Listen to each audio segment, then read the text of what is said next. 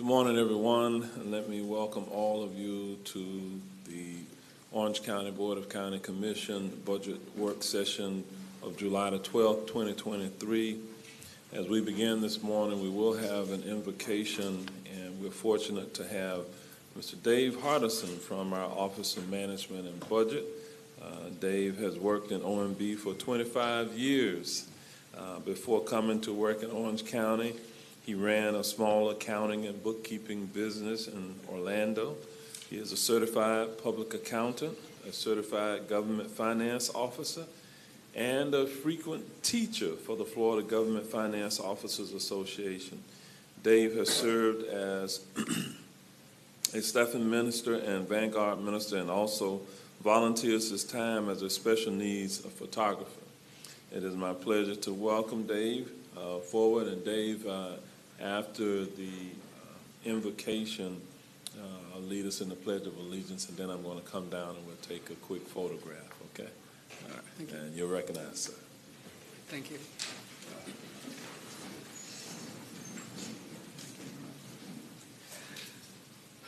Our Father, our Creator, our Sustainer, we're grateful for this day, for its blessings, its opportunities, and challenges.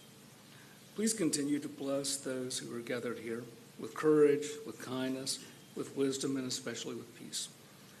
Please help us to be still and take time for that peace, first in our hearts and then in the issues we encounter.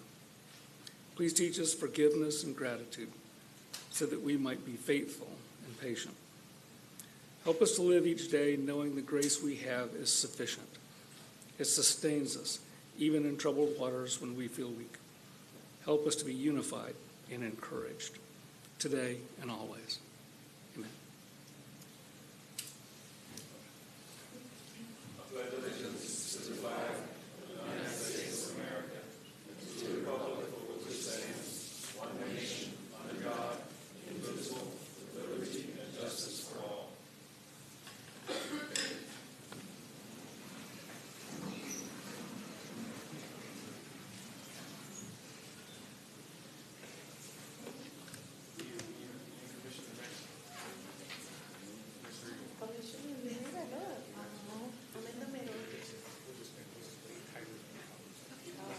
You're so skinny. Do you like me? Do you like okay.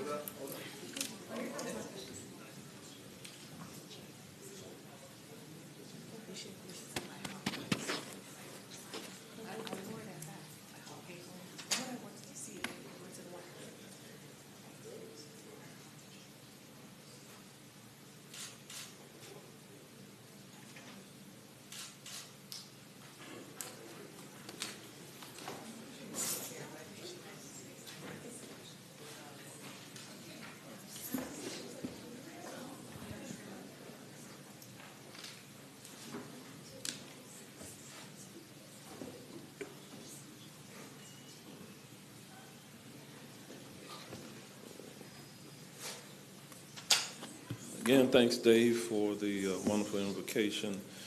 As we move forward, we have a lot of business to get done today. The next item on the agenda is the period of time allotted for public comment. So I'd like to invite members of the public present to offer any comments regarding topics of interest or concern that are within this board's authority. However, there are certain matters which are not appropriate for public discussion during this public comment period. These matters include pending procurement or land use issues or concerns that should properly be brought to another board. At this time, Mr. Boyce, do we have any members of the public present who wish to be heard? Yes, sir. We have one individual that wishes to be heard this morning, Ms. Hazel Stevens. Hazel Stevens, if you approach the podium, state your name and address for the record, and you have 2 minutes, ma'am. Thank you.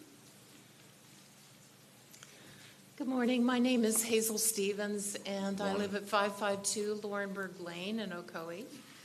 And I'm here to speak on behalf of those with no voice, the animals at Orange County Animal Services. They are in dire need of update. They are in dire need of more of the budget. They have not been able to keep up with the growing county needs.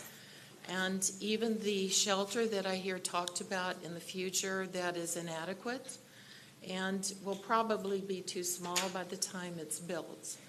And I think Orange County needs to be known as a compassionate place for both animals and people, and they impact each other. Right now at Animal Services, they have one feeding of the dogs a day because they are understaffed and do not have the resources in the current budget to feed them twice a day. This is not best practices for a large community shelter like Orange County's. They also have doubled up and tripled up dogs in kennels, which is just inhumane, especially when it's a hot shelter and the heat index is 112 degrees. So we have overcrowding, which hurts adoptions, and we also have a large euthanasia issue because of the overcrowding. And I would like to add that I know that affordable housing is important in the budget, and that impacts the animals as well. Because when you consider affordable housing, please consider pet-friendly options for the residents. And when you have someone who, because of unseen circumstances, is down on their luck, living in their car, about to be evicted because the landlord has decided that they can't have pets anymore in their home, and then they have to go surrender a beloved family member to a shelter, that is totally wrong.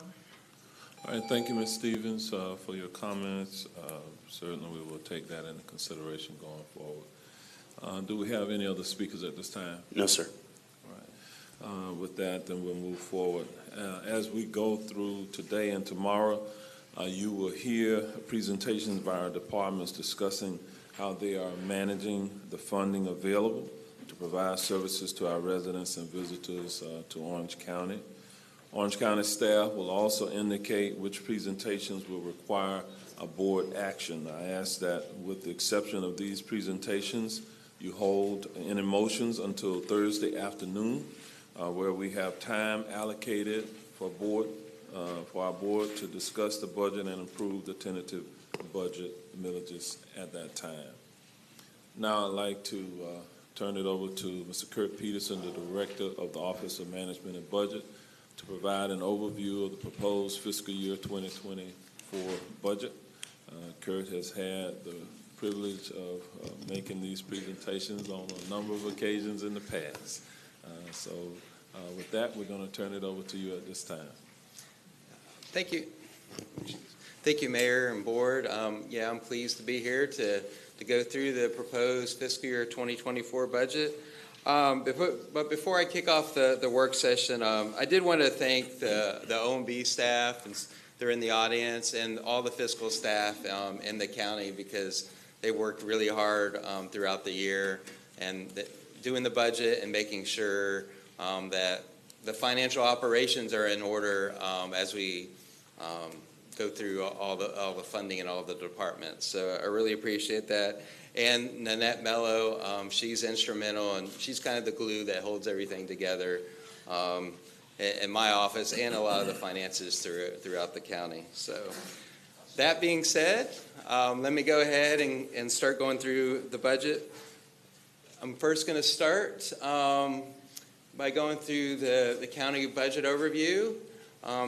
And then I'm going to go through some of the revenue budget and the revenue forecast. And then we'll get into some of the overview of the overall expenditure budget. And then I'll end by talking a little about the schedule and timeline. So the proposed budget is $6.8 billion. It's a 9.7% increase, or $600 million more than what was currently adopted this fiscal year back in September when the board adopted the 2023 budget. Looking at the funding sources overall, if you look at the top green shaded box, that's our special revenue funds. That's $1.9 billion. And those are legally restricted funding sources, such as the fire MSDU, the sheriff MSDU, the building fund, transportation trust funds, state and federal grants, the building fund, and various other funding sources that we have, large and small, that are restricted for a very specific purpose. And then we have the general fund. That's supported by the ad valorem taxes, and it provides countywide operating funding. And then we have the enterprise funds of $1.5 billion, and those funds are financed and operating similarly to business operations, which the two big ones for the county are as utilities and the convention center. And then we have the debt service funds. Those funds are used to fund debt, capital, and operating expenses, and that's sales tax and public service tax. And then we have the capital construction funds, and those are used for capital improvements, impact fees, ad valorem capital construction. And then we have internal service funds of $0.4 million, and those are internal businesses such as risk management, fleet management, and the medical benefits fund. So if we look at the expenditure side, a little over half the budget is personal operating, capital outlay, and capital improvements. We do have 29% is reserves, but that is reserves for debt service, reserves for future capital outlay expenses, and restricted reserves that we have, which is at a healthy level. And then the last category up there, 11.6%, those are the CRA payments and the TDT payments that are made. Giving you a quick snapshot of the general fund budget overview. So the overall general fund is going up 11.3%. As I mentioned, about $1.5 billion. I'm going to highlight a few of these real quickly that are going up. Constitutional officers, that includes the sheriff, the supervisor of elections, comptroller, property appraiser, tax collector. You'll hear from the sheriff later today, and then the supervisor of elections has 2 countywide elections this year, which has to be funded, so you'll hear from him talk about those budget increases to be able to fund those elections. And then another area I'd like to highlight is admin services. You'll hear from Ann Kulikowski. She'll kind of talk about some of the inflationary pressures to maintain our facilities throughout the county, and the security services and other items that leases and other items that have inflationary impacts causing those budgets to go up. Then we have planning, environmental, and development services that is going up, and that is adding the additional funding for the housing trust fund of $14.6 million. So that budget is going up, and it includes some rollovers there. And then going down to the bottom, Links and Sunrail, we have funding in there for Links, and we've also included an additional $6 million for the accelerated operations that was presented about a month ago for Links. And then we have some funding in there as we get closer to the transition of Sunrail. Looking at reserves, this general fund reserves is currently at 7.5%, which is $104.3 million. Our current reserves is $103 million in the general fund. Last year, when the board adopted the budget, it was at 7.4%, $97.5 million. So we have a very robust capital program, $779.6 million is being proposed for fiscal year 2024. Some highlights of that include admin services, which total $78.4 million for 2024. That includes courthouse maintenance projects, corrections maintenance, energy retrofit projects, and other countywide large maintenance projects. We also have community and family services, $37 million. A majority of this funding are for park projects. Convention center, $67.2 million for 2024. A lot of that is to maintain the convention center. And then public works, $217.7 million for roads, traffic, stormwater. And that also includes some of the funding for the $100 million accelerated transportation plan over a 5-year period, and then utilities of $249.4 million. And the departments will go through some of the details of some of these projects when they present their budgets. Now this year I also wanted to mention grants, federal and state funding. We're starting to see a lot more federal and state grants coming to Orange County. So I wanted to point out that the current, when we adopted the fiscal year 2023 budget, we had $85.2 million in grants, and this is mainly for continuous grants that we get throughout the year or on an ongoing basis every year. But if you look at what the current budget is for grants in the system now, it's $473.9 million, which includes the continuous grants and the new grants we received during the year, and grant rollovers. So that number also includes a lot of the competitive grants that we get. This is a significant amount, managing, considering before the pandemic, we averaged about $115 to $125 million in grants every year. Well, you can see 473.9 is more than triple what we used to have on the books for grants. Now, looking at the 2024 grants budget, now the $87.1 million, again, this is for ongoing grants, and I have some examples of some of our ongoing grants that we get every year to run various operations in the county. One thing that I will point out, though, this doesn't take into account the $219 million from HUD that we are anticipating getting, and that'll come on the books sometime in 2024. So after you add the HUD in and any grant rollovers and any new competitive grants that we will probably be getting throughout the year, I foresee the fiscal year 2024 being over $500 million in grants that we'll have to utilize in the county. So now let me move to some of the major revenues. Here's a quick summary of some of the major revenues in the county. The county ad valorem is going up 12.5% based off values. Same with fire and sheriff, they're going up 11.7%. Sales tax, we are budgeting a 9.1% increase there. We do anticipate the current year budget to exceed the $219.9 million that is budgeted. And I'll talk about that in a few minutes. And then public service tax, that funding is also increasing slightly. And gas taxes, we're bumping that up based off trends to $47 million for 2024. And then obviously tourist development tax, that has been coming in strong. And we are budgeting a 10% increase there for tourist development tax. I'm going to discuss each one of these revenues and show you some history on the following charts. As you can see from this chart, the growth in the county property ad valorem from 2020. For fiscal year 24, countywide property estimated final proceeds are $904.3 million, a 12.5% increase.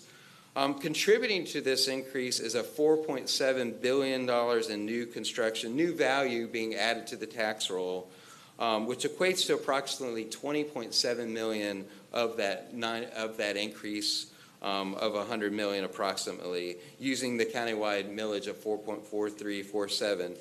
So there is a lot of $4.7 billion in new added value is showing that the county is still continuing to grow.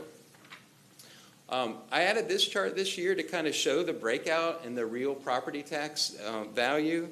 So if you look at this pie chart, 63% or $119.7 billion comes from residential property, of which 44% is single-family residential and 17% is multi-family and condominiums. And then 37%, or about $70.8 billion, is commercial property. So in total, $190.5 billion in real property value between these two categories.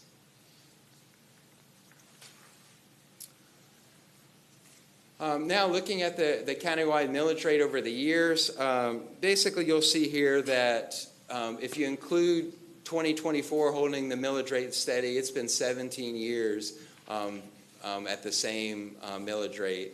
And going back to 1990, it's gone down. So we've been able to, this board has been able to hold that millage rate steady and still provide the services to the community. I also wanted to show this year that we are the 10th lowest county government operating millage in the state of Florida, and we're the lowest among counties with populations over 1 million. And you can see from the chart here, Orange County, we're second in the Central Florida as far as the lowest millage. And if we also compare against the local municipalities, if you take into account the county millage rate, add fire and MSTU, you get 8.4827. And you also need to add the county millage of 4.4347 to the municipalities because their residents also have to pay for these because the county covers countywide services such as corrections, health and social services, mosquito control, court facilities and technology, links, animal services, regional parks, and other countywide services that the cities don't cover, so they have to pay that countywide millage. And if you look at this chart, the county taxes are lower than most of these municipalities.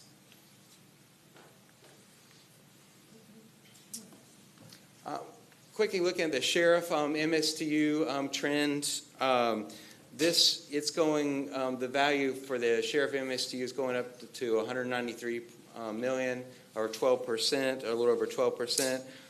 This funds about 56% of the sheriff operations. And again, just to show you, we have not, the board has not increased the millage for the sheriff for 17 years if you conclude 2024. Looking at fire rescue revenues, again, it's going up just under 12%. A majority of fire rescue's funding comes from this revenue source from the MSTU, about 80%. The remaining 20% comes from EMS transport and other fees to run their operations. Their millage has also remained steady at 2.2437 over the last 16 years. Looking at county portion of the state share sales tax, it has rebounded strong since 2020. We anticipate exceeding the budget this year from $220 million. It may get as high as $255 million based off trends we are seeing and what the collections are. We have budgeted a 9% increase in 2024, but we'll monitor to see if this estimate needs to be further adjusted. A majority of this funding is used for public works operations. Also, some is used for debt service and to help with the general fund. Public service tax, this is the 10% tax on electricity, gas, and water, and 4 cents per gallon on fuel oil. This revenue source, it's going up slightly, and we use this revenue source to help also fund the sheriff and parks. And then fuel taxes. There is a slight growth there based off trends in 2022. It actually came in at 47 million. We're projecting it in 2023 to be around 47 million. So we are also proposing in 2024 to budget 47 million for gas taxes, which is used to fund capital, mostly capital construction for roadways. And then we get the tourist development tax. It has rebounded dramatically since the 2022 pandemic and it was a record in collections this year, as we are still tracking right now above 300 million in collections. We have budgeted a 10% increase over our current budget for fiscal year 2024, and we will look again later this year. We need to further adjust. I know as the comptroller has released this last week, this is the first time that there has been 2 consecutive months with a year-over-year decrease since February 2021. So this revenue can be volatile, and we try not to overly aggressive budget when we put together the budget for tourist development tax. One of the revenues that has been on decline since 2021 is recording fees due to rising interest rates and the corresponding impact on new mortgages, refinancing, and other real estate documents. This is one of the primary revenue sources used by the Comptroller's Office to run his operations. As a result, the county general fund has to make up any difference from the general fund when this revenue source goes down. In the past, this has been an indicator of recession, so we'll see. It has been on somewhat of a decline the last few years. Now let me switch over to the expenditure budget. So as we put together the expenditure budget for 2024, we included a 5% increase for non-bargaining employees. And bargaining employees is based on the negotiated union contract. We did budget an 8% medical benefits increase for premiums of $17,850 per employee, and that's to keep up with the cost for health insurance. This is only on the employer side. We did not include an increase on premiums for the employee. The Florida retirement systems, the state made some adjustment to the retirement plan, which ended up causing the rates to go up. So it was about a $25 million impact countywide, including constitutional officers. And then new position requests were thoroughly evaluated and taken into account when we looked at those for vacancies. Now, I did want to highlight real quickly vacancies countywide. They are still running somewhat high, a little over 15% vacancies. The ideal would be under 10%. Ideal would be 5% or under, but 10% is considered below that a healthier rate. Florida has a very low unemployment rate of 2.6% compared to the national rate of 3.7%. We do have a shortage of specific skilled trade workforce and continues to remain a challenge. Labor shortage is forecasted to increase with an aging workforce. The county has taken steps. They've done job fairs, department hiring events, community outreach. They're using some of the technology, LinkedIn, Indeed, and other specific funding approaches. And the county is hiring 45 to 50 new hires every pay period, but there is also an attrition that is close to the same. This is not isolated to us. There's been articles at the state level. They've had problems, and even in the private sector, they've had problems attracting very specific positions to hire. And so the departments, as they go through their presentation, they'll talk about their vacancies and what they're doing to try to improve hiring. So looking at new position requests, currently we have 11,407 current positions. When we started putting together the budget, there were 132 positions requested on the board side. We're proposing 87 come forward in this budget. 65 are enterprise funds and 22 in the general fund. For constitutional officers, there are 68 proposed positions. A majority of those are under the sheriff for 54. And then there are some deletions for the UF Cooperative Extension. We're not actually deleting the people. We're just paying UF on a contract to pay for those positions. And then that brings the total account to 11,551. Here's just a quick summary of the board, or actually all of the position requested by department. And again, each department will highlight those requests and why those are being requested in the budget. Just a quick highlight of budgeted expenditures. Some of the challenges that we're facing: utility rates are going up, contract security costs, rising lease and maintenance costs, property insurance, continues to be a challenge, and then other inflationary increases that you will hear about.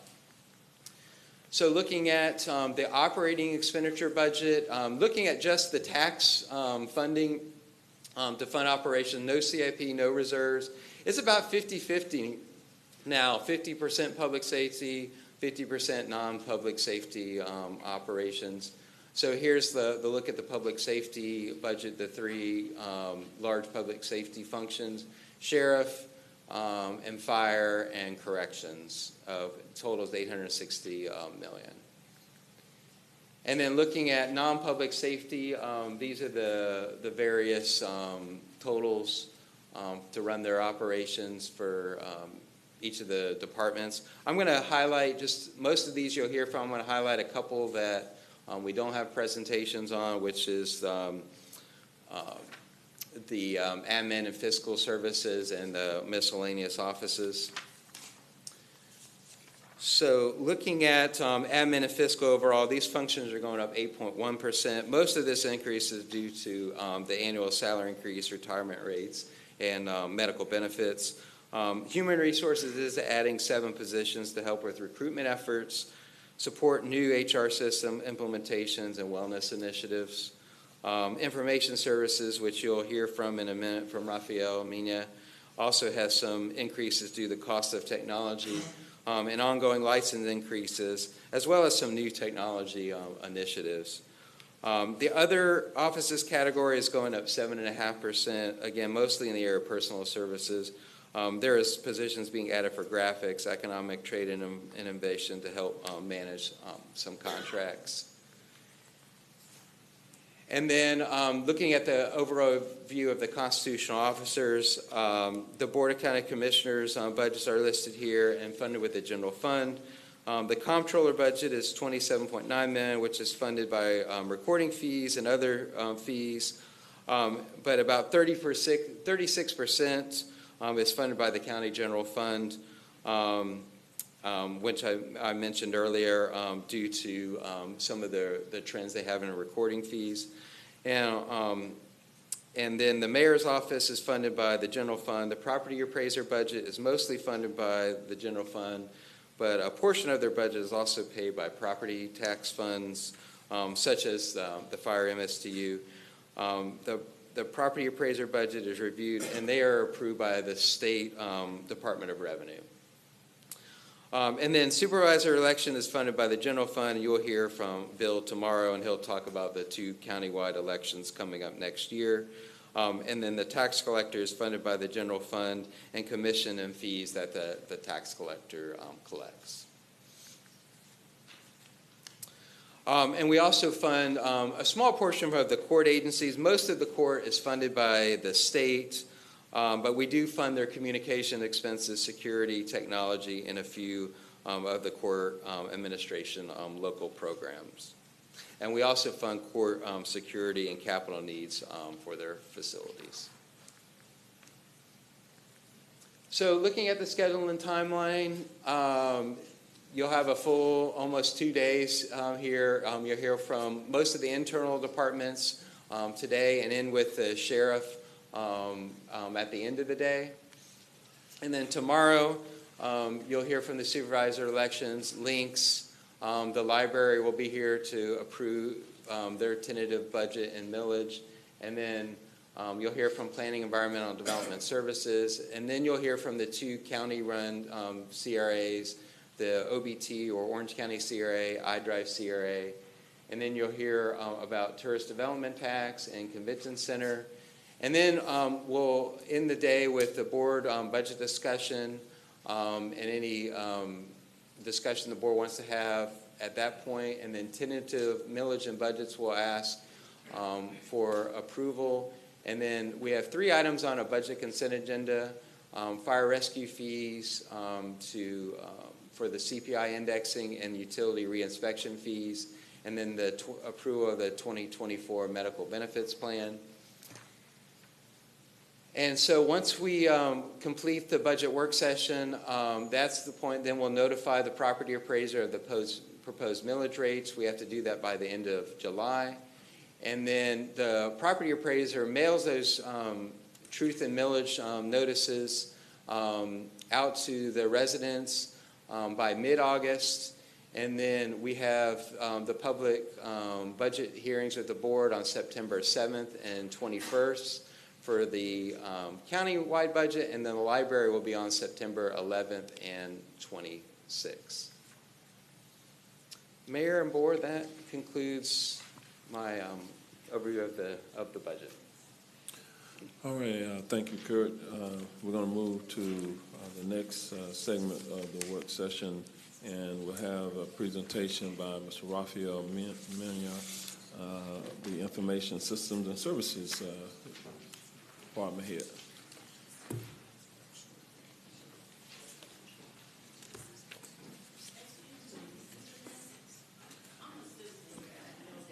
Okay.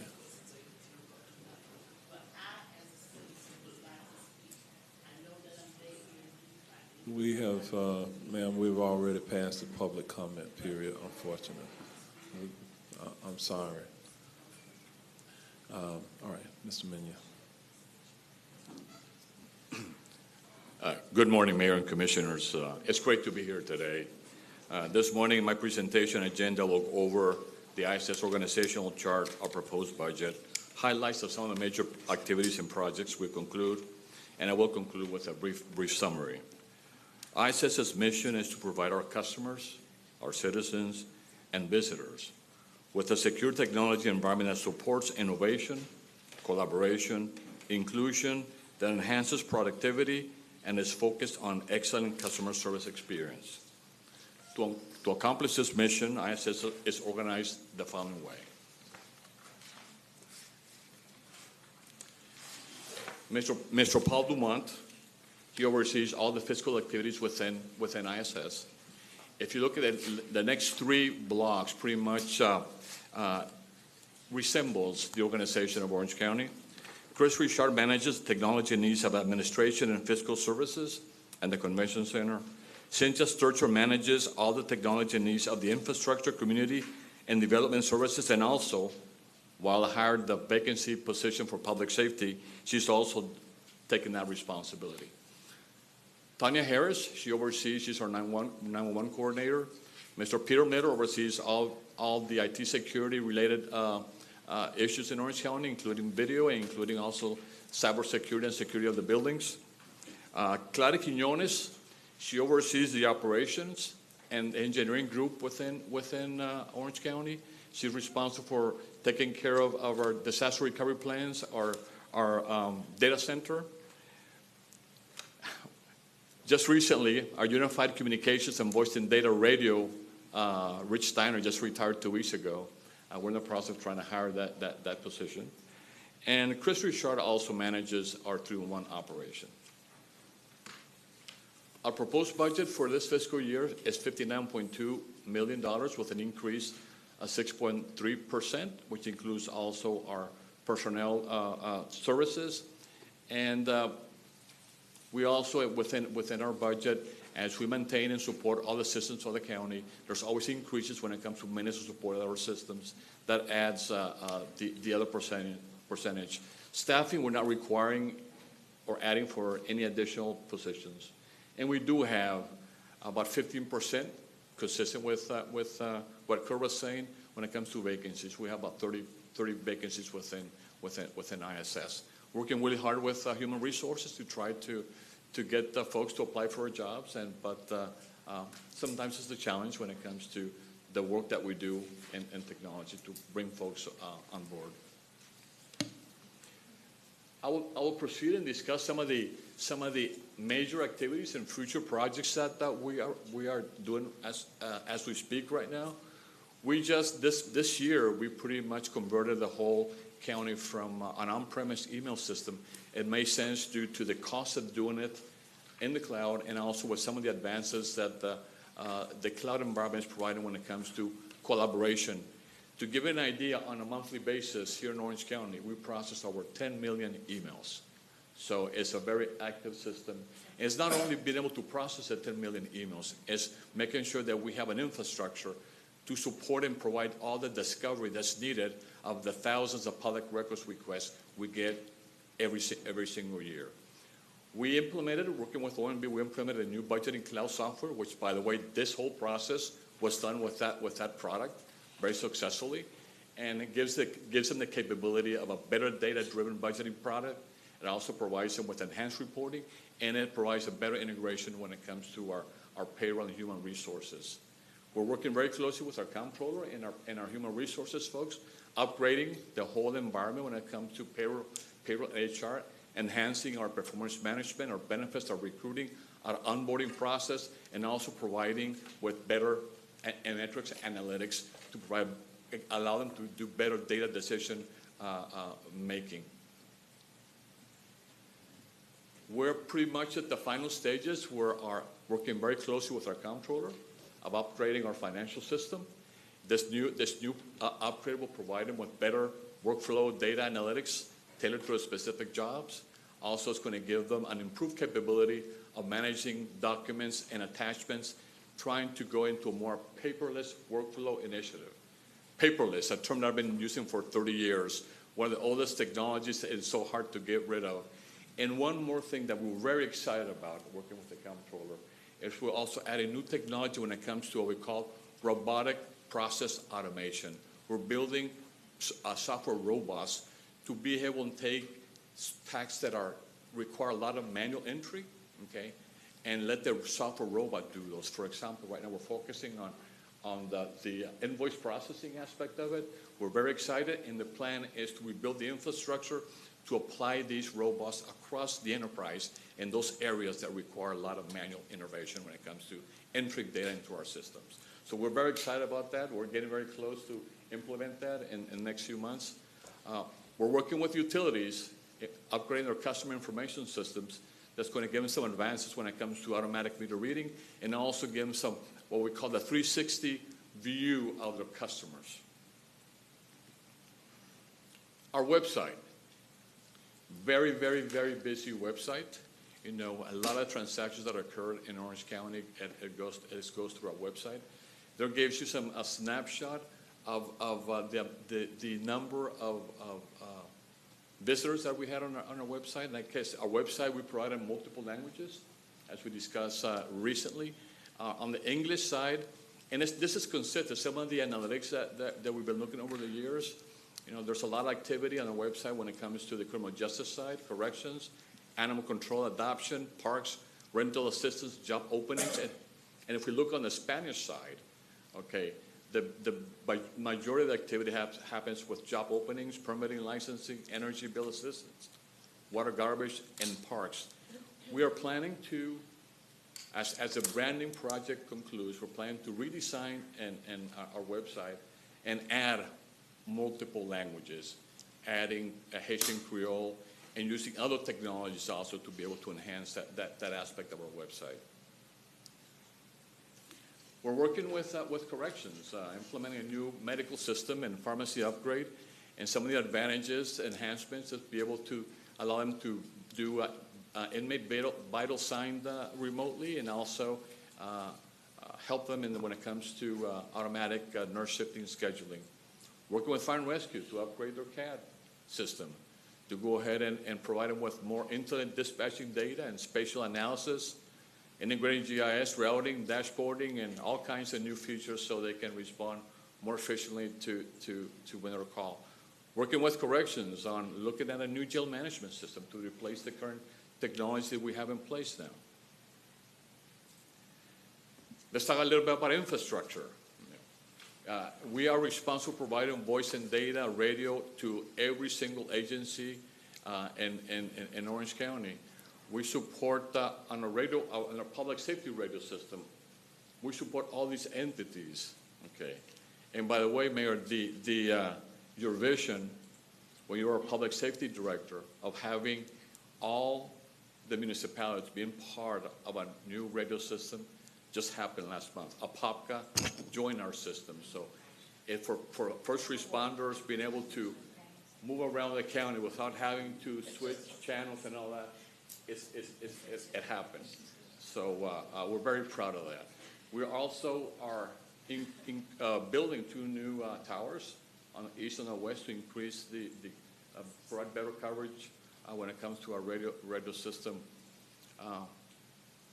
Wi-Fi access. The way our jails are built, it sometimes makes it very difficult when it comes to wireless communications with that infrastructure. And we've been able to, with the advance of technology, increase the Wi-Fi access within the jails, which gives our doctors and our nurses the capability to interact in a more efficient way with the systems that they use. We are enhancing public Wi-Fi access to all, the community centers, Head Start locations, and neighborhood centers in Orange County. To give you an idea, we provide voice and data services to everybody across the county. 400 buildings, all elected officials. We process over 2 million calls on a monthly basis. We have over 26,000 phone extensions out there.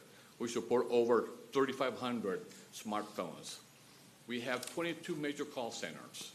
311, the clerk of the court, Orange County Utilities, Sheriff Non-Emergency, LAHEAP, the property appraiser, the supervisor of elections, which we did a major upgrade to the systems, planning ahead for the elections. When we talk about security, sometimes we don't think about our phone systems. We block over 600,000 robocalls every single month that are trying to get into our systems. We have over 44,000 data active ports across the enterprise. So we are working on enhancing the mobile customer experience. We want those that have a smartphone, we're trying to make it simple that 836 number follows you also when you have a smartphone in a secure way. We're also implementing, starting with 301, speech processing and multiple language capabilities. 311, the portal of Orange County for our citizens to talk or ask questions about anything. This gives them some statistics of the number of contacts that they've had in 2022. Those are the top 10 areas. And when I mean contacts, there's multiple ways that folks can get a hold of 301. It can be done through phone calls. It can be done through email. They can chat with us. And I'm going to take the opportunity. This is a video that was taken up our communications group. Hey, are you okay? Yeah, I guess so, but that is really dangerous. You should take a picture and report it to Orange County when you get home. Why wait? With the new Orange County 311 app, I can report it right now. It's fast, free, and easy. With the new 311 mobile app, you can immediately report any issues to Orange County right from your smartphone.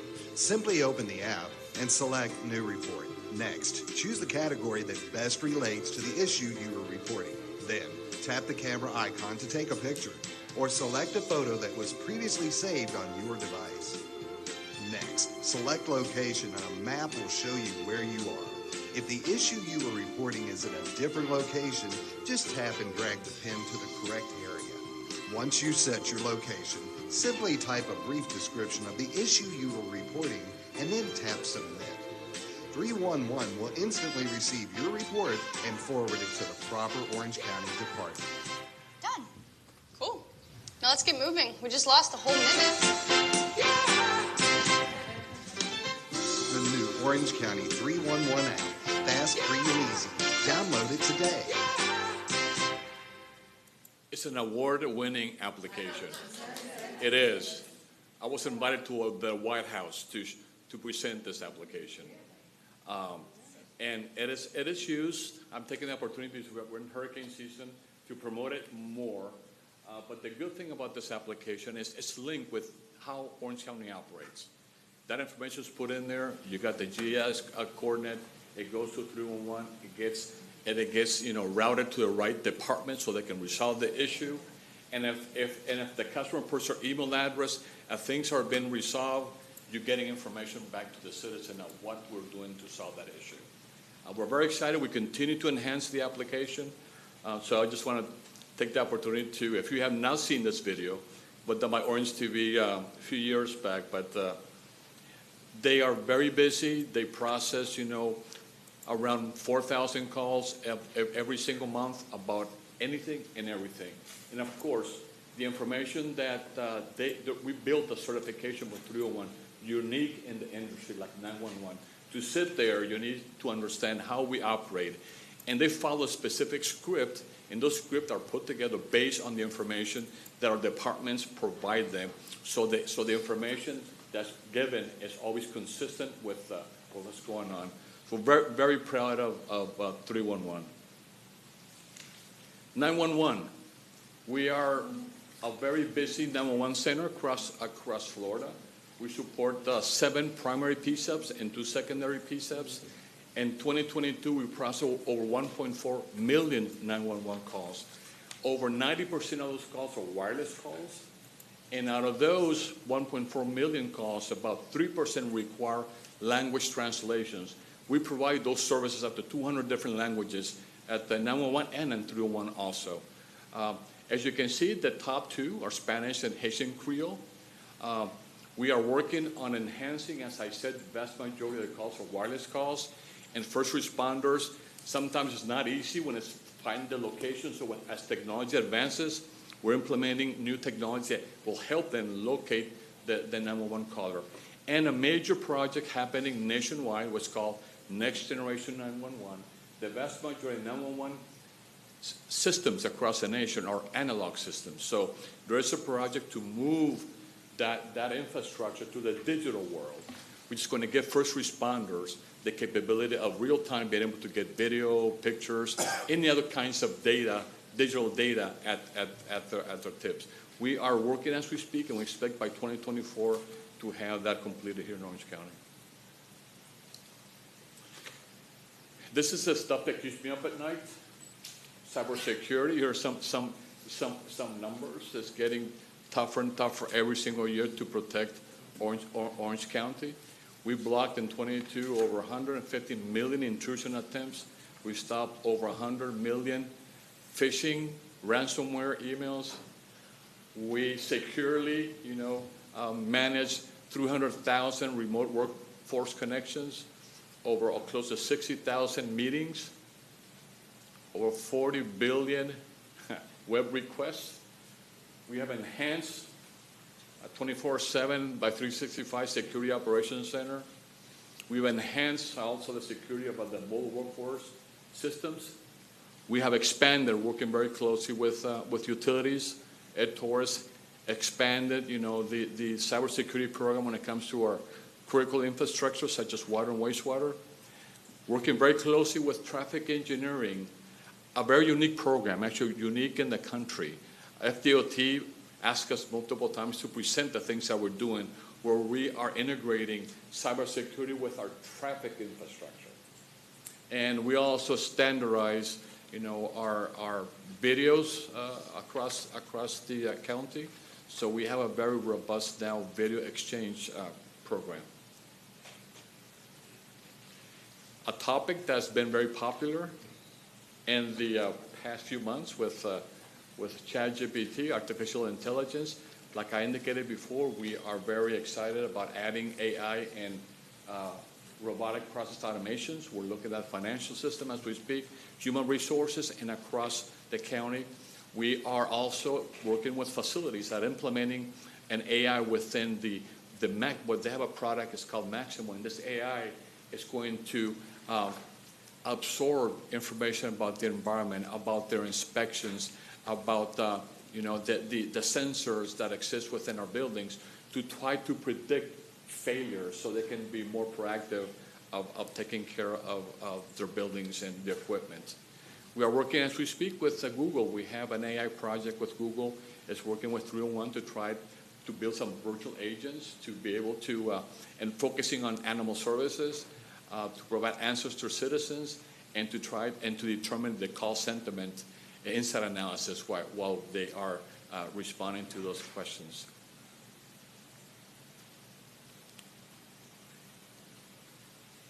We're thrilled to share the exciting news that Orange County has migrated to Office 365. This upgrade opens a world of creativity as we join forces with Microsoft to introduce AI to our staff. Microsoft recently unveiled an innovative feature known as Copilot, an imaginative tool that pushes the boundaries of AI. Microsoft Copilot is an advanced AI-powered assistant integrated with Office 365 apps. Look at this example of PowerPoint. Copilot empowers users to create engaging and visually appealing presentations easily. Copilot analyzes the content and context of the presentation, providing intelligent suggestions for slide layouts, visual elements, and content organization. Users can benefit from intelligent suggestions and context assistance while working with various applications like Word, Excel, PowerPoint, and more. Stay tuned for exciting updates as we plan to integrate Copilot in the future. Orange County has worked with AI for many years now. This year, it is building its own custom AI platform. It will assist staff by providing in-depth access to local government information. Let's take a look. With the knowledge of all previous county agendas, staff can ask questions like this one for family services. We can access recent information and receive the following results with a few keystrokes. The ability to go through multiple agendas over a given time period can help us answer many different questions, like who was appointed by the BCC in 2023. Let's look at another example, this time in our HR handbook. As an Orange County employee, what benefits am I entitled to? Any county document can be added to the system, including our administrative regulations. Here we can ask about the use of digital signatures. The possibilities are endless as we continue our innovative approaches to integrating AI into our county. One of them is me. I am an AI avatar used for training and presentations. Thank you for your time today. Yeah, we are building our own AI infrastructure using Orange County's information. And we are, as a pilot, feeding, for example, all the agendas that we have since, I think, 2000. We're feeding all the information related to Orange County when it comes, for example, policies or procedures. So then it will be a tool for us where you can ask any questions to the AI and provide the information related to Orange County. So we're very excited about this. At the same time, AI, as you all know, watch on the news, everybody's trying to put their hands around it. There's concerns about this technology. But we're going to be using it for us internally based on Orange County's information. In summary, and I want to brag a little bit, we compete on a yearly basis nationwide. And last year, I know the mayor was present at NACO when we recognized at the counties with 1 million and more population, we came third in the nation. We're the only county to receive the Future Ready Award. So actually, I'm getting ahead of myself, but I already got the email that we are top number 3 in the nation again. We're going to be recognized in NACO. One of the great things about my job and my staff is I get to work with all of you guys. I get to work with every single department. I get to work with every elected official in every county around here. And we will continue to do that. We're looking for ways how we can implement technology to make Orange County a better place to live and work and have fun. Cybersecurity will continue to be a top priority, as same as AI. That concludes my presentation, and I'm here to answer any questions. Okay, thank you, Rafael, to try to keep us on schedule. We do have some questions or comments by members of the board. So I just ask the board members, because we have a full schedule and agenda, and I don't want to fall too far behind, if you can succinctly ask your question and make a comment, and to the staff who may respond, we ask that you respond very succinctly as well. All right, with that, we're going to begin with Commissioner Bonilla. Well, I did have a question with the previous presentation, but I'll be bringing that up at the budget discussion tomorrow. On this one, though, I did want to know what software you used for that video. Oh, off the top of my head, do you know the name of the software? Is it Synthesia? That's what I thought. How do you spell that? We'll send you the information, Commissioner. All right, thank you. Commissioner Wilson.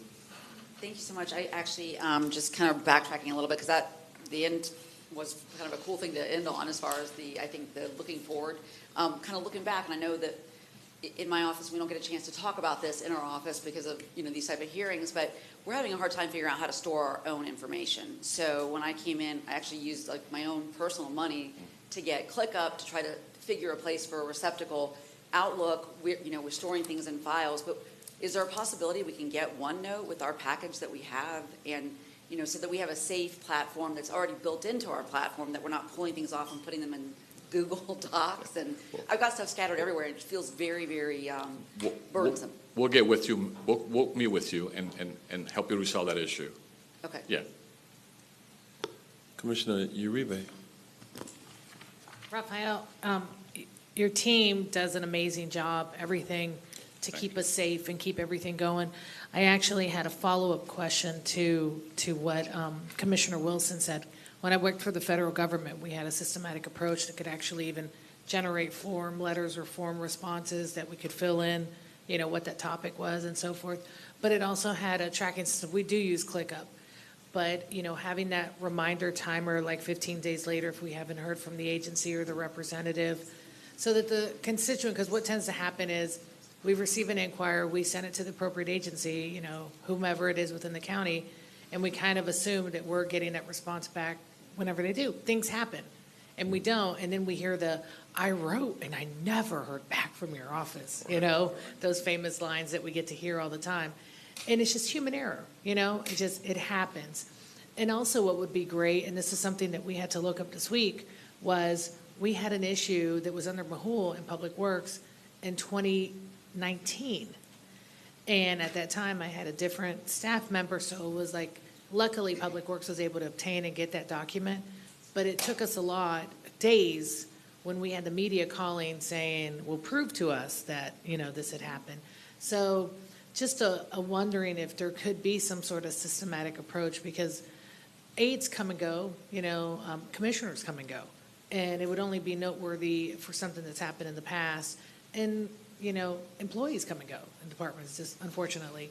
And so it is so imperative, and luckily it just took so many man-hours from everyone to try to find and get this information that it really helps us, because I know all my colleagues here, constituent services are really, it's everything for us, it is. And so how can we best, and I think if we get an opportunity where all of us can share in that, we all would be better off. It's the one thing that makes me lose sleep at night. And then again, you and I had a conversation with Peter. I'm such a huge fan of you guys, because the level that you guys are thinking, 100 steps in front of us is phenomenal. And it's so encouraging when you're watching the federal news or you're watching NPR and you hear things that we're already dealing with and handling. So kudos to you and your team. But I think on that human side, and I've mentioned this to you, is people still love to call, people still love to talk, is making sure that 311, and again, this could be a way that they're current on things happening. Online, on the app, phenomenal. I wish we could tell everyone to do that. The actual in-person talking part, still, if we could get it to that level, I think that we would be perfection. Yeah, like I was indicating, 311 will provide the information, and they're working very closely, and it's getting better with our communication department, with every single department that we're providing services to. It's key that information that they want us to provide to the citizen, it's updated constantly so we can give the right information. And I appreciate, I do try to encourage people, and when constituents actually use the app, they love it. Yeah. So we're trying to weed them off, because you get peak time sometime at 311. I've sat on hold for 48 minutes. It was just a busy time. But I like to use it myself, because I always say, we should be a customer also and see what the product is that we're using and we're promoting. So thank you for everything and your team. Thank you. Commissioner Moore. Yes, thank you, Raphael. We really love the 311 app, and congratulations on your national award. I wasn't aware, so that's really a good news item this morning.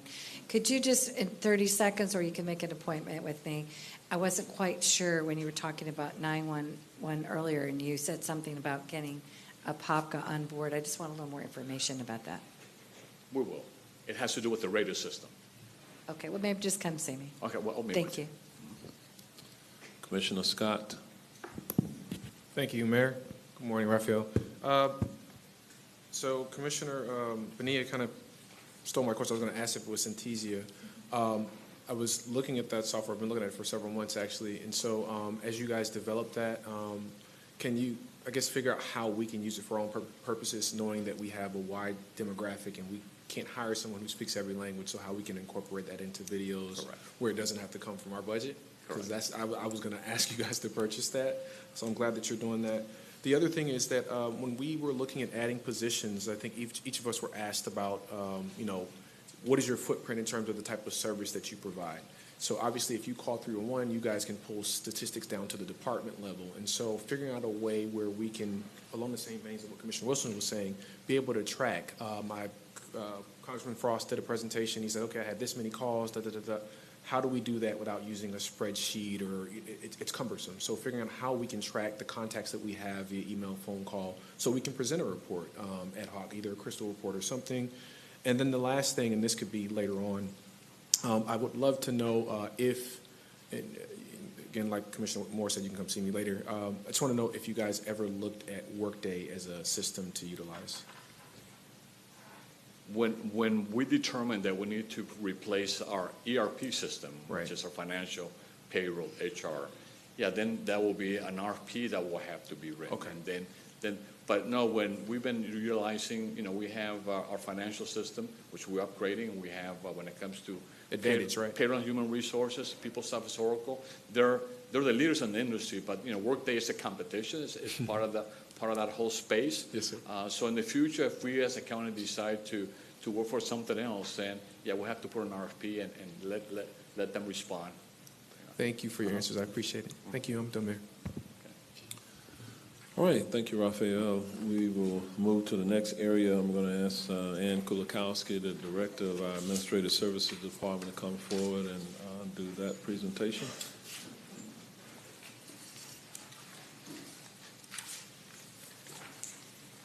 Good morning, Mayor, Commissioners, Comptroller. I'm here to present the Administrative Services budget proposed for next fiscal year. So we'll get kicked off into the presentation outline. I'll be sharing our organizational chart, our proposed budget for next year, some operating budget highlights, our capital improvement program, and finally a very brief summary. So looking at our organizational chart, we have 7 divisions that report up through our department office. Business development is managed by Sheena Ferguson. Sheena oversees all of our MWBE firms as well as our small business resources. Capital projects is managed by Sarah Flynn Kramer. She has all facility planning and construction, over 300 projects that she's in charge of overseeing. Rich Steiger is our facilities management manager. This is the maintenance and repairs for all of our county buildings. Reed Knowlton, manager of fiscal and operational support. He's over all the budgets and procurement for the department, and he, as always, does a great job helping me put this presentation together. Brian Lucas is our fleet manager. This would be the maintenance and repairs for all of the county's fleet and heavy equipment. Procurement is managed by Carrie Mathis. This is the purchasing and contracts for all of our departments. And finally, Mindy Cummings oversees real estate management, which is the appraisal, acquisition, and leasing for the county. Looking into our proposed budget for next year, our personal services budget increased by $3.2 million, going from $30.2 million to $33.4 million. This $3.2 million increase includes funding 4 new critical positions, as well as the 5% increase for non-bargaining employees. Our operating budget increased by $7.1 million, going from $60.4 million up to $67.5 million. And I will be providing some details of where these increases are into the presentation. Therefore, our total budget for operating and personnel went from $10.3 million, increased $10.3 million, going from $90.6 million up to $100.9 million. This is an 11.4% increase. Our staffing increased by 4. We're going from 346 positions up to 350.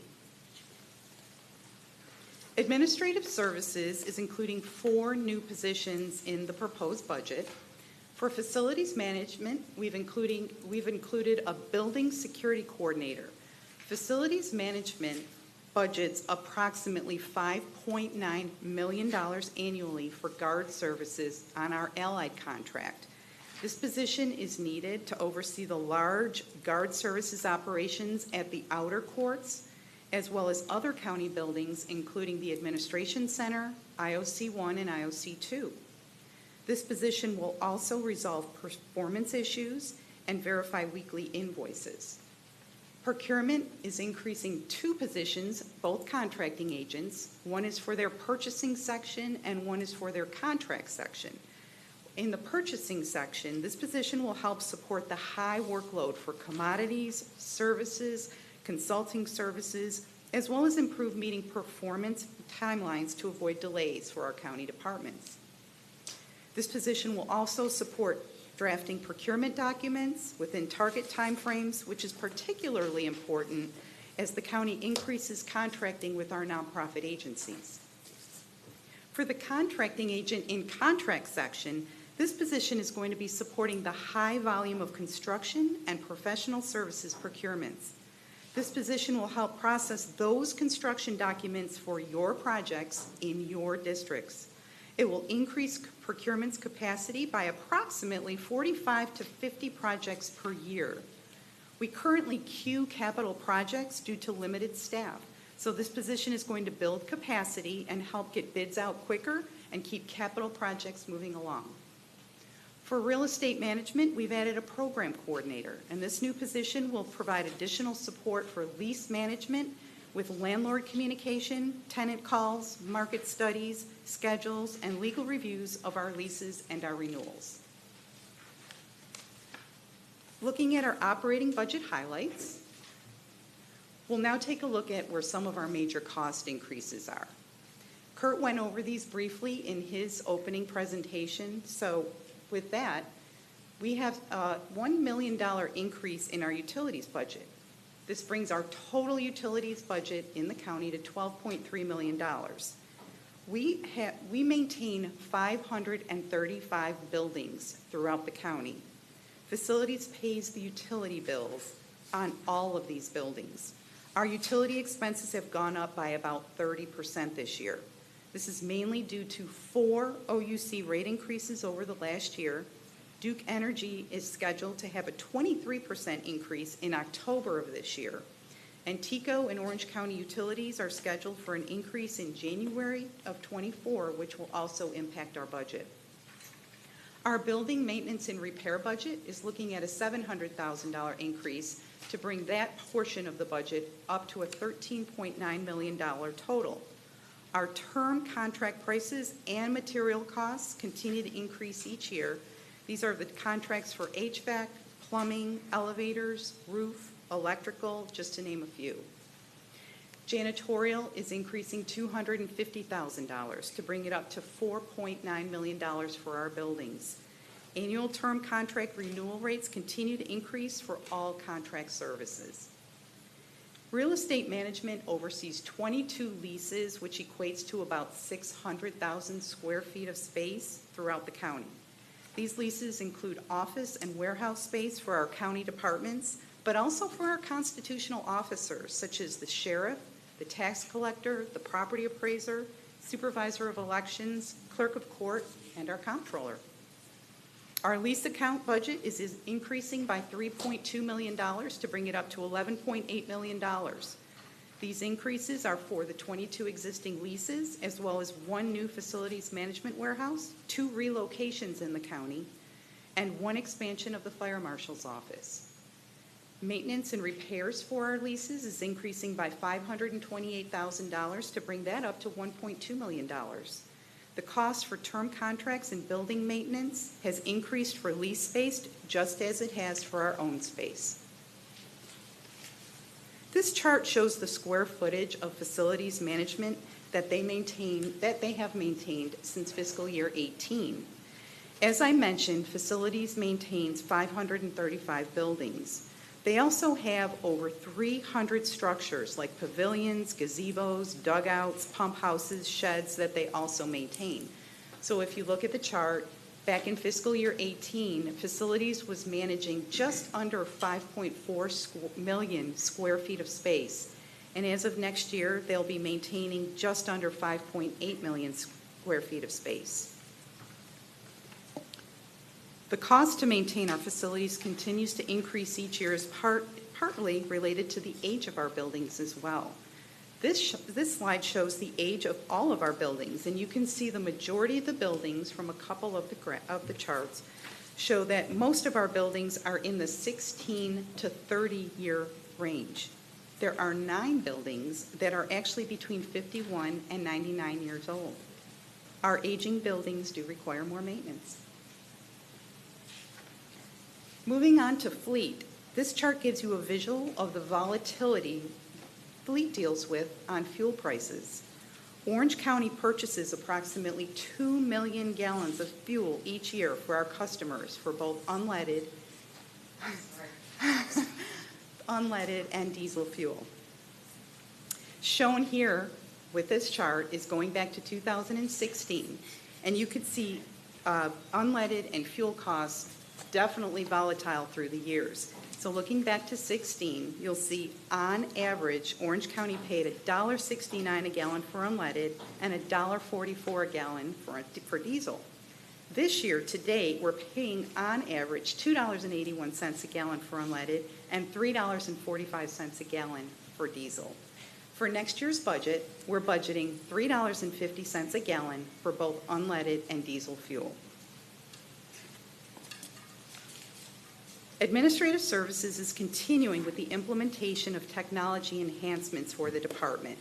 Some of the larger software projects that we're working on right now include the Origo software, project tracking software for real estate management.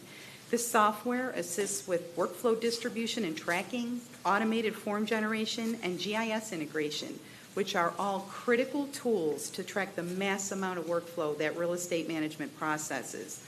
Public Works and EPD are using this software as well. Implementation of the Origo software is to begin this summer, and it should be about 10 to 12 months before it's completed an installation. Our e-procurement software continues for the procurement division. OpenGov system is currently live. We've achieved full electronic submission and full migration of vendor registration and the Q&A model. This is helping to accelerate procurement processing times for departments and our vendors. All formal solicitations are now paperless, another win for sustainability. Our next phases for e-procurement include e-signature integration, paperless RFP scoring evaluation, and requisition intake integration targeted for completion in October of this year. AssetWorks software is for our fleet management division. You may recall we had an audit on our preventive maintenance schedules, and this software is providing fleet with a more stable, user-friendly, and accurate database to run fleet management operations from. With this new software, all preventive maintenance processes and records will be tracked accurately and timely for our customers. When fully functional, the preventive reporting will help us ensure compliance for all of our vehicles' maintenance schedules. AssetWorks did go live in April of this year. The fuel system is also now underway. Formal demonstrations of the products will occur during this summer, and implementation is estimated to be complete at the end of 2024. We continue to implement the Mayor's Sustainability and Resilience Initiative. Capital Projects has completed an update to the county's building design standards and is incorporating green building initiatives into our design space for specs for capital projects. Facilities Management continues to implement energy-efficient programs to obtain Energy Star ratings on many of our county facilities. Projects that they've received utility rebates on in the past year are in the areas of new roofing, HVAC systems, water-saving devices, and lighting retrofits. Fleet Management continues to educate departments on electric vehicles, their benefits, and assists with the purchase and deployment of these vehicles. Brian and his team attend events to see what new electric vehicles are coming out on the market and also what other government agencies are procuring. I've told you for the last couple budget work sessions that we're waiting to see what types of heavy-duty electric vehicles would be coming out, as more than half of our county fleet are heavy-duty vehicles. This is our first in the bottom right-hand corner, first all-electric F-150 Lightning, which has been delivered to our Utilities Customer Services Division. I believe they have 4 or 5 more on order, so we're really excited about this. Moving on to our capital improvement program. Our Capital Projects Division manages over 300 projects with project budgets totaling $690 million for our county departments and agencies. Our department CIP is proposed at $78.4 million this next fiscal year. This is strictly the administrative services portion of the county CIP, and it does not include projects that we manage for other departments, such as fire, corrections, or parks and rec. Our CIP includes facilities management's improvements to facilities projects, roof replacements, HVAC repair and replacement, energy conservation retrofits, and fleet management's 2 ongoing CIPs, as well as independent multi-year building improvement project CIPs. There are a total of 38 active independent projects in the Administrative Services CIP budget. Here's a list of the major multi-year funded projects with their total project costs. And as you can see, just glancing down the chart, most of the large projects here are for the corrections campus and for the main courthouse. There are several other projects that address HVAC repairs and replacement, lighting retrofits, and life safety improvements. Now I'll go over some of the large-scale projects that we are managing for our departments. The Capital Projects Division is managing the construction of 3 new fire stations for Orange County Fire Rescue. Fire Station number 32, which is the rendering on the top left, is a $6.5 million 3-bay station located in District 1. The project is bidding this summer. Fire Station number 44, which is the rendering in the top right, is a $6.6 million 2-bay station located in District 1. The project construction has started and is scheduled to be completed by late summer, early fall of this year. Fire Station number 80, which is the photo at the bottom, is a $6.6 million 3-bay station located in District 5. The project construction has started and is scheduled to be complete by late summer, early fall of this year. The new state-of-the-art $43 million fire rescue training facility is located in District 4. The campus includes a 32,000 square foot main building that includes classrooms, a gymnasium, and a fitness area with locker rooms, conference areas, offices, and apparatus area. The facility's outdoor training props area features a 3-story burn building and 2 6-story drill towers, as well as other training props. The project is in construction with a scheduled completion date of fall of next year. The $10.6 million Horizon West Regional Park Phase 1A is located in District 1 and will bring important infrastructure to the park, along with a playground and pavilions, walking trails, and a restroom building. This project is in the bidding process right now. The $5 million, the $5 million Phase 1B project is in design right now and will include additional amenities to the park based on community surveys and input. The new $14.3 million mosquito control project is located in District 6. This state-of-the-art facility will feature a 9,500 square foot office and lab building connected to a 17,300 square foot drive-through garage with a separate chemical storage area. The project is currently in construction with the site work underway and is scheduled to be completed in the spring of 2024. The Multicultural Center is a 60,000 square foot building located in District 6 and is the home for 3 separate projects. The first phase is an adaptive reuse of the entire building and the interior finish work for an 18,000 square foot community center. This new community center will provide classrooms, a computer lab, offices, a cafe, and a ballroom with a stage and a catering kitchen. The first phase is opening this summer. The balance of the shell will include a senior center and the innovation lab. Design has started on both projects as the senior center and the innovation lab are scheduled for completion in late 2025. In summary, we continue to prioritize funding for building maintenance and improvements to keep county facilities operational and safe for our employees and citizens. We are implementing technology enhancements with new innovative software to improve collaboration between staff and user agencies while increasing efficiencies and accountability. And we're continuing to implement short and long-term sustainability projects and initiatives for our county fleet and facilities. Do you have any questions? All right, thank you, and there are a few questions. I wanted you to kind of respond to, I know we're doing a workspace study. When do we expect to have that completed? When we work out of 535 different buildings around the county, that begs the question, is there an opportunity to consolidate some of that workspace or what have you to make us more efficient?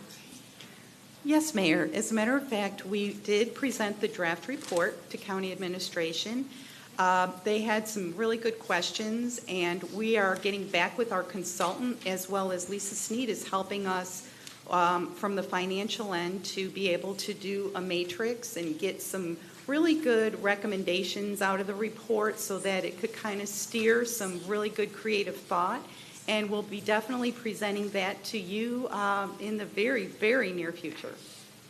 Okay, next question is on the multicultural center with the build out of the community center, the senior center, and the innovation lab. What are we projecting the total cost to be? The first phase, we have that at $8.2 million. The senior center, we have at $5 million, and the innovation lab at $11 million. Okay, all right, thank you. We're going to go to Commissioner Wilson. Thank you so much, Ann and your whole team. The depth and breadth of your department to me, it's still astounding. You know, when I look through this, there's so much information, but I just really quickly wanted to apologize for shaking my head when you were talking about the fuel costs. It was not because of the presentation or the data. It was because, you know, I keep waiting for us to hit that tipping point where we just, you know, realize that no matter what, it's going to be a better thing for the planet, for everybody, to go with something that doesn't require us to use those fuel sources. So fossil fuel has just got to be part of our rearview mirror. And I know you know that. You all have worked so proactively on a sustainability plan. I was going to also say, because I was thinking about the cost of the utilities, and you know, we're going to continue to see no breaks from Duke or FP&M, or you know, that's going to continue to be something I would say is a trend with the way that they're not really regulated in the space of at least how we're being treated by them. And knowing that our utilities department is, you know, has a sort of a pilot right now utilizing a retention pond for a solar array to generate power for that particular plant right there. You know, has there been any more inspection of other opportunities for that across the county at our county facilities? Yes, that's a great question. As a matter of fact, when we look at building even like new fire stations or any of our buildings, we definitely look at doing bid adults where is there a solar option, whether it's on the ground or on the roof. And so, yeah, Carrie Black has been a wonderful addition because we had just had a presentation with her to show her even some of the ways we're tracking utility costs. And what was really good, and Byron was in the presentation as well, is we've noticed that our kilowatt hours are actually very stable. And that's what's great. Like, we're not just saying, oh, it's out of control, sorry, we're just going to pay higher utility bills. As I said in the presentation, we're doing things to get more green in our buildings and Energy Star ratings in buildings that are older. We have the ability to do that. And that's what's actually not making our utility costs going at astronomical increases. Well, so, yeah, we're really working it. Yeah, and I am so grateful for that. I think it's reflective of really what people are talking about in their own homes. Like, I've set my air up to 78, but my power bill's still climbing up. And, you know, it's coming from those monopolies that hold our power. So, you know, in more than one way. And I do think there's, you know, so many great opportunities for that self-sustaining power source. So I'm really grateful for the work and the proactive approach to it. I am, you know, so impressed. Thank you so much. Thank you. Commissioner Bonilla.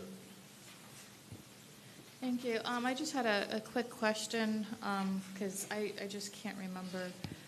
So did fleet fees for the commissioner's office budget start in 2023?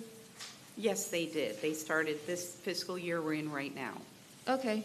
And what was the reason to start charging this fee to the commissioners? I just don't remember. Oh, certainly, Commissioner.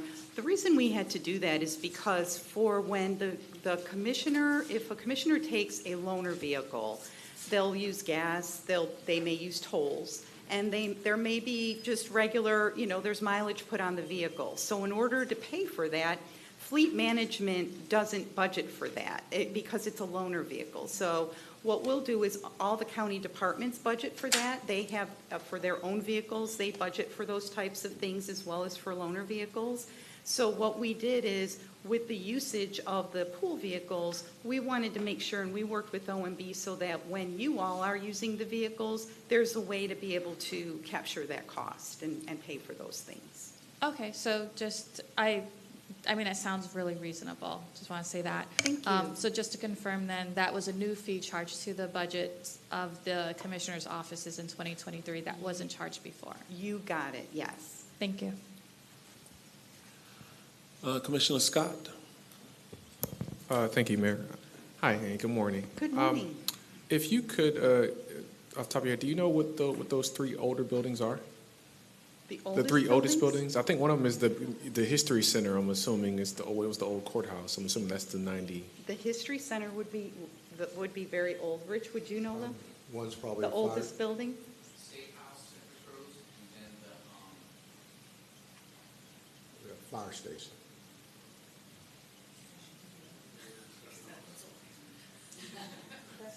I stumped them.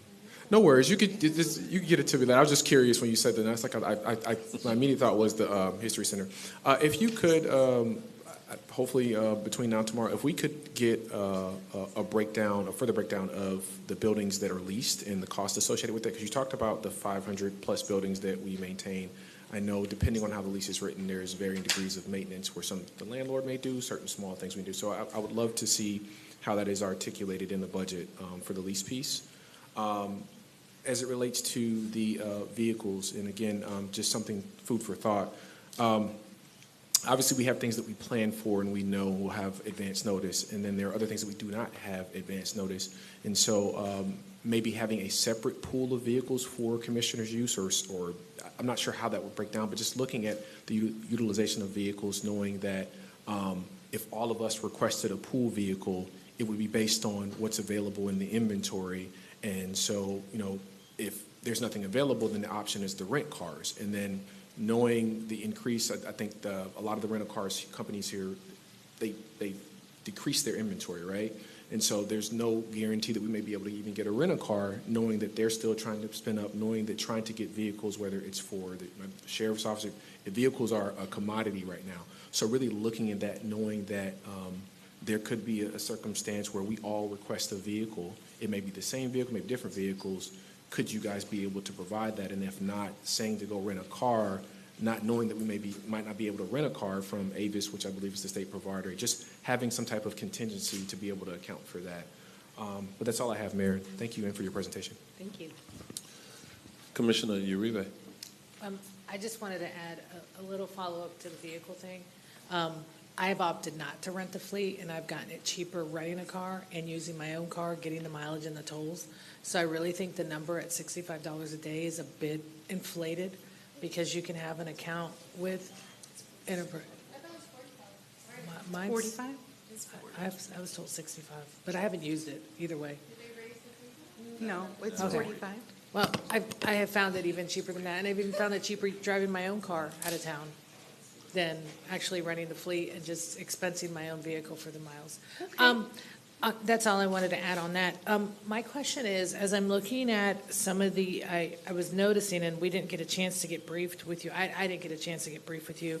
When I looked at the contracted services cost increases that we're going through, and it must mean more of facilities maintenance, and I'm assuming that, like I said, I didn't get a chance to discuss with you this, because I probably would have asked you in private, but it seems like our cleaning services, our maintenance services, some of our follow-up services have increased dramatically. Have we had a cost assessment, or has Lisa done a cost assessment at internalizing that as opposed to contracting out? Because across the board, because labor is so tight, and yeah, they're not an employee, but sometimes that labor staffing industry is so elevated right now because of supply and demand, that are Certainly. we overpaying for these services had we internalized that? Because I know a couple years ago, when Jeff and I were working with Parks to try to get the poles put in with the doggy bags, it cost us $500 a pole to contract out, but it was 2 hours of work from an employee to do for 1/5 of that. Mhm. So, I'm just wondering, have we done cost assessments on these? Because everything's going to go up, but to at what level are we finally going to say, wait a minute, we're actually paying more than if they were actually an employee of the county? Yeah, that could be looked at. The one thing that we want to be a little bit careful of, especially when it would come to janitorial services, is we're certainly not thinking that because we used to have in-house janitorial services back in the day. When I actually started here, it was all in-house, and then we only had in-house at the admin building. The difficulty was just keeping people staffed and the labor rates that we were even able to have. A lot of times, if we had vacancies, we didn't have an internal pool of people to be able to move people around, to be able to clean facilities, and if people were out, it could be troublesome to make sure that that's just another additional thing that to manage, that we wouldn't be able to get certain buildings cleaned at times. Whereas sometimes when we have these types of contracts like janitorial, if they have vacancies, they're able to backfill because they can pull from their other resources to clean the buildings. Yeah, but we've also been a victim to that, where they didn't have enough, or they weren't completing their full tasks. So we've had that go both ways. And my concern is, we're always transparent about living wages. The mayor's $15 an hour. And when you look at these labor people, what we're paying per head per hour and what they're actually paying the employee, it's really not quite just when you look at that cost overhead. So I just would really like it to just be assessed. If I'm wrong and it's actually more cost worthy to keep it going, but having a spouse that works in staffing and labor, and what these folks are paying and what they're actually getting paid because of the upscale, and of course they carry the bond, the insurance, and all the liability. But at the same time, we've had occasions where they're not even staffed appropriately here. So I feel like it should just be assessed. And if it comes out after the assessment that, no, it's actually more cost effective to continue this route. But when you look at those increases, those are pretty dramatic increases. And I would love to have a separate discussion with you that we could get a little bit more detailed, and so that we can move along. But I really would, knowing what the labor industry now is, knowing how these staffing companies work. They're still working at the county, and are they really actually even earning that even minimum wage that we're saying at $15 an hour if you're in this building? Thank you.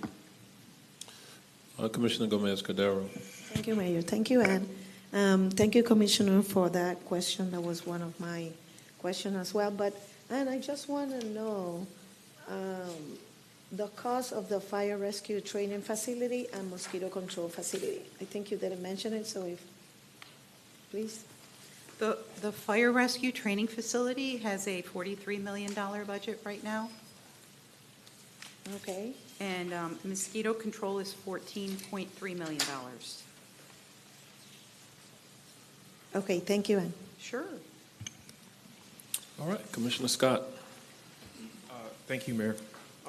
Going back to what Commissioner Uribe was saying, with the janitorial services, I'm going from memory from when I worked here and also what I've seen since returning. Generally, it's the same employees. They just switch different companies, so there's no stability. So you may have someone who's worked here 10 years, right? And they've worked for maybe 3 or 4 different janitorial companies, but they don't have the benefit of the longevity, if that makes sense. And so I think to Commissioner Uribe's point, I think it is something that deserves looking at, knowing that, the cost of living is increasing. I'm pretty sure that their wages aren't livable to the degree that they'd be able to provide like we are able to provide with benefits.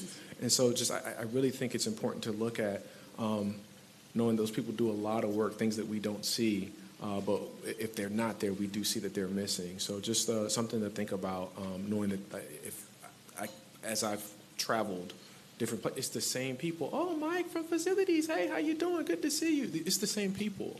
And so I don't think shifting the burden one way or the other, whether it's a staffing issue on the contractor side or a staffing issue on the employee side, it's the burden still falls on us.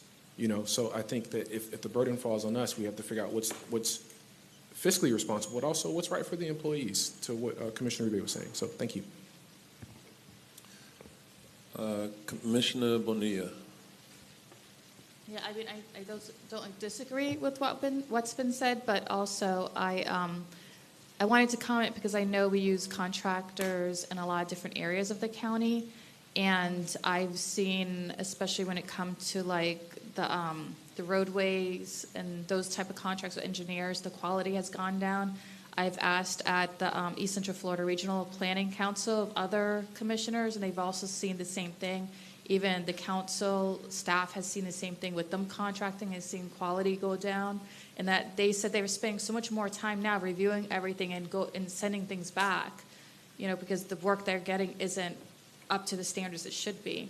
So I definitely feel that, well, I'll say though that our janitorial, and not to say that I've been here so long, I keep repeating that, but I have been here since 2016, and I have seen a huge improvement with the contractor in that service compared to what we had before. So I've seen the improvement.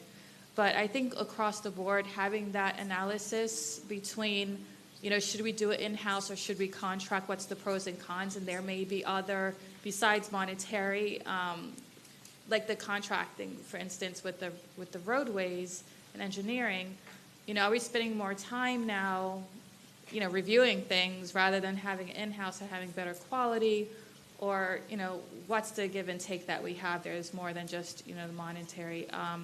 Also, I think there's some ethical concerns that were brought up. Are these employees being paid what they should be paid? Are they being treated the way they should be? Are they getting the benefits? Something else to look at in the analysis. But I definitely know the benefits of contracting, because then you're not paying for benefits and other things that does cost the county more because it's now on that other contractor. Actually was able to be very efficient with my office budget because I do the same thing. So I think just that analysis, though, is very important. Certainly. Okay, again, to keep us on schedule, we will hear an update at some point regarding the workspace study. Pursuant to all of that, if we consolidate buildings or what have you, there's an impact on obviously cleaning and all of those things, and then we have some statutory concerns about mandates for wages and the like. So it's more of a comprehensive study. More to follow on that. We can't resolve all of that here today in the time that we have allotted. So we're going to move forward. We're going to ask Fire Chief Fitzgerald to come forward and present the fire rescue budget. And again, want to keep us on schedule as close as possible. You're up, Chief. Good morning, Mayor Demies, Commissioners, and Comptroller Diamond. It is my pleasure to be here this morning to present Fire Rescue's fiscal 24 budget. The presentation outline will include a brief overview, the organizational chart, and we'll speak about the budget, some of the highlights we're very proud of, our CIP programs, and then a brief summary. By way of a very brief overview, we are currently 44 fire stations, soon to be 45.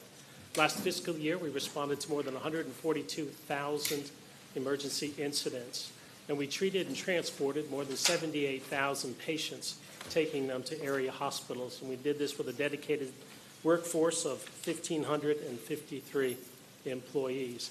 We are a multi-accredited agency, and we are extremely proud of our ISO rating. And why that's so important, because the ISO is an independent organization that rates fire suppression efforts within a community. The better the score, one being the best score, that's utilized by your homeowner's insurance when applying your fire rate. So that is critical that we maintain an ISO 1 rating. Fire can't do it alone. And honestly, you all have been partners in that by providing us the staffing and the equipment needed to maintain the rigors of being an ISO 1 department. What's also pretty special about that, within the 67 counties in the state of Florida, there are only 4 counties, us being one of them, that have an ISO 1 class rating. It's pretty remarkable. The organizational chart, the fire department has 6 divisions reporting up to the Office of the Fire Chief. Assisting me is Anthony Rios, Deputy Chief of Administration, and Mike Vida, Deputy Chief of Operations.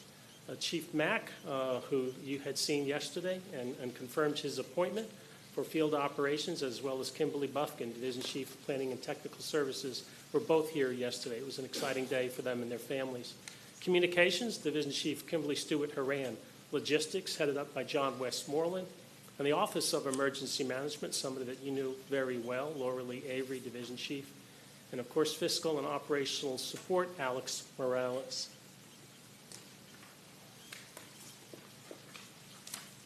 The personal services budget for fiscal 24 is $226.1 million and includes funding for 56 new positions, salary increases, and then the FRS rate changes and health insurance changes that Kurt spoke about this morning.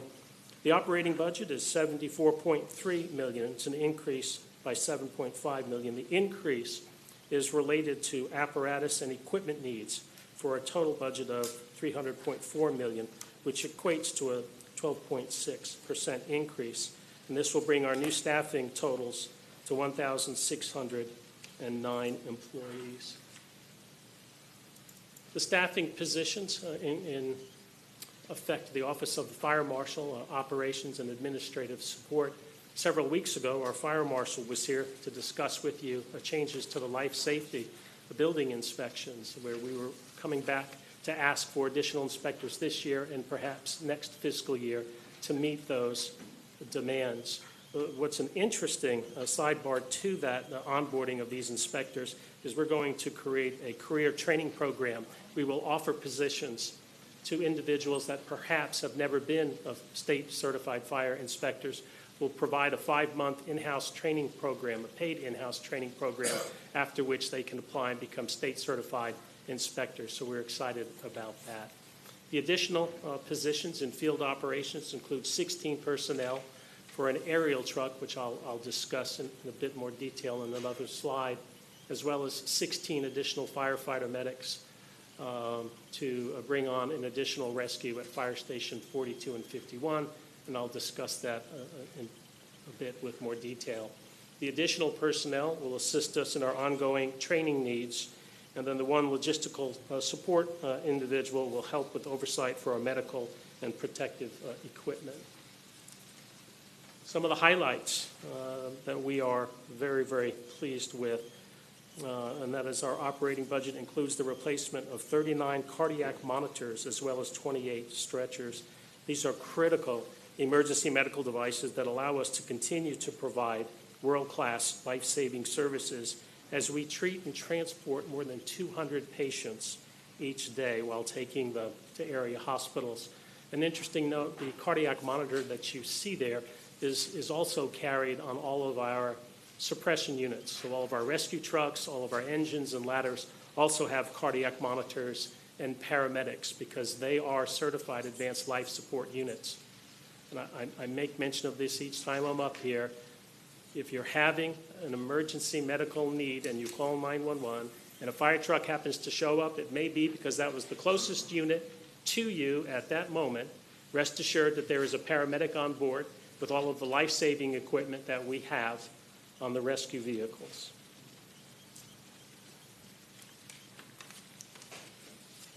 An additional enhancement to emergency medical services includes a request to place in service 2 additional 24-hour transport rescues that will be located at Fire Station 42 in the Pine Hills community and Fire Station 51 in the Oak Ridge community.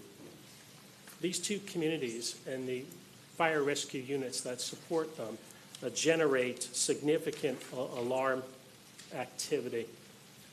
Sometimes it exceeds the ability of the current rescues to continuously be there and available for the next call. So if you're running 12 to 14 emergency calls, treating and transporting, taking somebody to the hospital, you're going to be out of service for somewhere between an hour and 20 minutes.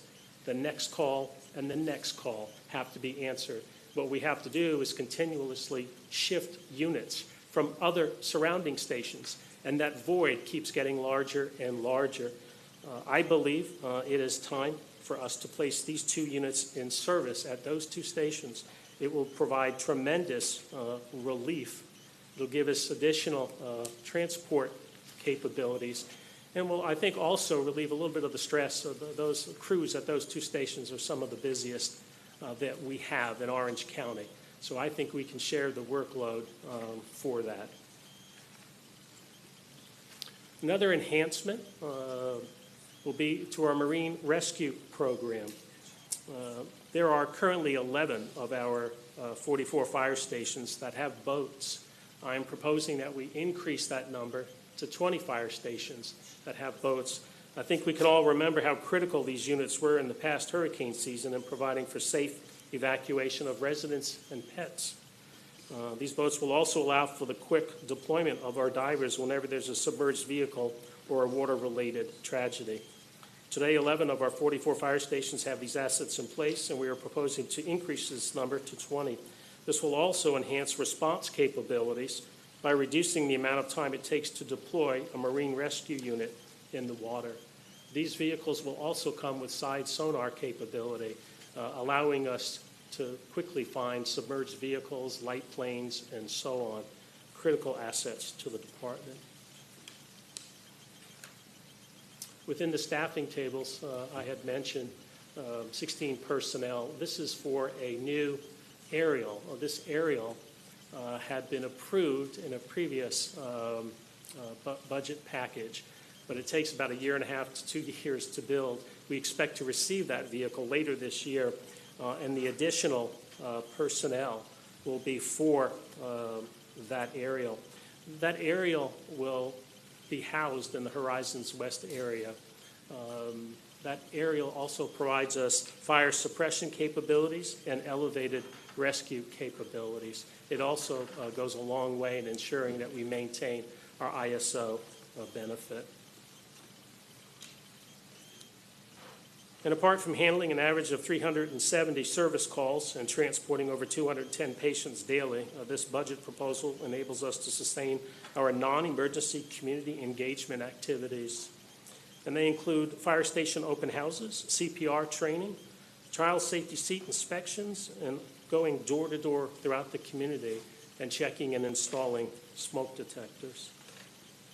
Moving on to our capital improvements program. This year, we're requesting to add $6.5 million to our capital improvements projects. We currently operate and maintain 51 facilities, the majority of which are 24-hour emergency use facilities. In addition to the construction of new stations, this funding allows us to maintain these critical county facilities by way of roof replacements, kitchen and restroom renovations, generator replacements, driveway repairs, and then fuel system replacements in accordance with EPD regulations.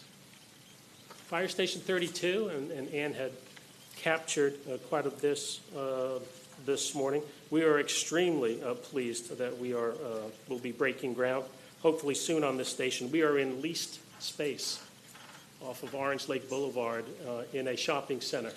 So we are anxious, very anxious to move into this new beautiful fire station that'll serve the Four Corners community for many years to come. Temporary Fire Station 48 will come on board later this year and will become our 45th Orange County Fire Station. This station will remain in temporary quarters at the Orlando Health Hospital in Horizons West until the construction of their new permanent fire station, which is scheduled to break ground in the fall of 2024 and will be located at Avalon Road and Lake Ingram. The station will house the engine rescue and the aerial that we just spoke about. And again, I know Ann spoke quite a bit about this project, for which we are extremely proud of, but we are making a great progress in establishing this state-of-the-art Orange County Fire Training Facility. The new center will cover 38 acres and will enable certified firefighters to meet their ongoing educational requirements, and will create opportunities for providing in-house firefighter certification training. I believe this training center is the single most significant investment that has been made to date in ensuring that our current and future firefighters, paramedics, and EMTs receive the highest level of training, allowing them to provide world-class service to the citizens and guests of Orange County. And I'm going to take this opportunity every time I come up to once again thank Mayor Demings and each one of you, each commissioner, for the leadership that you have shown in leaning into this project, in allowing your fire department to have the state-of-the-art facility. Thank you very much.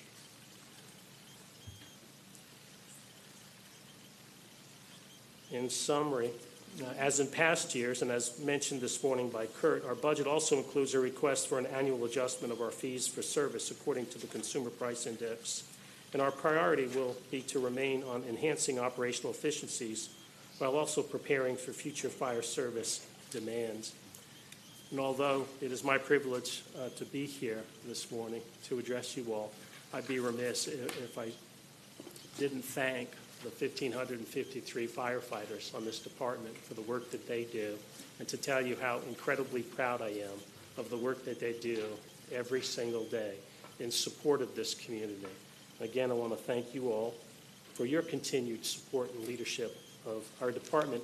And I'm here with the fire department senior staff, and we can answer hopefully any questions you might have.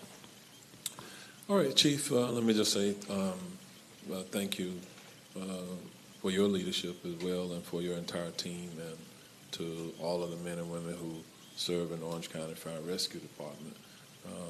By and large, you do great work every day, and you save lives every day in our community. And to me, that's the fundamental reason that government exists. It is about keeping the people safe and taking care of them. I do have one question, though. I know the answer, but for the benefit of the viewing and listening audience, you talked about the fact that we'll be opening Fire Station 48, but we only have 45 fire stations. Would you speak to how we get to that number? Many years ago, through the consolidation of the fire departments in the 1981 time era, the other fire departments came together so that we wouldn't repeat numbers.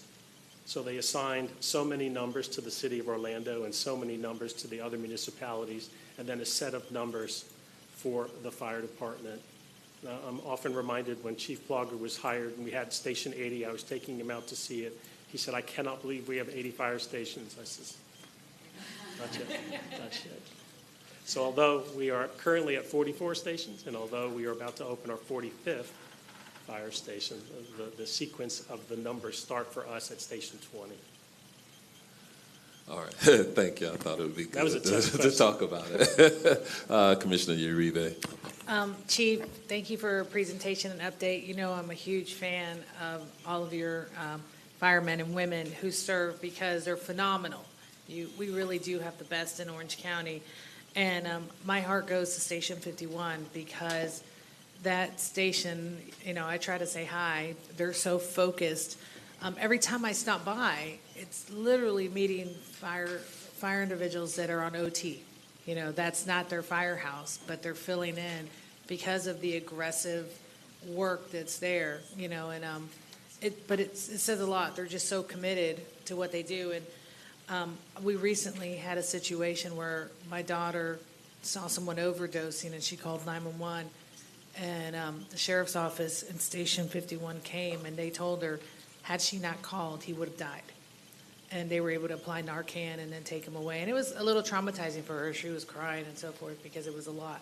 But she was amazed that Orange Blossom Trail corridor is so used to it that when they looked, she was the only 911 call that came in on someone right on the corner of Oak Ridge Road and Orange Blossom Trail overdosing, clearly unable to walk and things like that.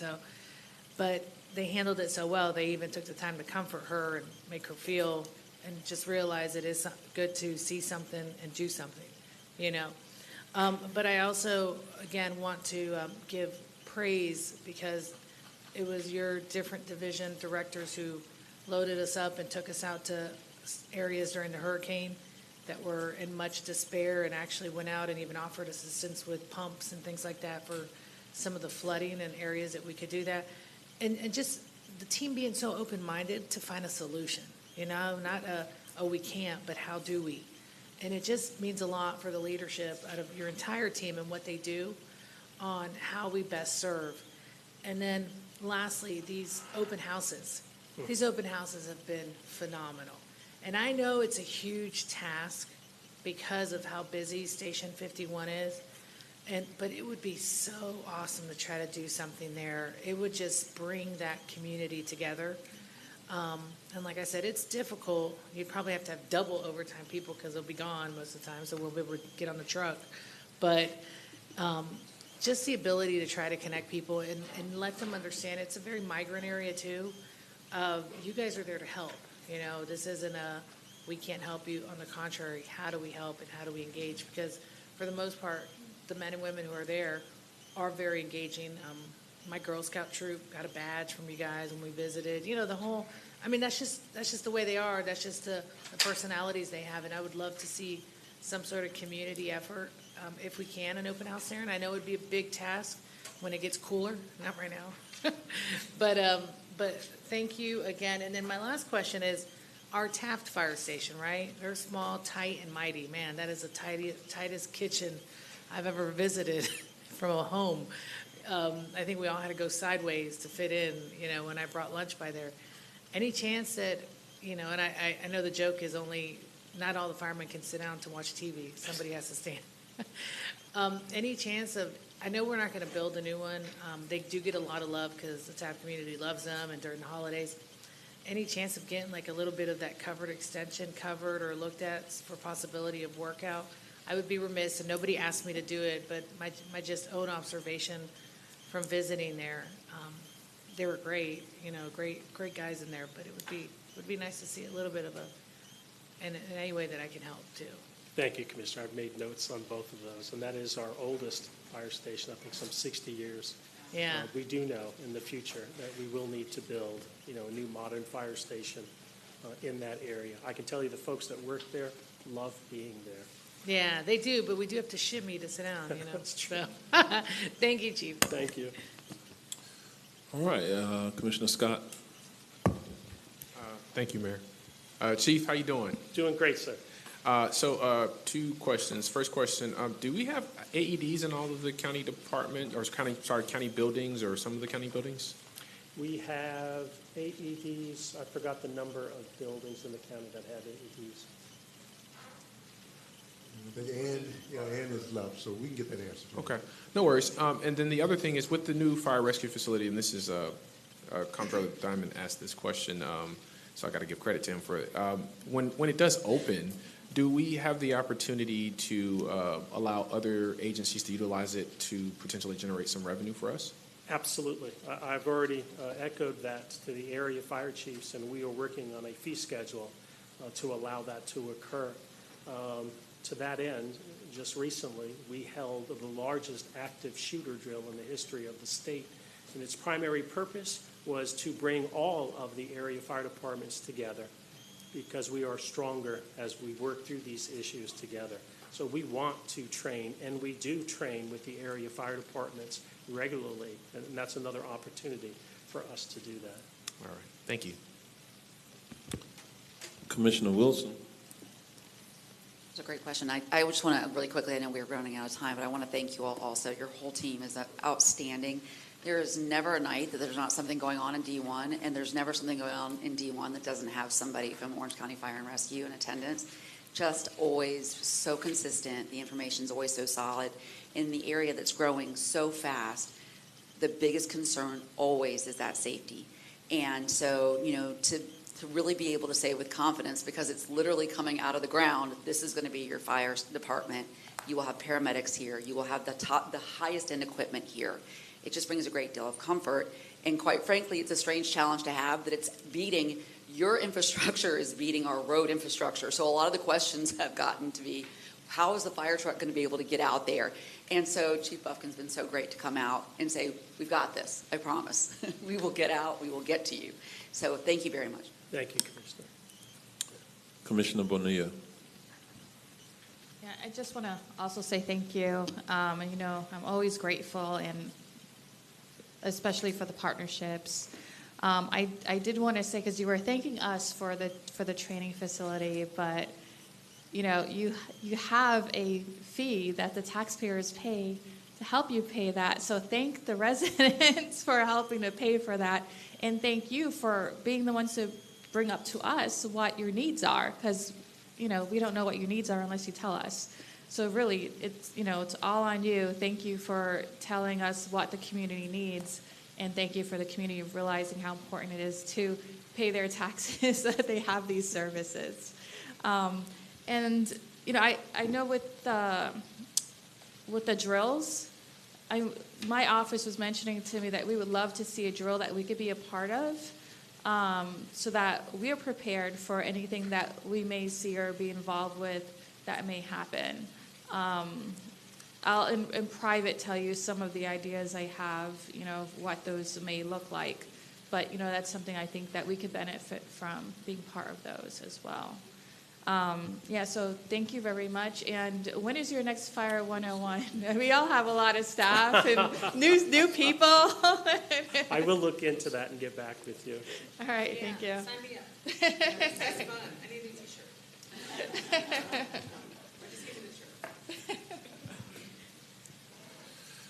All right, Chief, you've come to the end of your time this morning. Thank you very much for being here. Thank you to the team that's with you. We're going to transition now to our corrections chief. He's bringing up the rear for the first half of the budget workshop this morning.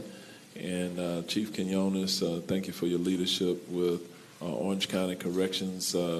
Much like our fire department, another award-winning department as well.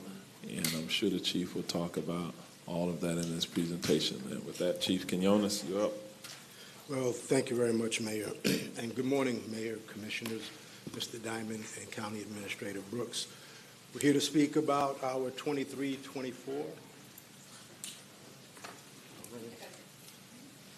You know I'm standing in the middle of lunch, right?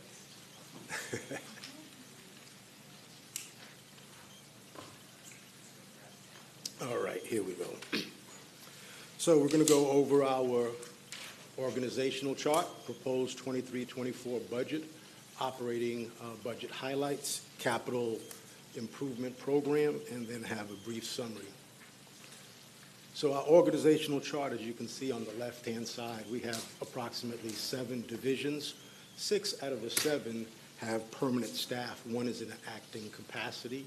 On the right-hand side is Correctional Health Services, who we work very closely with as they provide medical services inside the jail.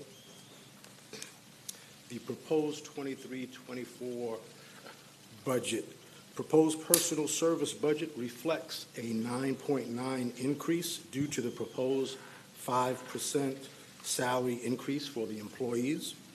Our proposed operating budget reflects a $500,000 increase, and this is mainly due to the contractual obligations to the inmate food service and security guard contracts. This reflects a net change of $10.4 million, and our proposed FY24 budget is $185.1 million. This is a 6% increase compared to our FY23 adopted budget. Our current staffing is 1,620, and at this time we are not asking for any additional positions. As I mentioned in the previous slide, our operating budget increased by $500,000. Therefore, we look at it as being status quo. So as I enter into discussions of the operating budget, I'd first like to discuss and bring to notice what impacts on how we operate our jail, and that is our staffing levels, and what we are doing to address that matter.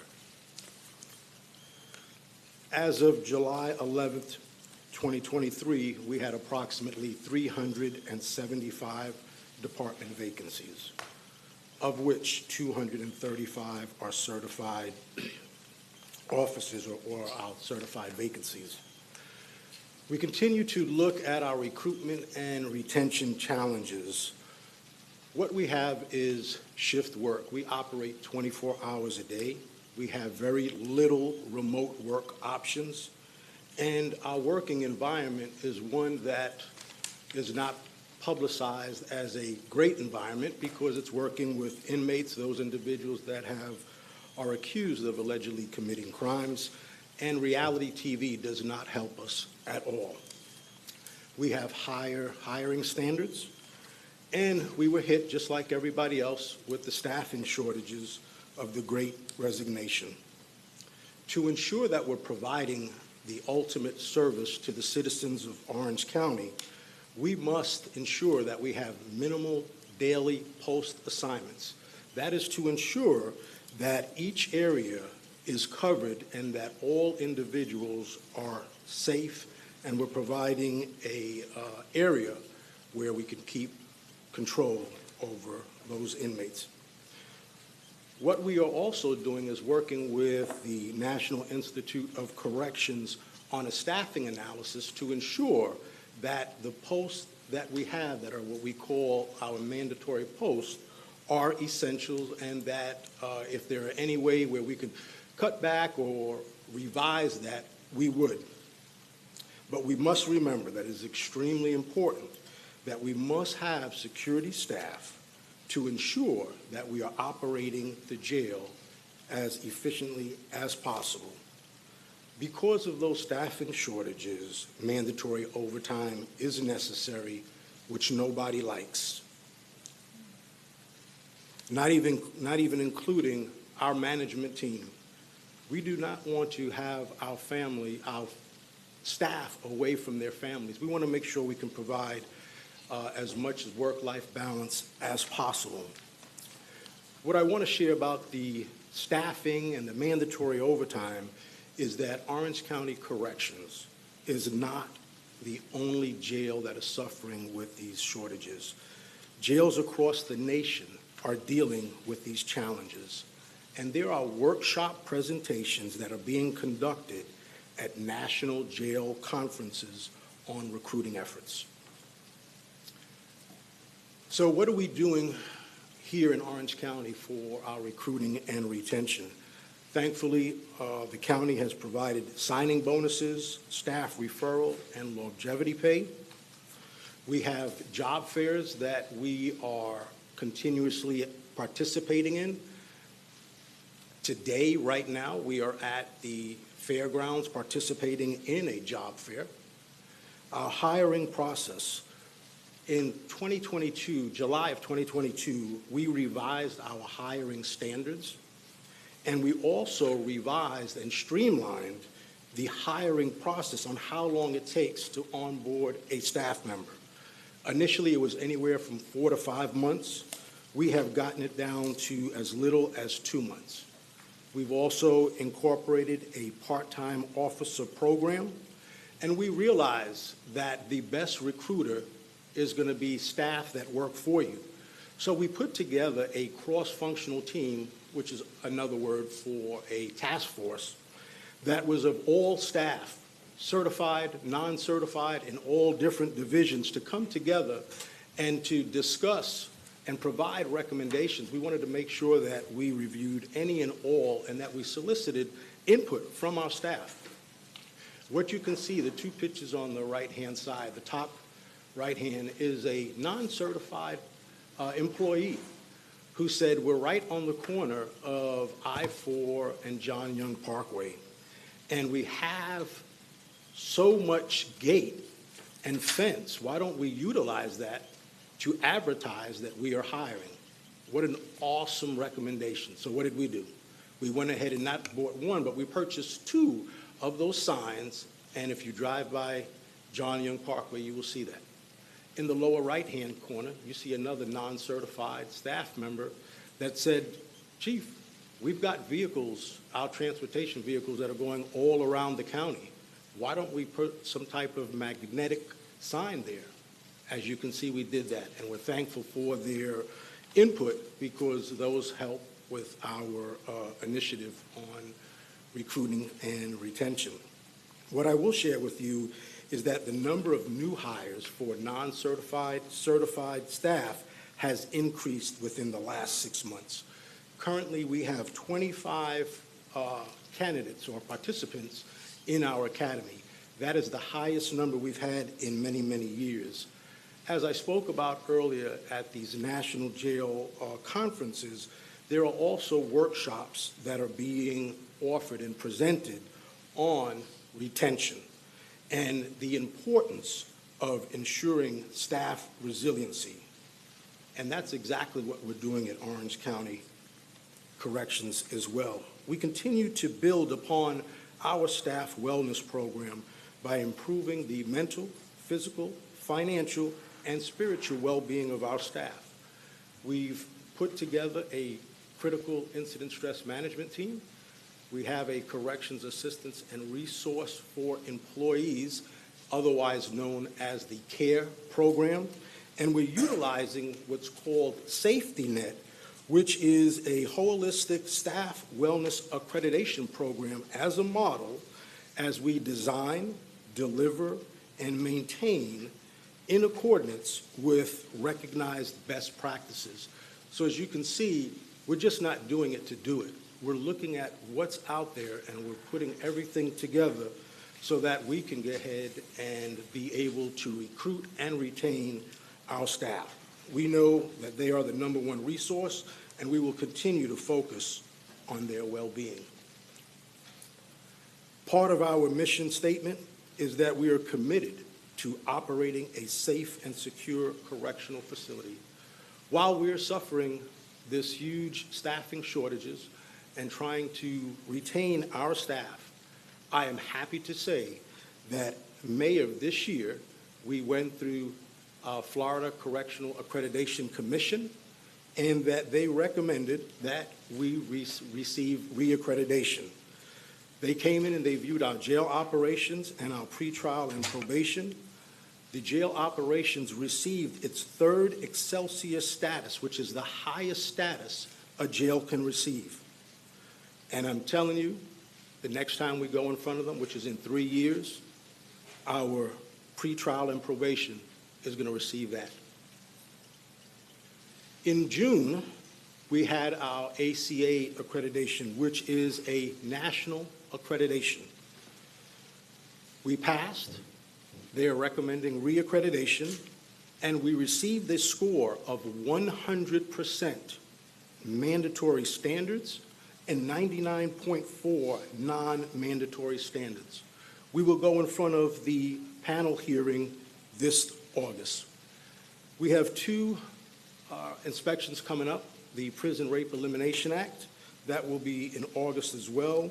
And then we have NCCHC, which focuses primarily on medical, but security and medical at Orange County Corrections. We work together and we are a team.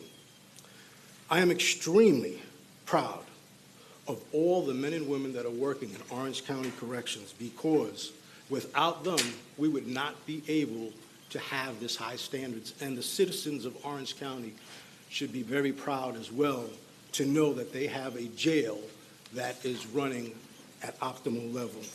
I publicly thank the staff and the leadership team that is here today for helping us as we continue to move forward and operate the best jail.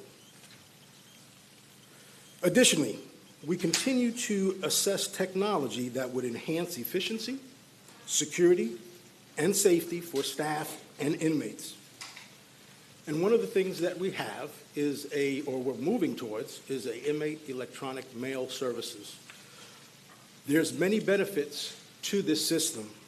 The main one that I'd like to focus on is that it will minimize all security concerns for contraband entering the facility through our mail, and safety concerns for staff handling the mail. Inmates are always looking at ways in which way they could introduce contraband into a correctional facility. They utilize drones, believe it or not. However, we are in the process of completing the implementation of the drone detection system.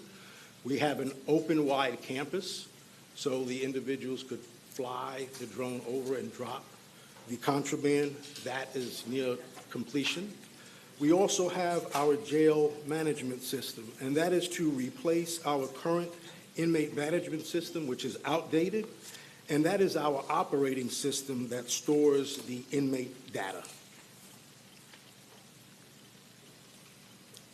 When operating a jail, we also need to focus on inmate programming because 97% of our population returns back to the community.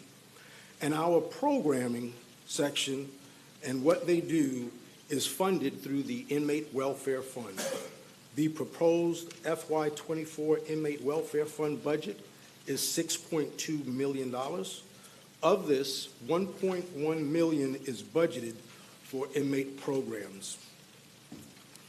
We have many programs in our jail. One of the ones that I want to focus on is our mental health program, because we have seen an increase in the number of individuals that have been diagnosed with a form of mental illness. In 2022, we're at 46% of our inmate population, and today our population is 2,772. Pre-pandemic, that number was at 40%, so we continue to see that increase, so we will continue to focus on ensuring that the individuals that are in our care receive the programming that would best suit this underprivileged population. What we've done is we've put a new program together that will help them transition from an acute state into our general population.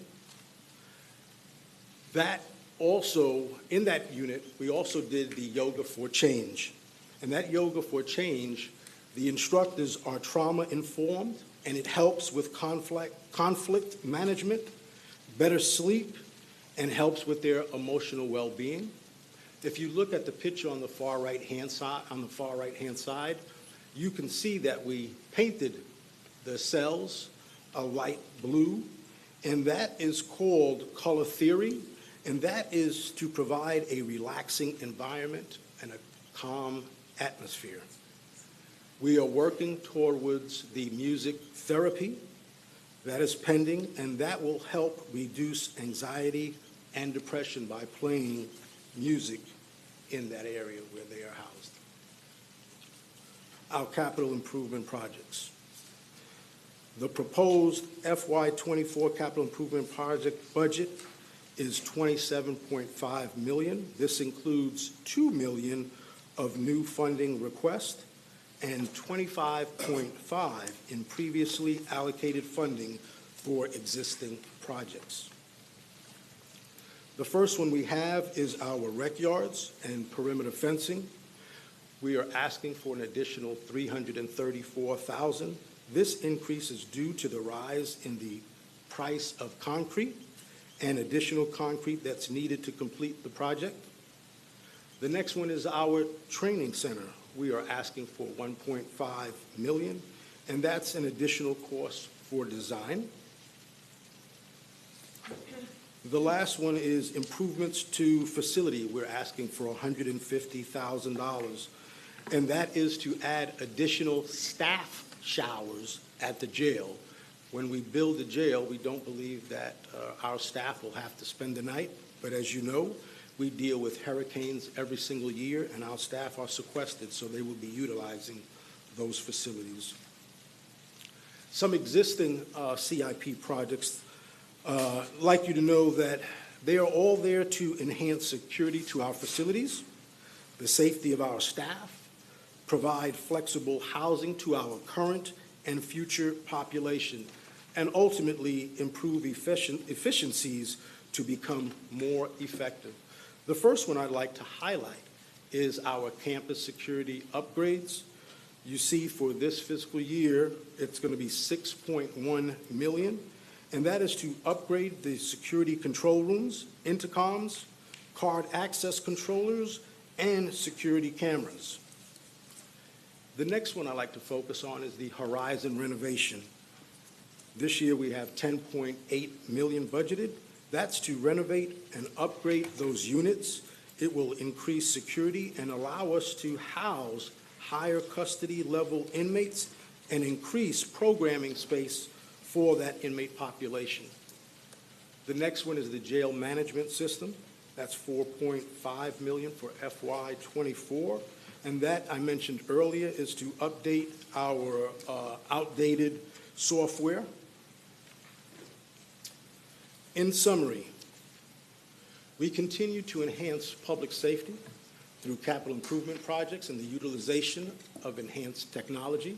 We continue to provide the highest level of care, custody, and control to the inmates in our care, and that we continue to explore, recruit, and retention initiatives while focusing on staff resilience. What I would say today is I want to thank you on behalf of the men and women in Orange County Corrections for your years of continued support in Orange County Corrections Department. Thank you, guys. I'll take any questions you may have. Hopefully that was quick enough for you, Mayor. I know everybody wants to go to lunch. Everybody's looking at their watch. But not so quick. We do have a few questions or comments, Chief, and we'll start with Commissioner Gomez-Cordero. Thank you. Thank you, Quiñones, for the presentation. And I want you to go back over there when you go, and you tell them on behalf of the commissions, and so that we appreciate what all your team and staff do, okay? And this is what I wanted to tell you, that I have to say thank you, and I want you to tell them, okay, for all the volunteers that always come to my events, and they volunteer serving the people food, back to schools, the Three Kings Day. Thank you for that, for everything you all do. Thank you. All right, Commissioner Uribe. Chief, it's good to see you. And I actually want to go a step further. Your team is incredible. I've had opportunities to engage and work with them also. They're always a part of our organization. And it's so interesting because I consider them our first responders too. And you know how I feel about your Appreciation Week and all of that, because we love our firefighters, we love our law enforcement, but a lot of times we forget the men and women who work 365, Christmas, hurricanes, holidays, COVID. And when we were able to attend the ceremony this year with Commissioner Wilson and the mayor on your two deputies that passed because of COVID, just lets you know the level of work ethic that your team has.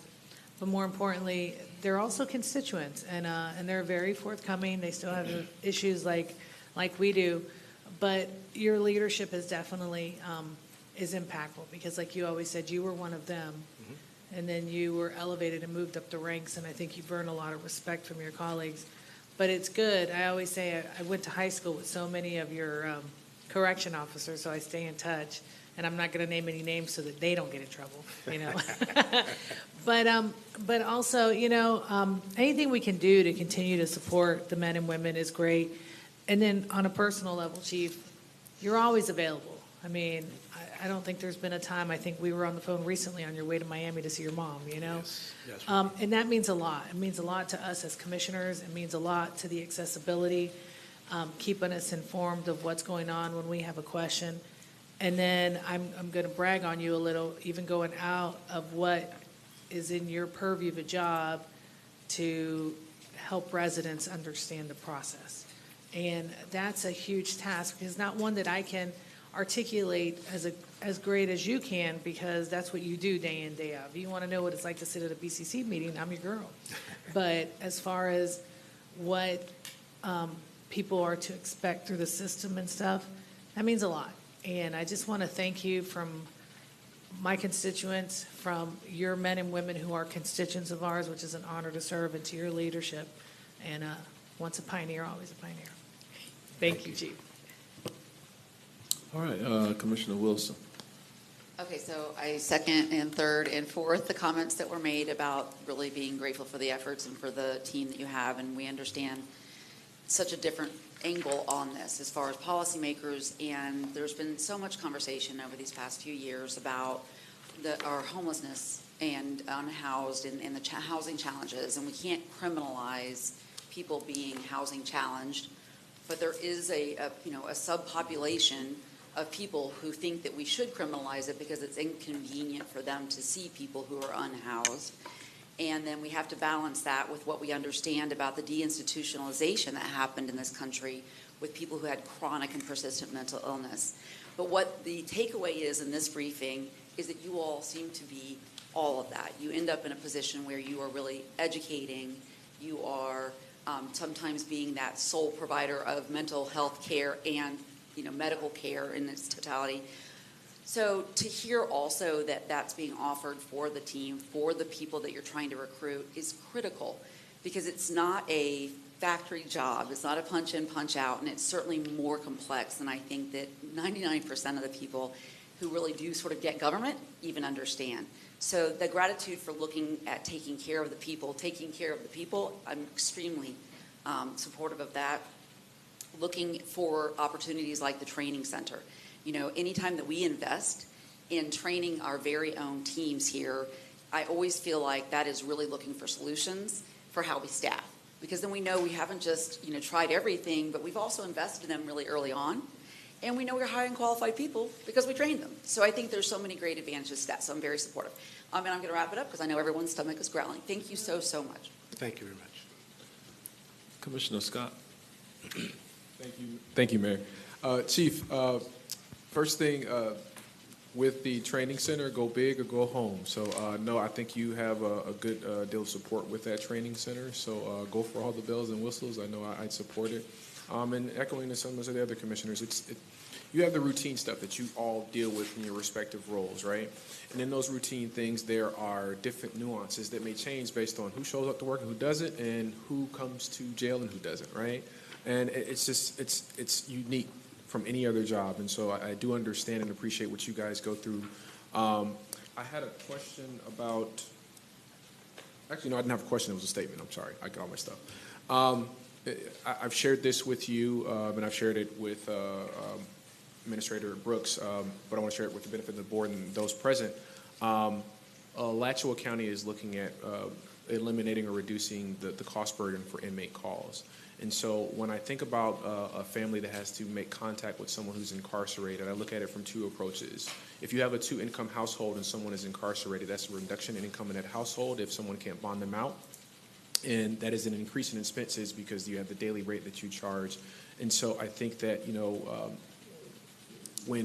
if someone has the ability, they're going to bail someone out. But not everybody has that ability, so we essentially are penalizing folks for lack of financial resources. And so it's something that is important to me, but also from a mental health standpoint. If inmates are in a better mood because they talk to mom, dad, or grandma, then they're more likely to be compliant with something your officers may ask them to do. Granted, I know this is going to take some logistics and stuff, but I just want to share for the board members and for you that it is important to me, and I think it would help you manage some of the incidents where inmates are not compliant or in an aggressive mental state. But I sincerely appreciate you for the work that you guys have done. Again, with the training center, go big or go home, because you have the support here. And like with the fire department, I think that it can also add a revenue source for you to be able to do some of the bells and whistles that you might not be able to do through regular budget. So thank you. Thank you very much. Commissioner Bonilla. Yeah, my stomach is growling. Did you hear it all the way over there? Well, I just at least wanted to say thank you, and to say that if anyone out there was asked the question, what is the most difficult job at the county, I'm sure they would say it's corrections. I think everyone would get that. So we understand that. A lot of people out there understand. I just want to say, thank you for everything that you all do and the struggles. And I'm glad to see that you're making efforts to make sure that your staff has good, mental health support as well. Thanks. Thank you.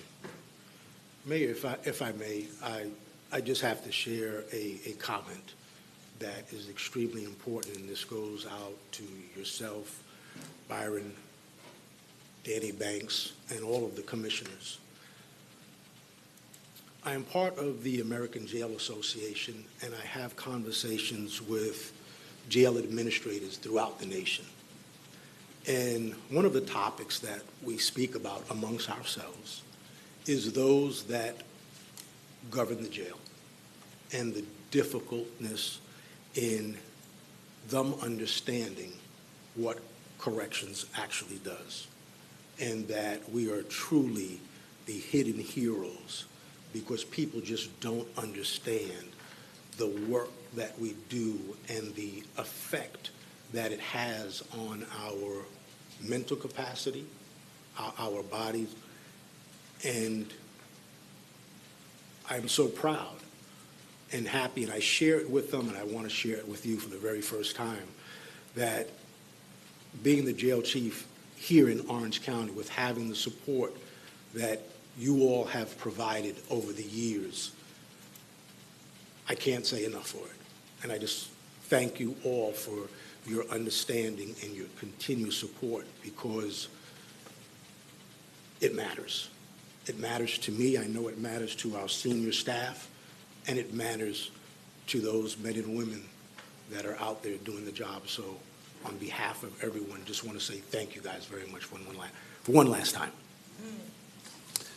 Well, we do appreciate you, Chief, and you heard me say it before. For 7 months, I got to be the interim Orange County Jail Chief, and during that period of time, I thought I knew what you did, but I developed a really healthy respect for the work that your team does there at Orange County Corrections. And in fact, we're proud of what you do. You know, the National Association of Counties large urban county caucus will be having its leadership and annual meeting here in Orange County this year, October the 4th through the 6th. And one of the things that we are going to present to them is the Orange County Jail as one of the innovative kinds of operations that we run because of what we do from the central booking facility, the female detention facility, to the central receiving center.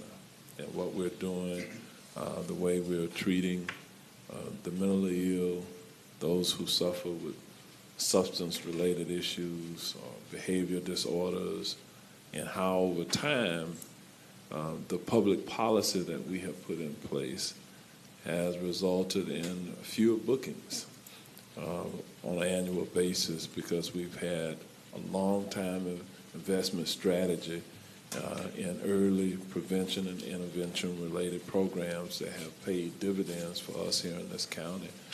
And corrections, the work that you all do there at corrections, is central to that. And Chief Quinones and Chief Sprout and him, they have really leaned into this now for several decades to put us in the place where we are today. We're still not perfect, but we do strive for perfection.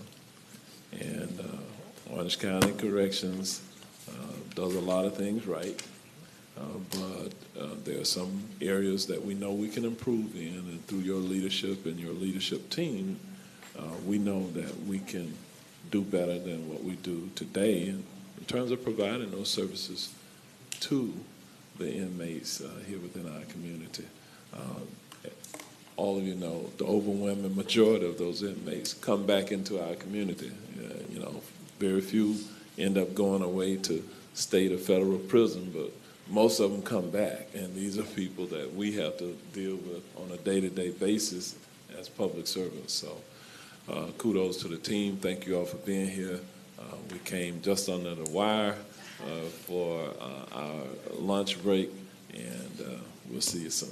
Thank you very much. With that, Commissioners, I think that was the last presentation scheduled for the morning session. We will return and re-engage at 1:30 p.m. Today for the remainder of the presentation scheduled for today. And with that, we will go into recess.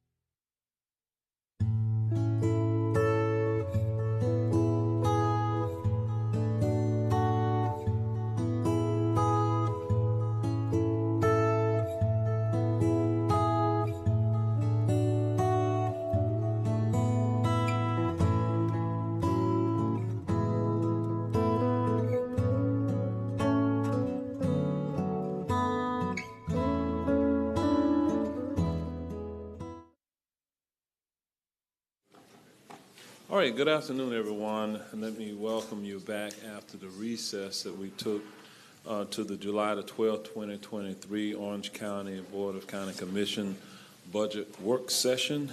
We're in the afternoon portion. We had a great morning with presentations from the various department heads, and we will continue this afternoon.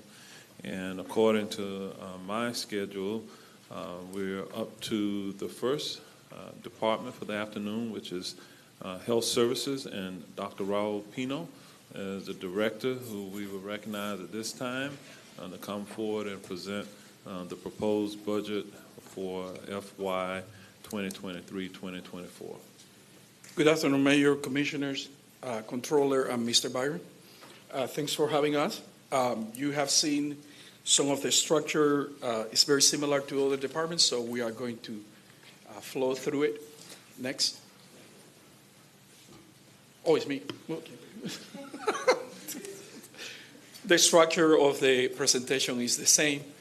On the organizational chart, I just want to highlight to you that all the divisions directors are here, and want to call your attention to the only change since we saw you last, which is Monique Mullen, who is the Correctional Health Services Division Manager, and she's also here with us, and all the other managers are here as well.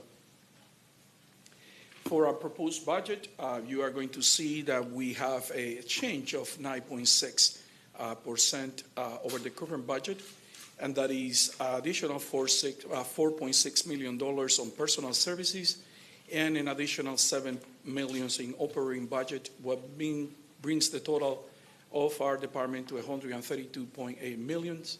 And staffing change is about 3 positions. We have currently 429 positions. The major increases in the operating budget that we are proposing to you are on $4.4 million that are coming from the opioid settlement fund, an additional $1.9 million for the Medicaid mandate state program, $480,000 for correctional health services. We are trying to build a little bit of a cushion here with the increased cost of medications and medical services so that we have the resources. The same for animal services. The cost of services and medication has increased, and we are asking for $280,000 in that area. And in the case of the medical examiner, we are asking for additionally $200,000 because we are expected that our new RFP for transport services will increase their cost as been reflected in other jurisdictions. On the staffing changes, you are in the mosquito control program, which are additional mosquito control specialists. In that area, we have 25 positions in total. To our vacant, we are about to hire one of the vacant positions and advertise for the other one. This could increase our coverage area, especially at night, by about 25% for next year. And we also are asking for a in the fiscal operation division for a position for public relations and outreach specialist, which is our PIO. We never had it, and the department has sensitive areas, animal control, corrections health, and the medical examiner, which is what we want to increase our communication with the public and the community, and so they know the services that we offer. And also related to this is communication and interactions with the media. You will not believe how many requests of information the medical examiner gets when a BIP is in their building. For the operating highlights, for the operating budget, and anyone who may want more information on what I'm about to say could scan this code and will take you to a page where you are going to find information about the 6 condition, 18 initiatives that the CDC has highlighted like the low-hanging fruit. We are going to, with the medical clinic, we are trying to engage with the community in what we call low-cost, high-impact interventions. Where can we get the most for our bucket, the quickest as possible, to curb chronic diseases in our community? And we are going to concentrate for now in controlling high blood pressure and cholesterol reducing tobacco use, and preventing diabetes, type 2 diabetes. And basically what is going to happen is we are going to expand our outreach activities into the community. We received $239,000 from our congressional delegation to acquire a mobile unit.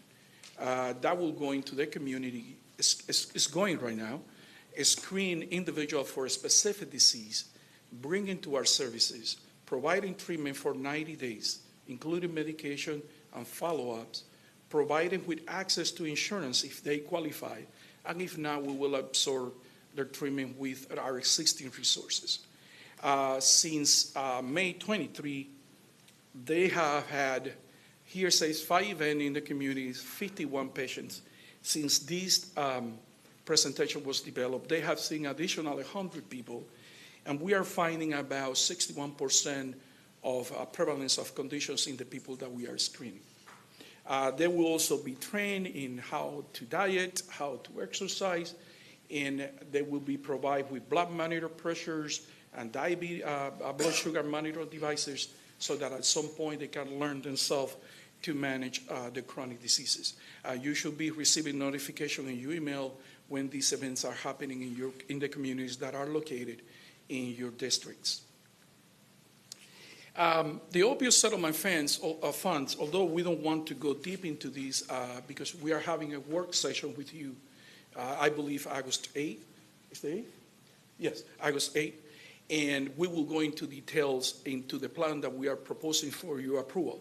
But in general, these are the percentages that we are dedicating to each of these categories, with more than 50% of the funds dedicated to treatment.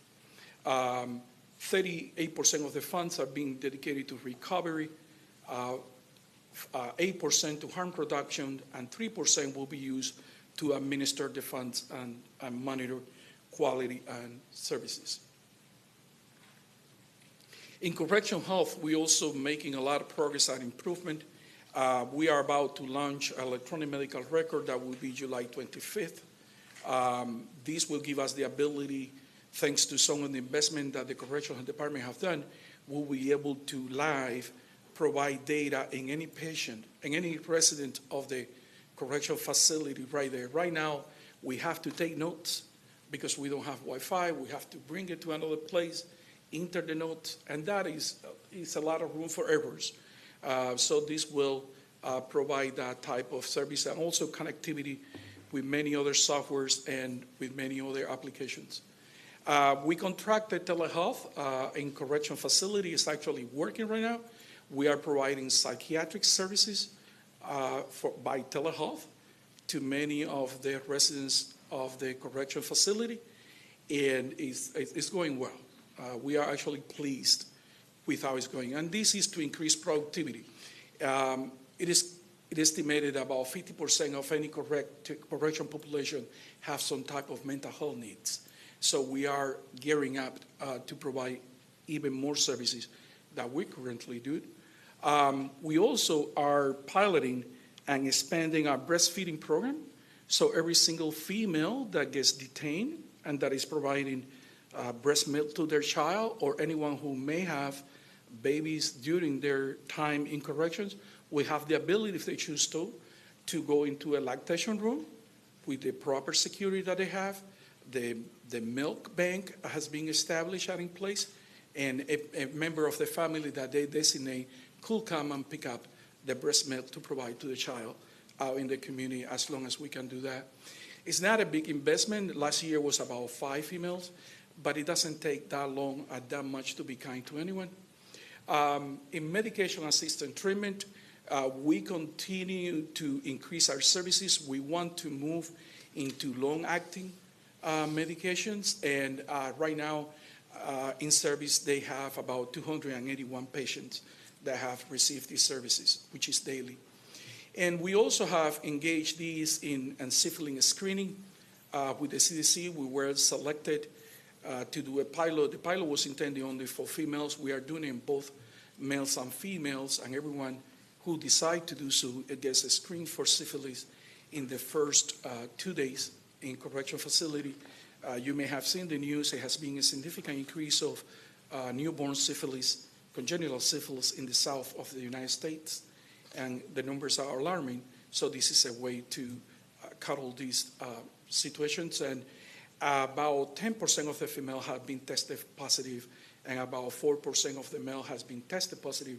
We test, we confirm the diagnosis, we treat them before we leave correction, and if they leave correction before we finish treatment, they get connected to the health department to continue their treatment. Correctional services, although these are not all mutually exclusive, this could give you an idea how much money we are expending in each of the areas. Sometimes it's difficult to discern what medication is mental health or what is general health and that type of stuff, but about 60% of our budget in correctional health is spent on outside medical care. And some of you may be alarmed by this number. It's about $11 million a year, but imagine that, and this has happened, if someone has a car accident and the person is left on the street and the police is called, they scan the individual for ID, the person has a warrant, is picked there, and we at that point incurring all cost of healthcare that this individual may receive. So it's not only what is in correction, it's also what happened prior to intake in the jail. In medication, we spend about 11%, in mental health about 12%, and in other about 9%. Animal service is one of those areas that, I was watching some of the presentations this morning, and the public is always generate interest for many reasons, a lot of animal lovers in the community, including myself. And what we want to do here is to increase the quality of our services as much as we can in the conditions that we have right now. But as you know, we also are in the process of developing and building a new facility. I will talk a little bit about that. But we also want to, with this budget, to increase subsidies for spay and neutering services out in the community. In 22, in the year that is about to finish, they have conducted over 7,000 spay and neuter surgeries, responded to 27,000 requests for citizens' assistance. Welcome to the shelter over 86,000 people. So imagine what we can do in a facility that may double the size of these that we will see in the near future. This graph illustrates to you the percentage of live release. We are considered what is called a not-kill shelter, although I don't like that expression because we don't kill any animals. We humanly euthanize when necessary. But we are above 90% for dogs and close to 80% for cat. Cat has seen the greatest increase in live release and adoption, which is significant, and dogs continue to increase those numbers. But those numbers are like that because our efforts is to make the stay in the shelter as short as possible and just the stop between placement. And that's what the shelter should be. It should be the place that focus exclusively in providing a new home to the animals, and that's where the efforts are. And the shelter really has done a wonderful place on that, a wonderful job on that. On the capital improvement area, we are asking you for $3.8 million for the new fiscal year. The medical examiner office expansion, we are asking for $1 million. The total cost of the project is going to be around $28 million. It's going to basically duplicate the facility. They have seen an increase in the number of autopsies that they have performed as our population growth, but also remember that they also serve Osceola. Osceola is actually predicted to grow very fast in the coming years, and Orange will continue to grow the way that it is to $1.5 million in the near future, 1.5 million people in the near future. We also, for the Animas facility, which the total cost of the project right now is about $41 million, but it will be more than that. This is just a preliminary number. But we're asking for 1.8% to move into the 30% design phase, which will give us a better idea of the total cost of the project. And we're also asking for $1 million to develop the West Side Spray and Neuter Clinic. In the medical examiner, as I mentioned to you, the design and expansion that we are going to engage, if approved by you when the time comes, it will probably give a good 20 years life to the current facility and the expansion that we are doing. And about 20% of that number, about $6 million, will be put up by Osceola, who share about 20% of the volume of work that occurs at the medical examiner. We are currently in conversation with the administration there. We don't see any major obstacles so far to make this happen. In the animal services facility, we are asking for the $1 million additional to go through the 30% design. Remember that it's a cascade effect of things that have to happen. The first is that the building for the Pet Alliance was demolished and raised down to the ground level in preparation for what is coming in the future. As you remember, mosquito facility was start being built earlier this year. It should be done by earlier next year, in the first quarter of next year. And that will release that space to be prepared and conditioned for the new building. The estimated construction is in 2025. For the summary, we have challenges this year coming off COVID-19. Many of the challenges have been with hiring individuals and having the personnel to support our services. Different than all individuals, now that we are better or worse, is that many of the work that we do have to be licensed, and that add an additional strength to the process and the difficulties to find individuals. The increase of healthcare cost is placing us sometimes in positions. We want to modernize and improve the quality of services that we provide at the correction facility. We want to increase the access and improve the access to uninsured and uninsured individuals in our community. We want to enhance our efforts to combat opioid addiction. And again, you will receive a detailed presentation very soon on what the strategy is on this.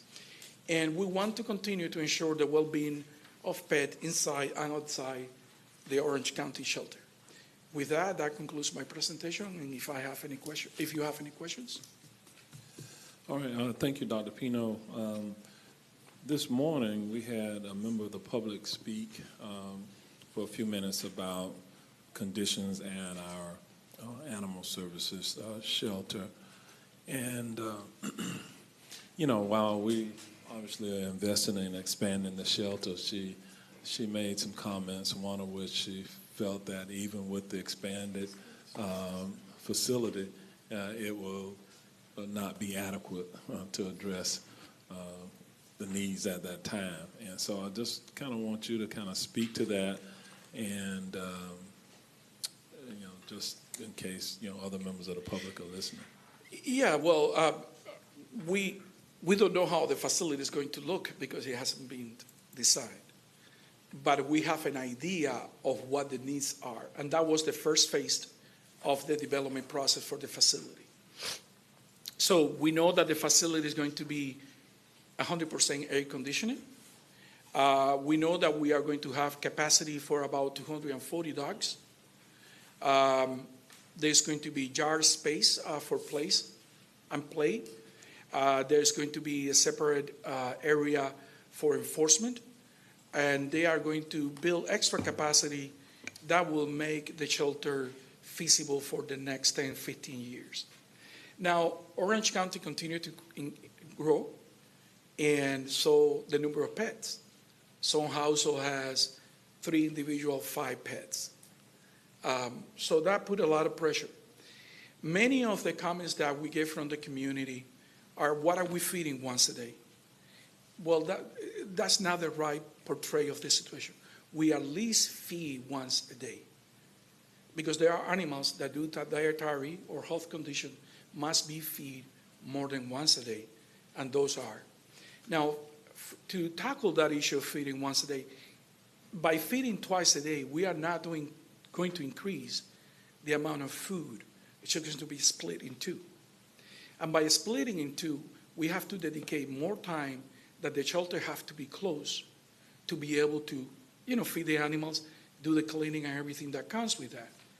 So our approach, like many other shelters, has been to feed once a day so that we can increase the public viewing time. Because remember, the mission of a shelter is to be a very short stop. So it's important for the shelter to receive the public and give them the time to interact with the animals. And also, the pets have seen twice a day, and if feeding is needed, is needed to be changed, it will be recommended and done. Now, do pets lose weight in the shelter? Yes, they do.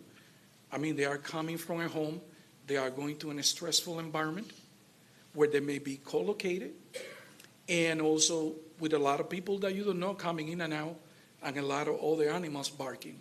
It's a stressful environment. And remember, the design of our facility was for rabies control, not as a shelter. So the new facility will have all that it needs to provide those services if we are willing to pay, because having everything that it needs, it will cost. I was going to note, Dr. Pino said design. This, the final design is where we're going towards. So there's been preliminary design. There's been concept study. That's how we know that at the very least the number of additional capacity that will be there, the square footage. Going to that next step, which Dr.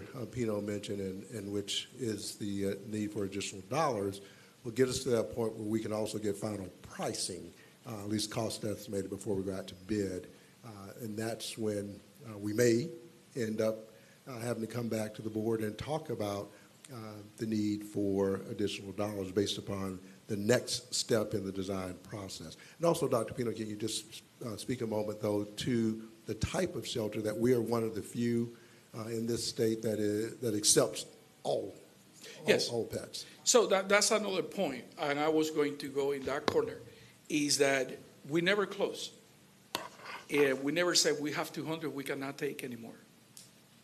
And if you drive around, you will not see that many stray dogs or dog fights on the streets of our cities.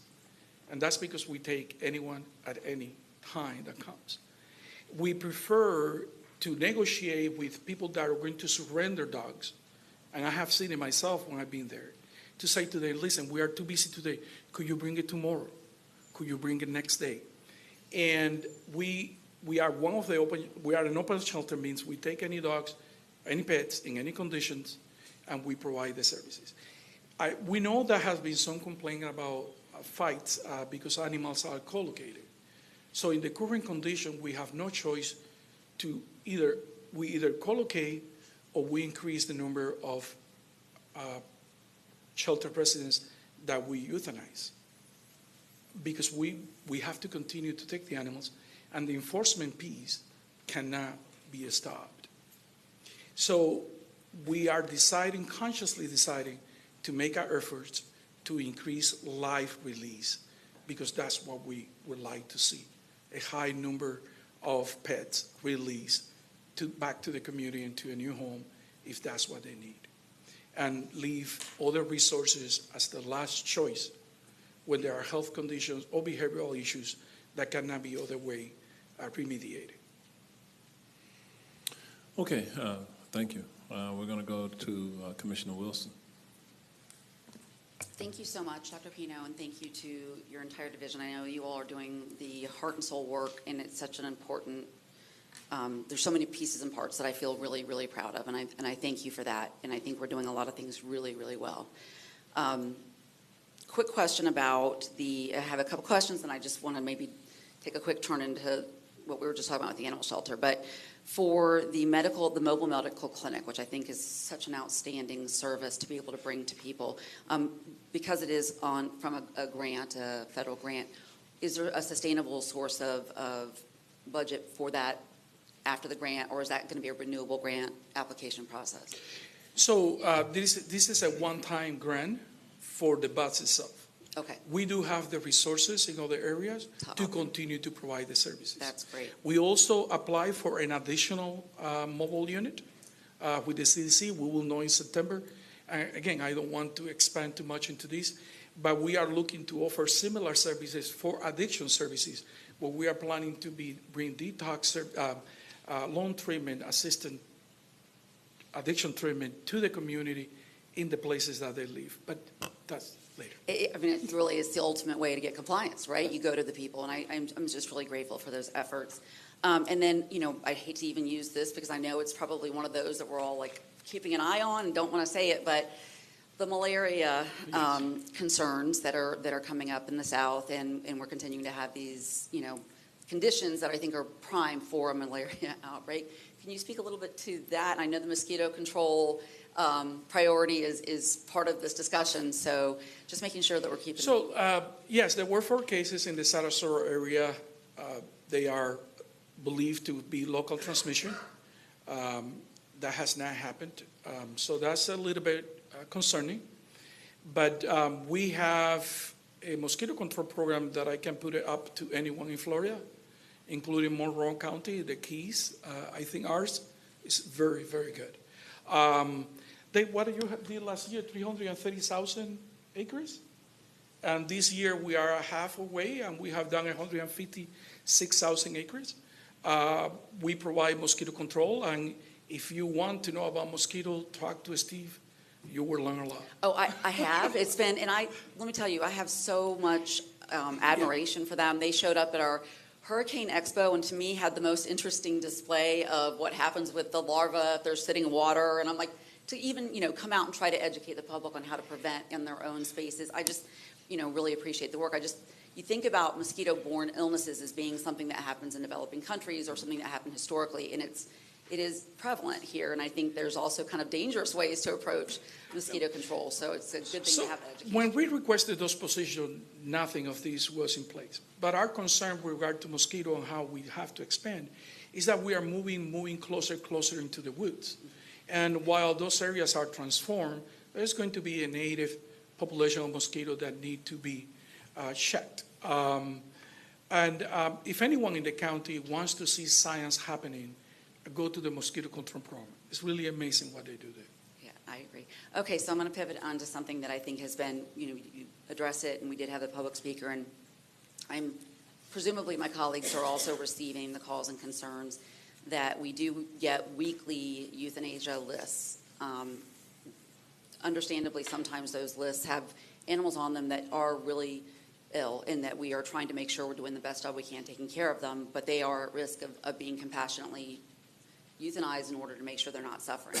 I think there have been a number of inquiries at my office about animals that were younger and healthy, but then had behavioral issues that were identified as the underpinning for the euthanasia, being on the euthanasia list. And so I wanted to go back to the feeding, and if you, for our dog lovers out there in our house, we do it twice a day. I know that there's a variety, but resource guarding is probably the number one issue for animals in a shelter environment. And when you've gone from a 2-a-day feeding from wherever you are down to a 1-a-day feeding, or if you are a true stray and you're coming in and actually just being put on a schedule, then resource guarding is a pretty obvious outcome.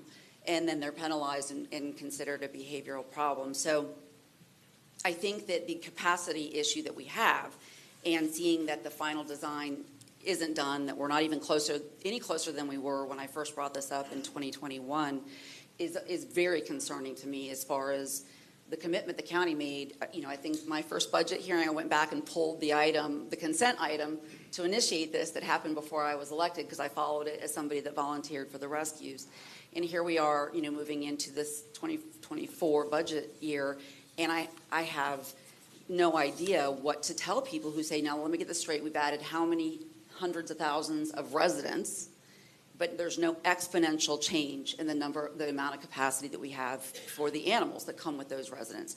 And so when we see more people displaced from homes or rental prices go up, there is a very obvious correlation to the number of homeless animals we have, but we've done nothing to expand the capacity. And that's not the fault of Animal Services, it's ours, and I want to make sure that we're figuring this out. And I understand that there's a certain order of things that have to happen, that we're going to need to build a new shelter. But I think to not have any stopgap, to not have any plan from now to then, other than to continue to stack animals until we decide that this animal has bitten, because now there's 3 angry animals in a small space, and they're going to go on a youth list. It's not a plan. That's not a plan. So my plea is to try to, maybe think of this in a more creative sense. We have rescues that we've worked with for years and years. Many of them I volunteered for have stopped engaging because they're so frustrated and they're so at capacity. Their bandwidth is completely maxed out. And so, being able to try to maybe support them in their foster efforts or trying to figure out an alternative. I agree with you. The shelter is a last resort. We don't want any dogs to be relinquished there, but the ones that are, I think that there's some understanding in a compassionate county like this that we're getting a chance to. I'm sorry, I know I'm getting the look over here. But it's really important that, because right now, we haven't had a chance to talk about this, that we... So perhaps I need to rephrase what I said first. We do have a plan for the construction. We have worked for an entire year. We have it by phases. I could share that information with you later. What I mean is we don't have a final design. We did work in a preliminary design, and we are going to move. Today, actually, it's today in the afternoon, they are launching the 30% design, which will give us a better idea into cost. I'm going to meet with the staff and think about what you are suggesting, what are we going to do from here to there? Yeah. And we will send you a response on that. Yeah, and I appreciate that, and I think, to go back to the suggestion and I believe I support it wholeheartedly, the PIO, because I think they do such a great job of highlighting the animals that need adopting, and you watch all the rescues share it, and it goes around. But there's no coordinated effort. So when I get something into my office, we're trying to get information and we're relaying it, and our communications team here isn't there. Right. Yeah. So, trying to just make sure that we have some kind of a uniform communications, because to the point of the misinformation, if that is truly misinformation, we should be able to resolve that. Yeah. And we haven't. And I mean, 4 years into, I'm coming around. So thank you. I appreciate it. Mayor, I was going to suggest, knowing that this probably of great interest, we can schedule a work session, because there's a lot of information that the team oftentimes have been communicating to share what we're working on. But for the interest of time today, and there may be some other comments or questions about what's being done, what can be done, we can schedule a separate work session on this matter at a future date. All right. We totally agree. Sounds like a plan. And I know sometimes when things are said about the number of times that dogs are fed, it's more complex than what is said here, because my vet says for my dog, because of the breed and the size, etc., only feed him once a day. And other animals may be required to be fed more. But so I don't know that sometimes when you hear things and it's kind of painted with a broad brush, that it applies in every instance. But we will allow you all to come back with a work session so we don't fall too far behind here. We do need to kind of move along. And so we do have several other commissioners with questions or comments. So Commissioner Wilson, so we will, at some point in the near future, we'll schedule a work session. We got to get through our budget work sessions, our public hearings, and all. We got a lot going on in the next few months, so it may take a little bit before we're able to get to it with everything that we're required to do. So anything else, Commissioner Wilson? Okay. Commissioner Bonilla. Oh, I was like the last one, I think, to press my button. I'm surprised. I'm sorry. I'm surprised to be second. So, all right. I'll start with something else to get you a little bit off the topic of the animals. So I know we had talked about, some of the increase in like HIV and, different things that are going on that I feel has happened because we aren't getting that education into school systems like you used to back in the days. And are you doing more PSAs to try to get the information out to the public? And So- how's the funding, like, do you have funding for that? Because we're talking about the budget here, so. So funding is not the issue for us in anything Yeah. that we do. You have offered us the support that we need to accomplish our mission. Plenty. Resources are not the issue. In some of these areas, we have to be extremely careful not to stepping on the health department, Florida Health Department of Health territory. And STD prevention and HIV prevention is their piece. We have a piece of prevention on HIV, but we mostly engage on treatment through Part A. Although we have received funds from the CDC to do some prevention work, which we are continuing to work. The schools, you're absolutely right. Across the nation has been a decline in health information in general schools, and you see that with the high incidence of some diseases out in the community. With HIV, we are planning to meet with the 4 health officers in our area because our Ryan Y has a catchment area that is larger than Orange County. And actually, the mayor is participating coming up in some of the meetings that we are having on this issue. And we will provide you with all the information that you need when we have finished developing that strategy. But yes, we can do a better work promoting. But in those cases, we have to be mindful of the Florida Department of Health responsibilities and budget. Okay. And now back to the animal shelter. So I just also want to say that there's a lot of great things that are being done. So I don't want to discount that. But we did ask some questions about the feeding. And it's true, like different breeds need different amounts of food, different feeding schedules, which is understandably hard that this shelter to be able to provide that type of service. However, I mean, if we're feeding 1 time a day, you're asking this poor dog to fast for 24 hours, till the next feeding time. That doesn't seem right to me. And I know you're saying at least once, but when I got the email, it was saying that because of the schedule and being able to have the hours for the public to come in, you're only able to do once a day for the exception of those specific animals who need more special needs. Do you have the budget to be able to shift those employee shifts to be able to have a feeding before you open, a feeding after you close?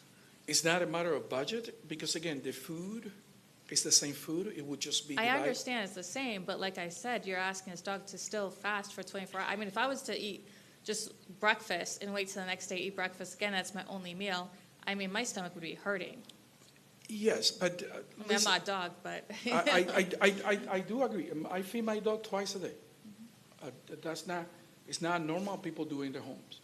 What we have said is if the directive come that that's what you would like us to do, we will have to drastically reduce the number of hours that the shelter is open to the public. Because every time that the dog sees, they go and do the business. So we have to clean. It's not just feeding. It's also cleaning and everything that goes with that. So can that happen? Can we do it? Yes. What are the consequences? You are going to have less adoption. You are going to have less showing on times, and probably increasing the number of pets that are euthanized in the sense that we are not going to be able to release live as many as we would like to. Now, with regard to the feeding... I just want to stop you right there for a let me second. say this. I know, but you just said something about euthanization, that you'd have to... I mean, I thought we were only putting dogs to sleep if they had behavioral yes. issues, not because of capacity. Yeah, but I said those will be the consequences. That's not what we are doing now. What we are doing is feeding once a day for those who can be fed once a day. Any animal that needs more than one feeding gets it. But that decision is made by the vet, not by someone in the community, because the vet are the ones that have the skills, and we hire paid to do that job. So, again, if we get the directive, it's with the behavioral issues too. We have a behavioral individual in the shelter. That's the person that we pay and have the responsibility to determine is that a behavioral issue that can be remediated through training and education, or that's a behavioral issue that cannot. Because the thing of this is, also remember, the county acquire liabilities when releasing a dog to a family. So there are several issues that we have to consider. We are all very empathetic with the animals. I have 3. That's not the issue. The issue is how practical it is for us to do 2 feedings when we want to open the shelter as much as we can to the public. And we are doing that. We extended Wednesday the entire day because we thought it's a day that a lot of people in the community. We extended Sunday the entire day and cut Wednesday a little bit because we want that opportunity for the people to interact with the pets because we think that that's what results in adoption, that interaction. Again, if we get the directive, we will scramble the resources, do it, but there are going to be consequences about that. It's going to be a reduced time of visits. It's going to increase the number of animal per kennels because we will have less time to release. And it may increase the number of animals that are euthanized. Do you have any additional comments? Do you think? We said we would do a work session. We're not trying to do the work session today because of the amount of things that we've got to get through. So, Yeah, that's why I was asking you about related to the budget, if there's something like with the budget. It's And not any a of those budget other issue. questions could be answered at a later There's no time. budget issue for us. Okay, so now we know that. So if later on at the work session we want to make changes, we know that budget's not the issue.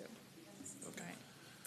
Oh, I did want to have one question about the funding for the facility though, because I'm just is it because of COVID that it was pushed off a little bit more and taken longer? It just seems like it's taking so long. So, again, we are going to have that working session and we can go there into details. But the Pet Alliance have to be demolished. The mosquito control program have to be built to demolish that because the county decided to stay in that location. It's not enough space to have the shelter, all the facilities open and build the shelter at the same time. That's why we have to have a domino effect. Okay, and one last question, I promise. Their air conditioning or the fan units, we had an email about that wasn't set up, and we just had the record-breaking heat a week or 2 ago, and we got a response that they were going to install it like the end of this week or something. They are placing the pipes today. It should be done today. Why wasn't that done earlier? They have some technical difficulties. Because again, that building was not built for AC. So it's a very open building, and any air that you put there, it goes away. So you have to do a lot of work to be able to relieve the temperature 2, 3, and 4 degrees. It's not going to be cold in there, but it's going to be fresher. Okay, budget. Is there anything we could do for the budget to upgrade it a little bit more because this is taking so long for this facility? No, I think that if we get this to work, we can do this every summer until But earlier in the summer. What's that? Earlier in the summer. Of course, earlier in the summer. All right, thank you. Okay, Commissioner Scott. Thank you, Mayor. Dr. Pino, how are you? I'm doing great, Commissioner. Good to see you as always. Good to see you. I have no questions. Just wanted to say thank you for what you're doing. I do have just observations I want to share with you, and I know this is kind of along the lines of county and state functions. The increase in drowning is happening here, right? And so while I know that isn't our function, we want people to come here and we want them to leave here with everybody they came with and hope to come back a bunch of times. And so I would just suggest that we look at more ways to partner with the state health department and the school district to see how we can, impact that rate in whatever way we can.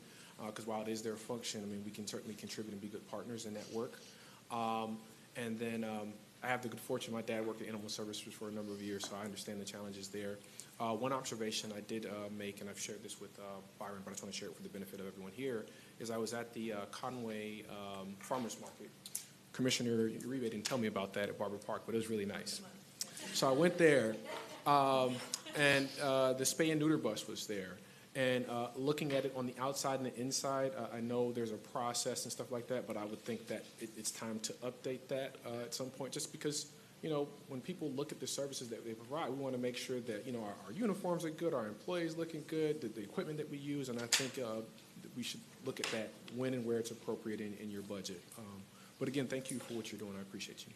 Yeah, 2 comments on that. On drownings, we are going to propose, we haven't proposed it, but you talk about an injury prevention program in our department that is going to concentrate in some of the injuries that can be prevented, including car accident, drownings, and possibly other violent injuries.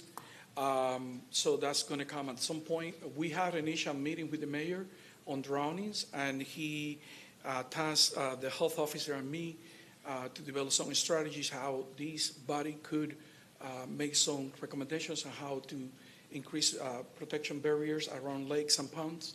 So that's going to come to you when that study is finished. But you're absolutely right.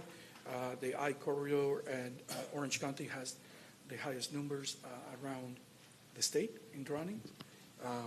Many of them happens in Airbnbs. So we will talk about that, and we will offer your data. With regard to the bus, they have 2 buses. We haven't requested any updates because we don't know if we are going to need the buses in the future. With the expansion of the animal shelter that we are planning and the West Side Neutering Clinic, it may not be a function for the buses, at least for the neutering, because it's very staff intensive with little output. So we achieve more by doing it in a facility than by doing it in the bus, although add mobility, and that may be a consideration. And the other one is only used for transportation. So after this phase is finished, the task for the staff is to meet and decide if the mobile activities is something that they continue to need. Dr. Pino, again, thank you. Like I told you, you're my favorite local celebrity, so I appreciate you. Take it easy. All right, Commissioner Uribe. Dr. Pino, it's great to see you, and I don't have questions. I actually have some comments I wanted to give. Drownings, you know, we've had conversations also with your state division, and sometimes I forget that you're not with the state because I want to ask you things to do for us that's with the state, but you've got a great relationship, and they're fantastic, and we've had the opportunity to work together. Drownings are a major issue, but something more and more that I'm learning, and I would love to see your take on how we can really create something. Parents don't know how to swim. There are so many, I hate to say it, even in our Latino community, that they're like, yeah, I'm going to put my child to go swimming, but I don't even know how to swim. That's a catastrophe waiting to happen. And I am amazed at how more and more I'm hearing adults, and they kind of feel like, well, I've aged out. I'm tall enough. I should be able to stand. And it's so much more than that, because we have seen tragedies in Lake Conway and multiple times where people get jet skis and they have no idea how to swim. And we even saw 2 fathers drown and die, and the kids were on the boat because they were trying to save each other, and they both, you know, were found.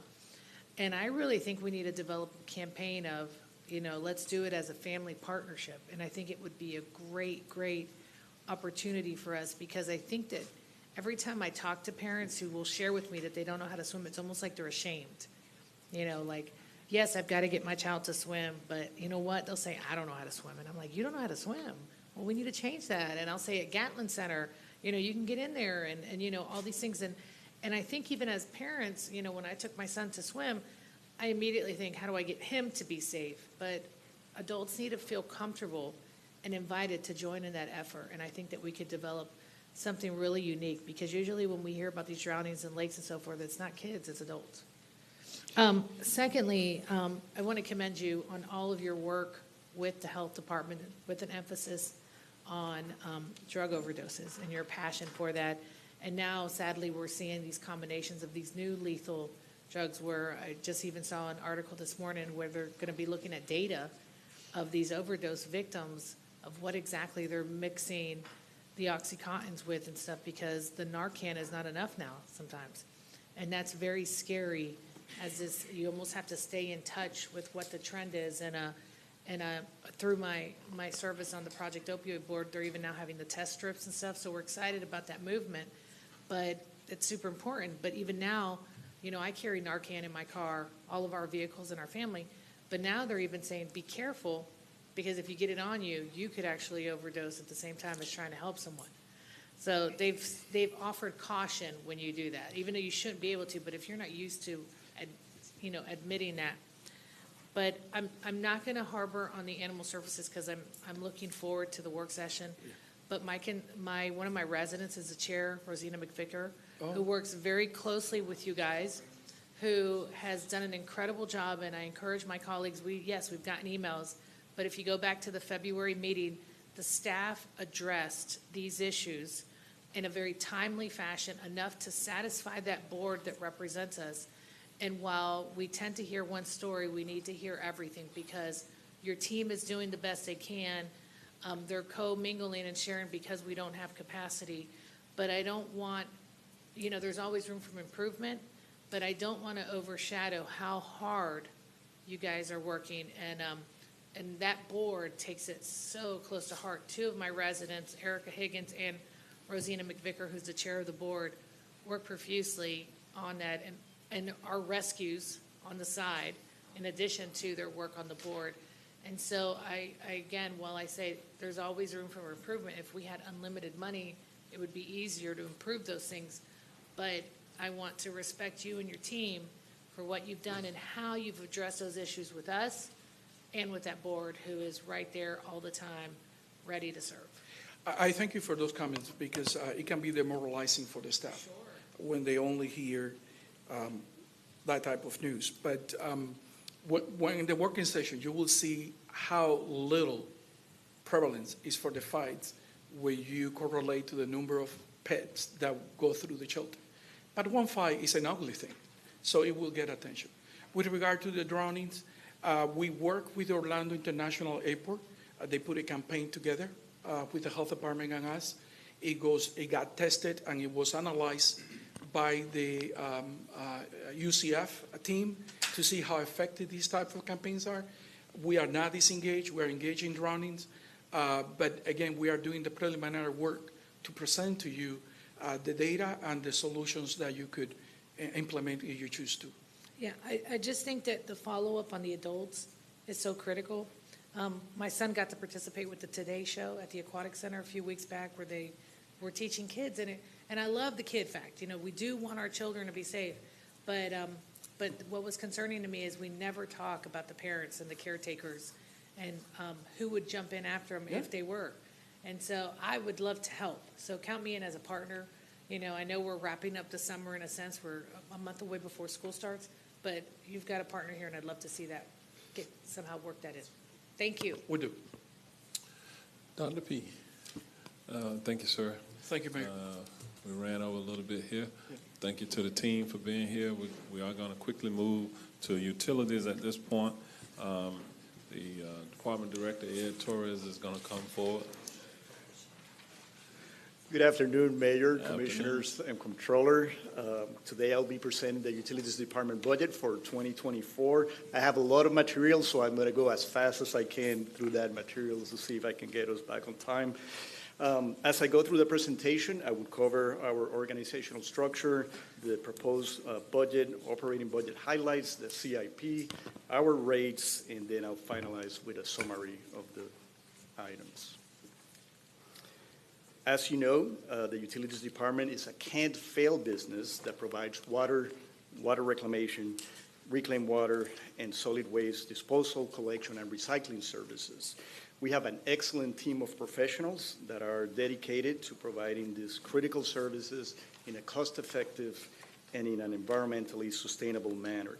Here you can see our organizational structure with our management team, with solid waste and alternative water supply, water production and water reclamation, field services and engineering, and fiscal and customer service.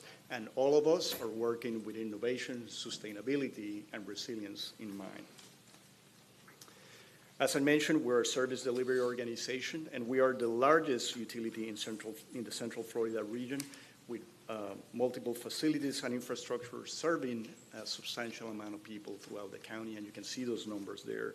With the county landfills serving the entire county and people that comes in from other counties that use our landfill.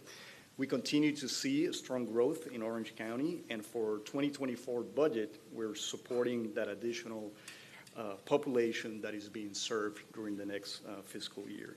And each year, of course, we continue to aim to provide an outstanding level of service to that entire population that is being served by us. As you look at our service area, and it's shown there in yellow in that map, you can see that we provide some type of service to almost the entire county. Our services deliver water with 4 regional water plants and 8 satellite facilities, and those are shown in the blue circles in the map. And then our water reclamation services are provided with 4 regional water reclamation facilities, and you can see that with the purple circles on the map.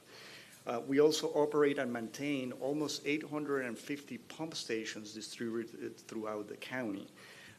And the water reclamation facilities that I mentioned, they also produce reclaimed water, which is a key component of our sustainability efforts. And in solid waste, of course, we have the landfill and the 2 transfer stations, and those are shown with the green circles in the map. And our budget is really designed to provide adequate funding to operate and maintain all of these facilities throughout the county. But let's talk about the budget. And as you know, the Utilities Department is financially self-sufficient and is supported by the revenues generated for the services that are provided. The total operations budget is around $319 million. And between the personnel services and the operating budget, we have an overall increase of about 9.6%. And the increase that you see in personnel services is really due to salaries, retirement, insurance, and the addition of retention and recruitment pay. And then on the operating side, the increases are mostly due to contractual services, chemicals, payment to contract holders, maintenance of buildings, equipment, infrastructure, electricity, heavy equipment, and so on. Basically, everything has been increasing in our operational budget. Now, the pie chart that you see here depicts how our proposed operating budget is allocated, and the largest budgets that you see are in our operating divisions in water, water reclamation, field services, and solid waste, which together comprise 82% of our operations budget. The 3 supports divisions, customer service, engineering, and fiscal support, total only 18%. So we have 82% delivering services and 18% supporting that service delivery. I mentioned that the utility is financially self-sufficient, and the water utility system receives operating revenues mainly through the monthly bills that we send for water, wastewater, and reclaimed water for the services that are provided. And on the solid waste system, that receives the majority of its operating revenue through the tipping fees at the landfill and the transfer stations for those customers that are disposing of waste. And of course, lastly, we have the mandatory refuse program that receives all of its operating revenue through its MSBU that is charged through the property taxes for collection and disposal of residential waste. Now, on the personnel services front, like many other utilities and most of the departments that you're going to hear from today, we continue to face significant challenges in hiring and retaining staff, and particularly in our operations divisions. Overall, we have averaged a 17% vacancy rate throughout the year, and unfortunately, the operating divisions make up 77% of those vacancies. The 2 operating divisions that have been impacted the most are field services and solid waste, which make up 53% of those vacancies. And by the way, we continue to hold our mass hiring events in partnership with HR, who has been assisting us with that. Those are being, somewhat successful, but we continue to have turnover amongst the operations staff in particular. After looking at our operational needs, we decided not to pursue any of the original planned new positions for the fiscal year, but instead what we did is we reclassified 6 positions that we had vacant this fiscal year and tried to meet the operational needs doing that. However, in the future, once the labor market improves a little bit, we plan to, in a future year, ask for those 6 new positions. As I go through the presentation, you will see that I have some initiatives that we'll be presenting and we have implemented to help recruit and create a pipeline of new staff for the department and for the region in that matter. I would like to highlight some operational parts of our budget and go through some of the major goals and how we're going to implement those. You heard me say before that we have the resources to lead in research and innovation, which is really critical as we move our utility forward and we proactively anticipate what's coming, the challenges that we're facing, and also how we can be more effective. And so much so that we have the FDEP chief scientists come in to visit us and look at some of our programs and the initiatives that we're implementing. In terms of giving back to our community, I think all of you are familiar with our H2O pipeline program, where we have been teaching seniors in high schools to become water treatment plant operators or wastewater treatment plant operators. This coming year, we're planning to teach the water treatment class for those high school students. And this initiative really is something that is going to help us address those workforce challenges that I was mentioning by creating our own pipeline of future employees. And perhaps this is something that we may have to expand on to other critical positions where we're having a hard time hiring employees, like electricians and mechanics, which we're really having a difficult time. We also strongly encourage and support participation in professional and trade organizations. We believe that these engagements provide a forum for learning and sharing the latest technologies and trades. It also helps us finding new ways to provide a better level of service for our residents. And this helps us developing our own staff and take them to a different level. These events are also essential for telling our story of providing outstanding water resources and solid waste services to our residents as a premier utility. And lastly, I want to let you know that next year, we're also putting specific effort with some of our own staff throughout the organization to encourage, empower, and support more women in water. That's both engineers and water treatment and wastewater treatment plant operators. And that would only further diversify our staff. Now, in solid waste, you know that that's also an essential element of our sustainability efforts. And I'm happy to let you know that this year we were recognized for our efforts with our ongoing recycling quality improvement program. And we received the 2023 SWANA Award for Outstanding Awareness Campaign. And I know you're familiar with this program, but we have been able to reach over 200,000 homes with this particular program. And our recycling quality improvement program is one of the largest efforts of its kind, and we're going to continue to support that program in this coming budget. Now, renewable energy and sustainability are both critical county goals and are particularly important now as we've been seeing the high energy prices and the need for us to be more resilient with climate change. As part of our budget, we're purchasing 4 new hybrid or electric vehicles next fiscal year. We're also installing new charging stations, additional ones, at the new Eastern Operations Center, which is expected to begin construction in 2024. We also have completed CIPs that some of you are familiar with, solar arrays at our Southern Water Supply Facility, where we did the 1.2 megawatt floating array, and a 2 megawatt ground-mounted array at our Northwest Water Reclamation Facility. For 2024, in addition to those, we're building 2 more solar arrays, 0.75 megawatts each one of those, one at our South Water Reclamation Facility, and the other one at our admin building by Curry Ford Road. And these efforts will further ensure reliable and sustainable services to our residents. So now let me highlight some of our capital projects. Our CIP for 2024 is $249 million. And those 249 million are allocated in collection and distribution projects, facilities and treatment plant projects, solid waste, alternative water supply, and of course, we have some miscellaneous projects.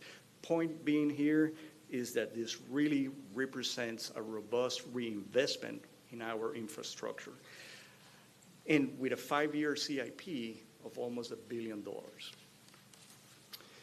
Now, as we move through these programs, the renewal and replacement program, you see the amount of monies that we have allocated for that. But one thing that I wanted to highlight is that we're renewing 94 miles of gravity sewer, 118 pump stations are being rehabbed, and we're replacing around 24 miles of force mains and 34 miles of water mains. You are all familiar with the septic to sewer program. This is not easy, but our program is one of the most successful retrofit programs in the state, with funding and with Commissioner Moore's support and being a champion for the program and the Springs Priority Focus Area. That has been incredibly helpful for our communities. You can see the grants that we have been able to amass in both the Wekiva and the Pine Hills areas. And these are essential for us to implement this type of program. Also, not directly capital, but it's related, is the septic tank work group and their efforts therein by staff from different departments. And now that we have been able to complete the first phase of the groundwater vulnerability analysis, those subgroups can then start finalizing the recommendations and start the work sessions with the board to establish policy, funding, and draft an ordinance to implement these recommendations. And we're really looking forward to that. Now, in water reclamation, you can see that the amounts that are allocated there for the water reclamation facilities, but we have improvements at each one of our 4 regional water reclamation facilities. And even the brand new one, the Hamlin Water Reclamation Facility, we're already working on an expansion to that plant. On water supply facilities, again, we got almost 60 million for the 5-year CIP, and we're also having improvements done at our 4 major water supply facilities. In transmission improvements, we have almost 200 million allocated in the 5-year CIP. You can see that we have an extensive list of projects over there, and the point that I want to highlight here is the fact that most of these projects are designed and implemented in close coordination with Public Works as they are working on their transportation improvements. A lot of collaboration there to make sure that projects go without a hitch. In solid waste, again, we have almost a little bit over 100 million in the 5-year CIP. Cell 11 continues to be constructed, and we also have the closure of several cells, and we have miscellaneous projects through the solid waste system. In alternative water supply, we have 13 million allocated for next year, 91 million allocated for the 5-year CIP. And we're working on the 2 major alternative water supply projects that we have, Cypress Lake and Taylor Creek. But in addition to that, we're also exploring integrated water resource solutions for Orla Vista, Big Sand Lake also. And we're looking at potable reuse pilot projects that we can use for treating, looking at new treatment technologies and advanced treatment technologies, using that to train our staff, and also use that as an educational conduit for our own customers. So now I would like to go over the rates that we charge for our services. Our water and wastewater system normally faces increasing costs each year as we meet the needs of our customers. However, this current year, with the economic conditions that we have had, led to record inflation and supply chain issues that result to large increases to contract in pricing for goods and services. However, in May of 2022, the board approved a 5-year plan that really begins this coming year in 2024 for water and wastewater rates to achieve parity between the residential and the commercial effective rates. That's something that you led in 2022 and will start in 2024. In addition to that, to enable us to meet our operational requirements and debt service, we're recommending a 3% increase in the other rate fees. This budget also includes a provision for issuing a bond for the capital improvement program, and we will work with the comptroller and fiscal to get the optimal size of that bond issuance, and also the timing of that bond issue. And of course, just like every year, this rate plan is a key factor for maintaining a strong financial health and our AAA bonding. So the next two slides, I'm going to go through our proposed water bills for water and wastewater. And the one that you see right now shows the cost of water for 7,000 gallons, and you can see the current and proposed rates there. And you can see that the proposed rate remains at the lower tier of the comparison group. Also, you are all familiar that some cities charge a surcharge rate for unincorporated residents. Some of those are as high as 25%.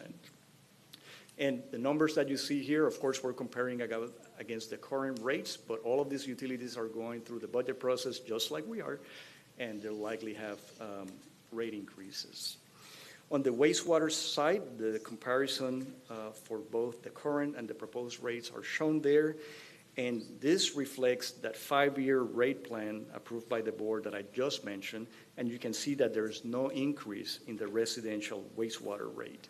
And this will be a welcome relief to our residents, particularly now with this inflationary environment that we have. And again, we're comparing against current rates. All of these facilities, all of these utilities will be having going through their budget and perhaps having budget increases as well, rate increases. We're recommending an adjustment to the reinspection fee, and the reinspection fee is the charge for staff having to go out and reinspect a construction job after it has failed the initial inspection. I mentioned that we're seeing a lot of growth, and this fee schedule has not been adjusted since 2008. The proposed rate is based on the current inspector wages and equipment costs. And this fee is really part of the fee directory, and there is a resolution on the budget work session consent agenda that will enact these rates if you so approve. Now, with regards to solid waste, we talked about the landfill and the 2 transfer stations, and these facilities and the rates that are charged are for haulers and residents who need to dispose of waste. In 2021, we had a rate consultant look at our solid waste finances, and they recommended at that time annual 4% tipping fee increases based on the data that they had available, which was from 2020. Since then, we had significant inflationary pressures that have affected both operational and capital costs. And just to give you an idea, the 5-year average annual increase for our operation and maintenance costs has grown from 2.7% to 5.8%, and the cell construction has increased to 26.9%, almost 27%, really incredible increase. Therefore, a 12% increase in tipping fees is proposed, and you can see the 3 tipping fees which provide the bulk of our revenues shown in the screen, the Class 1, Class 3, and yard waste. And we have highlighted in orange the proposed charges per ton. These changes in rates and charges will be discussed at the board in more detail in a public hearing that's scheduled for August 8th. And those will become effective on October 1st of this year if the board so approves it. And then this is a similar comparison, but now for the solid waste Class 1 fee compared to other county systems. And as you can see, even with that 12% increase, we're still in a competitive, near the comparison group there. And this county, just like with water and wastewater, they're going through their budgets and will likely have increases to their tipping fees as well. So in summary, the 2024 budget reflects innovation and community stewardship, our renewable energy and sustainability efforts, continued emphasis on maintaining and renewing our infrastructure and on expansion to address growth. It also reflects that 5-year plan for water and wastewater rates that were approved by the board, along with the system rates that will be indexed by 3%. And finally, it also includes the 12% increase for the solid waste tipping fees. And that's as fast as I can go through this. Thank you very much. All right, we're going to go to Commissioner Moore. I just wanted to say thank you for all the work. You know, even in the littlest things that are going on, you have outstanding customer service. David showed up. He's going to smile. I brought him up to my community meeting with 40 people whose trash had not been picked up very regularly, and he handled it like a champ, and they walked out there still like David. So Everyone likes David. so that worked out really well. So thank you for all your work. Just excellent staff. You run a tip-top operation, and we couldn't be prouder to work with all of you. Thank you, and it's exactly what you said. It's the staff that we have dedicated and committed throughout the year. All right, thank you. Commissioner Wilson? You're very humble, but I think there's also a top-down thing that happens, and your innovation and your dedication to really doing things looking into the future is inspirational to all of us and people in surrounding counties. We were able to sort of chat with people at FAC a couple weeks ago, and I just couldn't be any more proud of the work that you all are doing in your department. And to the point about David, going through the storm season and all of you all, like the way the professionalism, the response, the flexibility, I couldn't be any more proud. I know we're on a time crunch, or else I would go on and on. But thank you so much, Utilities Department, for everything you do. Very proud. Thank you much. Commissioner Scott? Edgar, how are you? Listen, going along the same lines, I did a lot of research, right? I checked with a lot of county employees, and I've yet to find a male or female county employee that has better hair than you. So just thank you for that. But no, seriously, David has been solid. I think we left one meeting 9:45, 10 o'clock at night. He stayed there. He's by himself. He could have easily delegated that to staff. And I've just seen either in email or in person where people have not been so nice to you and your staff. And so I appreciate how do you guys handle that. And just the level of customer service and the welcome you've given me since I've come on board. I know we have a timeline as it relates to the odor control for the Sand Lake Water Reclamation Facility. I would just ask if there are opportunities to be able to expedite that where possible. I'd love to see that because I am 41 years old and I've been smelling that since I was a kid. So, you know, aside from that, I just appreciate you and your team and the work that you do sincerely. Thank you much. And so that you know, we have all hands on deck on the odor control. Now you got to have all hands on deck so people can get their hair to look just like yours, just a little bit. I'm trying. Right. Commissioner Uribe? Ed, I just would be remiss if I didn't thank you and your team for not only the hard work. I hear the word humbleness, and that is very much so, but you guys don't even get caught up in the weeds. It's like, how do we solve things? How do we get them fixed? And that's just a testament to your leadership and how strong your team is, and all the way down to the folks who work at the landfill, you know. And that's just, may you continue to have that success and leadership, because it is a pleasure. You know, we can never make everyone happy, but yet all the taxpayers at the least expect their trash to be picked up, right? And you guys, through tough times and working, and even putting these RFP companies, you know, calling them out and making sure they're accountable for that, for the protection of those tax dollars, is just very good. So I don't have any questions. I'm just very happy, and I hope we get to work together with your team and everyone going forward, and then that continues. And so thank you. Thank you much. Commissioner Bonilla?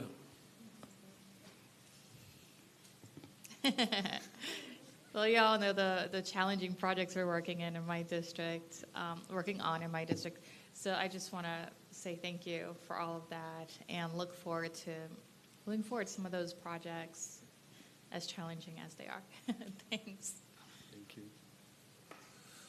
Ed, Dr. Pino probably would have loved to have switched positions with you based on this dialogue. All right, thank you very much to the whole team. Thank you. All right, we're going to move to Public Works. Joe Conkle. Good afternoon, Mayor, Commissioners. I'm here to Afternoon. present the proposed budget for Public Works. Hard act to follow, apparently. Let's move on. So, presentation for today, of course, includes the organizational chart, followed by the proposed fiscal year 24 budget. I'll go over some operating budget highlights. Then Raymond Williams will handle and provide you information on the capital improvement program, and then I'll provide a very short, brief, quick summary of our presentation today. So we have something new to talk about at Public Works on our org chart. We are adding Transportation Planning Division. So it's somebody that we've worked with, a group that we've worked with for years and years. We've done RCA studies together. We've done preparation of final plans together, community outreach, public involvement, program development, and DRC activities as well. So we are pleased to welcome transportation planning to the Public Works family. Looking a little bit more at our org chart, of course, I have Brett Blackadar, our Deputy Director. He's filling a few roles right now, but the intention is for him to take over the traffic operation and transportation planning side, as well as the other operation functions in Public Works, stormwater and roads and drainage. And then our new director, which is hopefully coming on soon, will take over the DRC activities, as well as highway construction and engineering on the capital side. In this org chart, our fiscal operation division supports all divisions, so they report to me. And real quickly, Humberto Castillero is Traffic Engineering Division, of course, Renzo, and Transportation Planning. Mike Drozik from Stormwater, Eduardo Avellaneda from Roads and Drainage, Ralphetta Aker from Fiscal and Operations. Raymond, of course, is Engineering Division, Ken Leeming from Highway Construction, and Dale Mudrak from Development Engineering. Here is our projected revenue chart. A couple of things that jump out that are fairly interesting or very interesting. Number one is that gas taxes and impact fees only accommodate 25% of our budget, or our revenues, I should say. The majority of our revenues do come from the shared sales tax that comes to us and is moved over into the operation and capital side through the Transportation Trust Fund. So again, 25% from gas tax and impact fees, and then the remainder of the funding from other sources. Which brings us to our budget, proposed budget for fiscal year 24. We are looking at personal services of $53.6 million, operating budget of $112 million for a total of $166.3. There's some significant increases there, and then likewise, you see that we have now 574 positions as opposed to 555 with the addition of transportation planning. On our personnel services charges, I think it's the same discussion through all, and that's a result of past and proposed pay adjustments and other additional personnel costs, such as taxes and FRS. So those are fairly straightforward changes. On the operating budget, no surprise. You heard this from Ed Torres, and I'm sure you probably heard it from others as well. But 2/3 of our increases are related to our service and maintenance contracts. A majority of our increases are for those. And those are mostly in our operations side, road and drainage, stormwater, and traffic engineering. They include higher fees for contract services, personnel, as well as labor and other materials. And these are for services such as our concrete repair, our sidewalk repair, pavement repair activities, mowing activities, all the other service activities that we have across the board. I will get into, and some level of service increases as well. And I'll get into a little bit more detail as we go forward. Some other cost increases that you may not think about as much is just buying straight up materials, steel and aluminum. We use those for various things in our shops. Those prices have increased dramatically, and utility power bills. We pay the bills for the street lights and the traffic signals, and those have gone up as well. And then the use of employee agency when we do some short-term replacement for some vacancies. So moving on to our operation highlights. We're still having some challenges with getting heavy equipment and rolling stock. This past year, we were a little bit more successful in getting some rolling stock, but however, there has been downtime for our heavy equipment as well as downtime for even our general use service vehicles. So we're looking to do replacements this year. Like I said, there's been an uptick in acquiring heavy equipment, and we are hoping that this next year's budget will be able to get heavy equipment and some rolling stock general use vehicles as well. As I mentioned, material and services costs are continuing to rise. I'll have a few examples in a moment, but what I wanted to point it out is that with materials delivery, I'm sure all of you have heard me say 6 to 8 months for a mast arm, 1 year for a controller box. That is the standard these days. Even last December, we were denied deliveries of asphalt and concrete because of aggregate. There was a shortage of aggregate in the state, and that filtered down to our operations and even our contracts getting materials. So there's a number of things that go on with materials and services that we have. And then the largest item on the list for us is vacancies. We have about a 20% vacant percentage right now, 136-ish, depending on the day. Vacancies inside Public Works. And you see that a majority of those are in the operations and maintenance areas. We've had some successes with job fairs last year. Or a year and a half, we've had 2 job fairs and brought on 50 or more, just a little over 50 staff to Public Works hires. And then likewise, when we were filling some of our professional or administrative staffing positions, we reached out to professional organizations and were successful in that as well. But one of the big challenges we have is with that maintenance operation areas.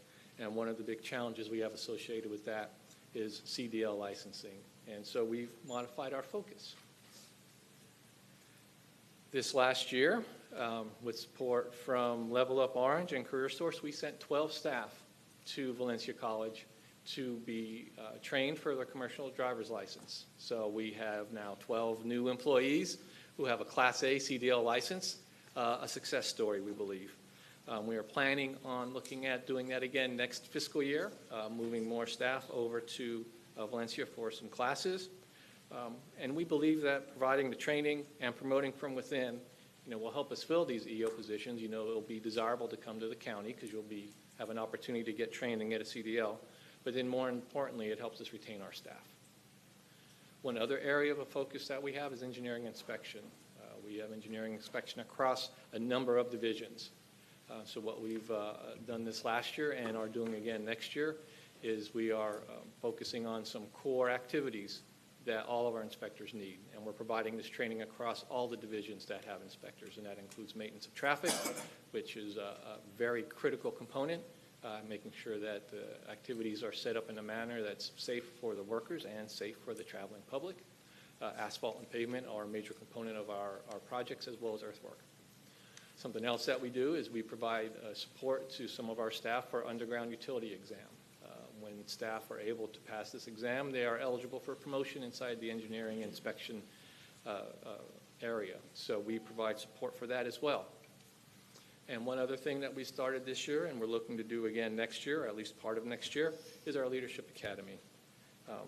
This is an effort where we provide a framework for establishing one Public Works so that we can work better together. This is a collaborative and cooperative program, and we're providing it for all levels of our supervisors. As a matter of fact, we are focusing on our mid-level supervisors. We believe that's where this training will be the most productive, is having those mid-level managers understand the advantages of working better together and a one Public Works. And like I said, we have some money in our budget next year to have another class for our Leadership Academy. As I describe every year, Orange County is growing. And as Orange County grows, our infrastructure grows. And as our infrastructure grows, so does the Public Works requirements for maintenance activities. So this year, we included in our budget additional street sweeping for 210 new curb miles. We have 66 new retention ponds that we're maintaining, 14 traffic signals that we've added to the county system, 430 new streetlights that we now have included in our budget, and 10 miles of sidewalk. So we are making progress in some of those areas, but again, as the county grows, so does the maintenance responsibilities for that infrastructure. Which brings me to not necessarily a highlight, but a true part of any operating discussion is cost increases. And as I mentioned on that overall budget slide, about 2/3 of our increases on the operating side are related to contract activities similar to right-of-way mowing and landscape maintenance. So this year we are renewing 8 of our 18 contracts. We rotate the renewals over the course of 3 years. And with that, we also will be upgrading the number of cycles from year to 16 to 24. So we will be increasing the number of times that we're out doing the right-of-way mowing. And we anticipate with a 15% increase, anticipated budget increase for that item, $700,000 increase to our right-of-way mowing. Likewise, for landscape maintenance contracts, we're updating 3 of those, applying the same 15% cost increase. We estimate a $300,000 cost increase there. I mentioned heavy equipment a little bit earlier. We've reevaluated and added some funding for the additional costs associated with heavy equipment and rolling stock. We are looking to add those items to, hopefully, our fleet next year, and we have budgeted $4.9 million for that activity. And then one other example of cost increases is our MSBU pond maintenance. These activities for drainage structures, pond mowing, materials used on pond sites, as even as well as aquatic weed control materials have gone up drastically, and we have budgeted a 50% increase for our MSBU pond maintenance activities. Another activity we plan to extend into the next year, which we feel will benefit every district, is our community outreach. This last year, we had a large project in Orla Vista, Westside Manor, and because of the nature of the project, we established a monthly newsletter and a mitigation project website. But we plan to enhance the information for other projects as well. Everything from some of our O&M activities to our sidewalk program, to other smaller projects that we do, and our larger projects as well. We're looking to have much more community outreach and provide that information through various mechanisms. This last year and next year, we will collaborate with solid waste. Last year, it was a big deal with hurricane debris removal, and we saw some opportunities for those types of cooperative efforts where we had a combined newsletter, a combined exhibit that we were able to push out through communications and social media. So we're looking to do more of that, again, with solid waste and other departments as needed. And then also, this last year, we identified an information gap. We know that we have community meetings and newsletters that go out on our larger road projects, our planned road projects, but we don't have community meetings in front of those road projects. And while newsletters are helpful, we think that community meetings are essential. So we are looking to include community meetings in advance of road construction projects this year. It only makes sense not to wait 5 years and only send the newsletter out. So that's something else we're doing.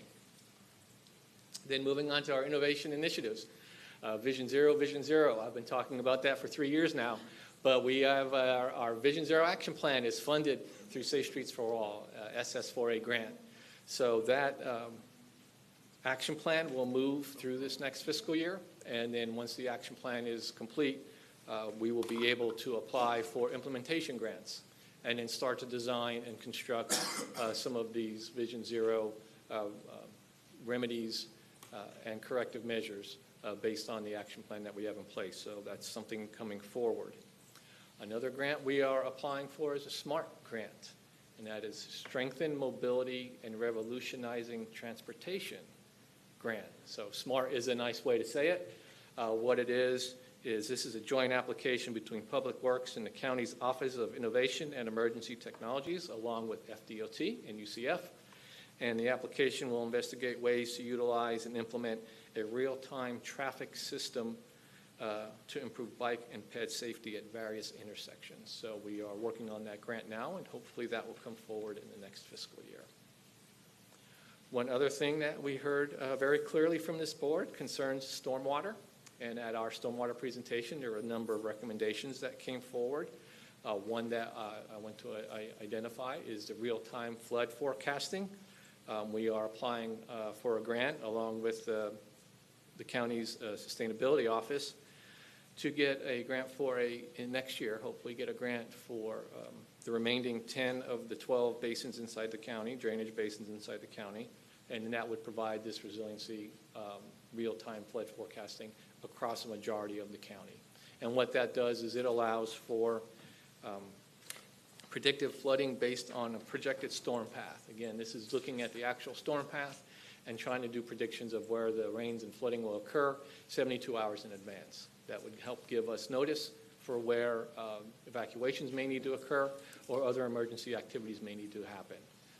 I know that us in fire and rescue and others have standard places that we always go to and places that we know that are either prone to flooding or areas that are of concern. But this would help us with hopefully focusing some of those activities. And then another item that we had in the stormwater presentation was the implementation or the acquisition of a stormwater resiliency project manager. And that project manager, of course, will coordinate all of our SORAP activities, and SORAP is Sustainable Operations and Resiliency Action Plan that the county has.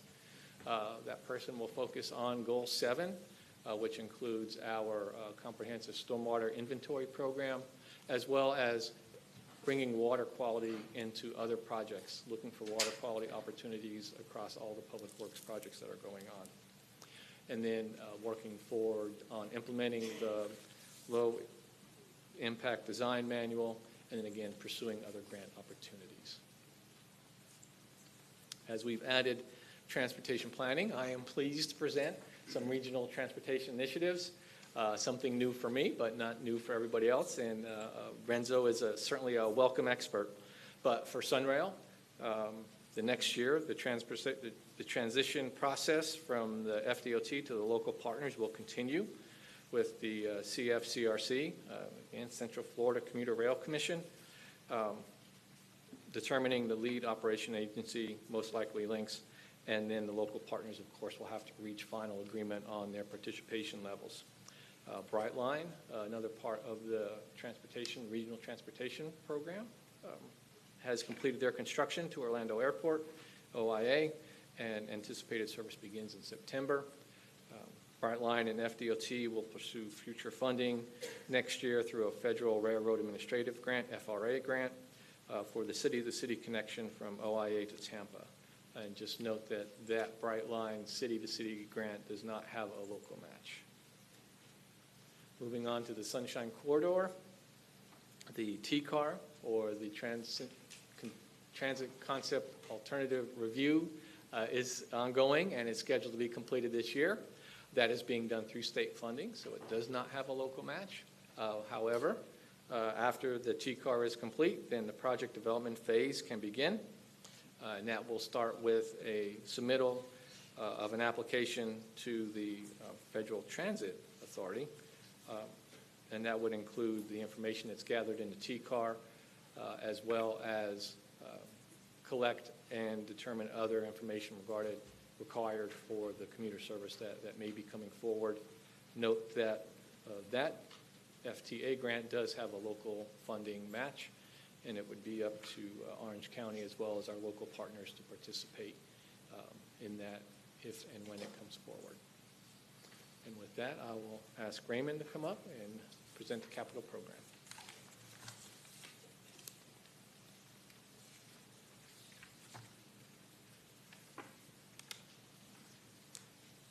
Good afternoon, Mayor, Commissioners, Comptroller Diamond. The proposed Public Works Capital Improvement Budget for fiscal year 24 is $217.7 million. Roadway improvement projects account for 43% of the CIP budget, with the CIP programs such as sidewalks, bridges, and pedestrian safety comprising 22%. Roadway paving, drainage improvements, and traffic signals and traffic calming make up the remainder. Despite the significant funding allocation, the CIP program continues to struggle with high construction costs and supply chain challenges. The rest of my presentation will follow the outline shown, starting with a few of our accomplishments, safety projects and programs, some infrastructure projects, and lastly, studies. The projects shown on the screen represent a sampling of projects for which we completed design and permitting All the projects shown are either under construction or pending construction. These projects include major pedestrian safety projects on Pine Hills Road and Alafia Trail, Sugar Creek Trail Phase 3 in coordination with FDOT, and the Orla Vista Flood Mitigation Project. Now to our safety projects and program.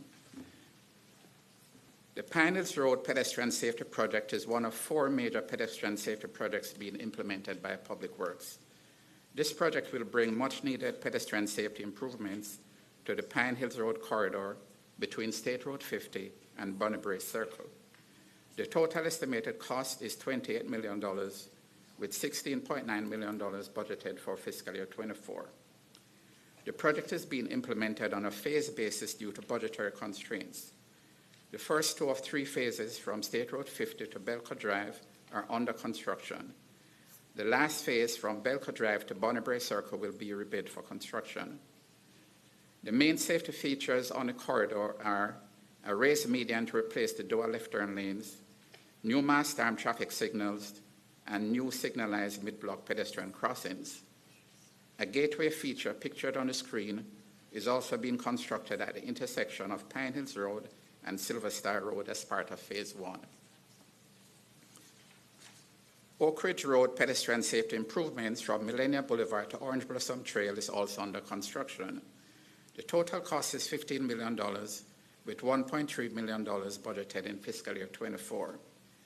The safety features on this project include replacement of the existing dual left turn lanes with a raised median, new mass arm traffic signals, and new signalized mid-block crossings.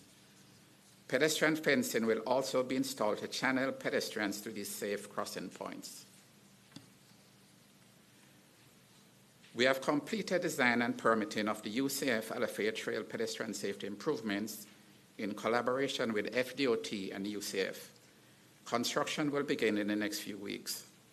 The project will feature pedestrian safety improvements along Alafia Trail from Research Parkway to McCullough Road, and on University Boulevard from Quadrangle Boulevard to Alafia Trail.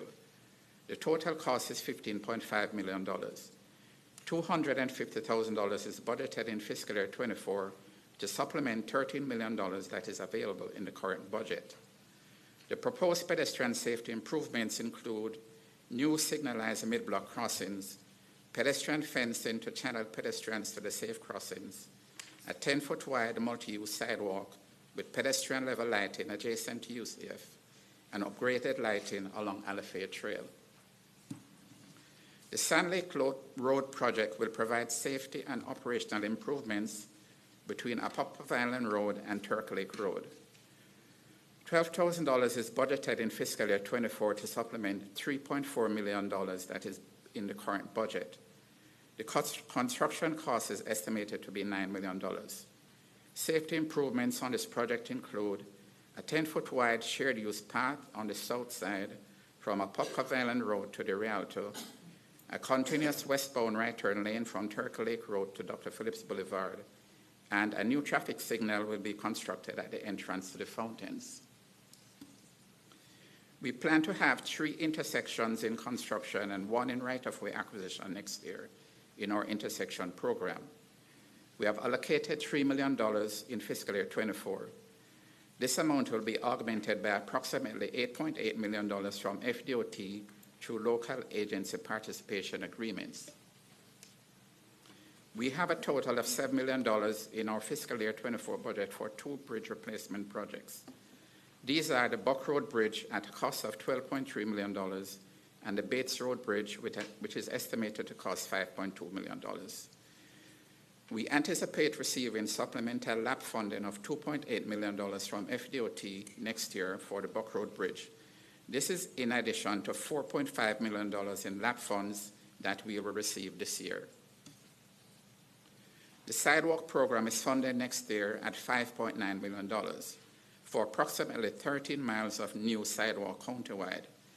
This amount will be supplemented by funds from the Mayor's proposed Accelerated Transportation Safety Program, which I will discuss later. The current roadway lighting program will light 84 miles of arterial and collector roads countywide. 74 miles of roadway have been lighted to date, and the remaining 10 miles are currently with the utility companies for installation. We expect the utility companies to wrap up installation this year and complete the program. No new funds are available under this program. However, the Accelerated Transportation Safety Program will provide additional funding to light more arterial and collector roads. I will provide more details later. An additional 87 miles of high-pressure sodium lights have also been upgraded to LED across the county as part of Duke Energy's lighting upgrade program. We have allocated $200,000 next year for roadway lighting upgrades to address pedestrian safety. These funds can be used to improve existing lighting conditions at areas with high pedestrian traffic, such as pedestrian crossings, bus stops, intersections, and short road segments. As we were informed at the June 6 BCC meeting, the Accelerated Transportation Safety Program will provide a total of $55 million to fund new safety projects over 5 years. $15 million will be allocated for a new lighting program for arterial and collector roads. $25 million will be provided for sidewalks, and $15 million will fund new safety projects. A total of $9.7 million will be budgeted for this fiscal year, for next fiscal year. This is comprised of $2.5 million for roadway lighting, $4.7 million for sidewalks, and $2.5 million for safety projects. Now to infrastructure projects. Bogger Creek Road from State Road 417 to Osceola County line is under construction and is projected to be completed before the end of next year. The total cost is approximately $26 million, with $4 million budgeted next fiscal year. We will start construction on Econ Trail from Lake Underhill Road to just north of the State Road 408 overpass in the next few weeks. The total cost is $70 million, and $31.9 million is budgeted for next fiscal year. Public Works committed to completing Stormwater Master Plan updates at the May 23rd BCC Stormwater Work Session number 2. $2 million is budgeted for this effort in fiscal year 24. The scope of these updates include developing an inventory of drainage structures, analysis of drainage patterns, and modeling of storm events. These updates will be critical to alleviating future flooding. The map on the screen depicts the county's 12 major drainage basins with the estimated completion dates of the Stormwater Master Plan updates. Other infrastructure projects include the repair and replacement of a 48-inch outfall force main at the Long Lake Pump Station. $2 million is budgeted for this project next fiscal year. The replacement of a leaking 60-inch corrugated metal pipe with a new 60-inch reinforced concrete pipe is also planned for segment D of the B14 Bogger Creek pipeline. $1 million will be allocated for this project. Public Works has a long history of collaboration with various private and public entities on many projects. We continue to work with our private partners to deliver roadway infrastructure in the Horizon West area, Innovation Way, and Sunbridge Parkway. Although many of these projects are not funded through Public Works CIP budget, they consume significant staff resources for the review of construction plans and construction inspection. We are also collaborating with the City of Winter Garden for infrastructure improvements on the East Bay Streets project. Public Works manages water quality projects for the Environmental Protection Division's CIP program and recreational trail projects for Parks Division CIP in collaboration with FDOT. We also continue to partner with FDOT on our intersection improvement program on projects such as Tiny Road at Tilden Road, and also on our bridge replacement program on projects such as Buck Road Bridge replacement. And for studies, 11 new studies are being initiated by Public Works' newest division, Transportation Planning. These studies are in the procurement phase with $3.1 million allocated in fiscal year 24. 2 of these new studies address pedestrian safety on University Boulevard from Golden Road to State Road 436, and on Hiawassee Road from Balboa Drive to Silver Star Road. Phase 2 of the International Drive Ultimate Transit Feasibility Study is also going through the procurement process. The remaining new studies will address corridor improvements and will begin the procurement process next year. These are Dean Road from University Boulevard to McCullough Road, Northwest Orange County Area-Wide Transportation Study, Lake Pickett Road from Percival Road to Charlotta Road, and Econ Trail from Corford Road to Lake Unhill Road. Other new corridor improvement studies include a study of Hancock Lone Palm Road from State Road 50 to Waterford Chase Boulevard, a roadway conceptual analysis of Lake Pickett Road from State Road 50 to Percival Road, a new RCA on Valencia College Lane from Golden Rod Road to William E. Coleman Drive, and a new RCA of Edgewater Drive from Clarkona Ocoee Road to Pine Hills Road. Current studies which are wrapping up next fiscal year are the International Drive Sand Lake Road Pedestrian Bridge, Charlotta Road from State Road 50 to Lake Pickett Road, McCullough Road from North Orion Road to Tanner Road, and Tiny Road from Bridgewater Crossings Boulevard to Tilden Road. This ends my portion of the presentation, and I will now hand over to Mr. Kunkel.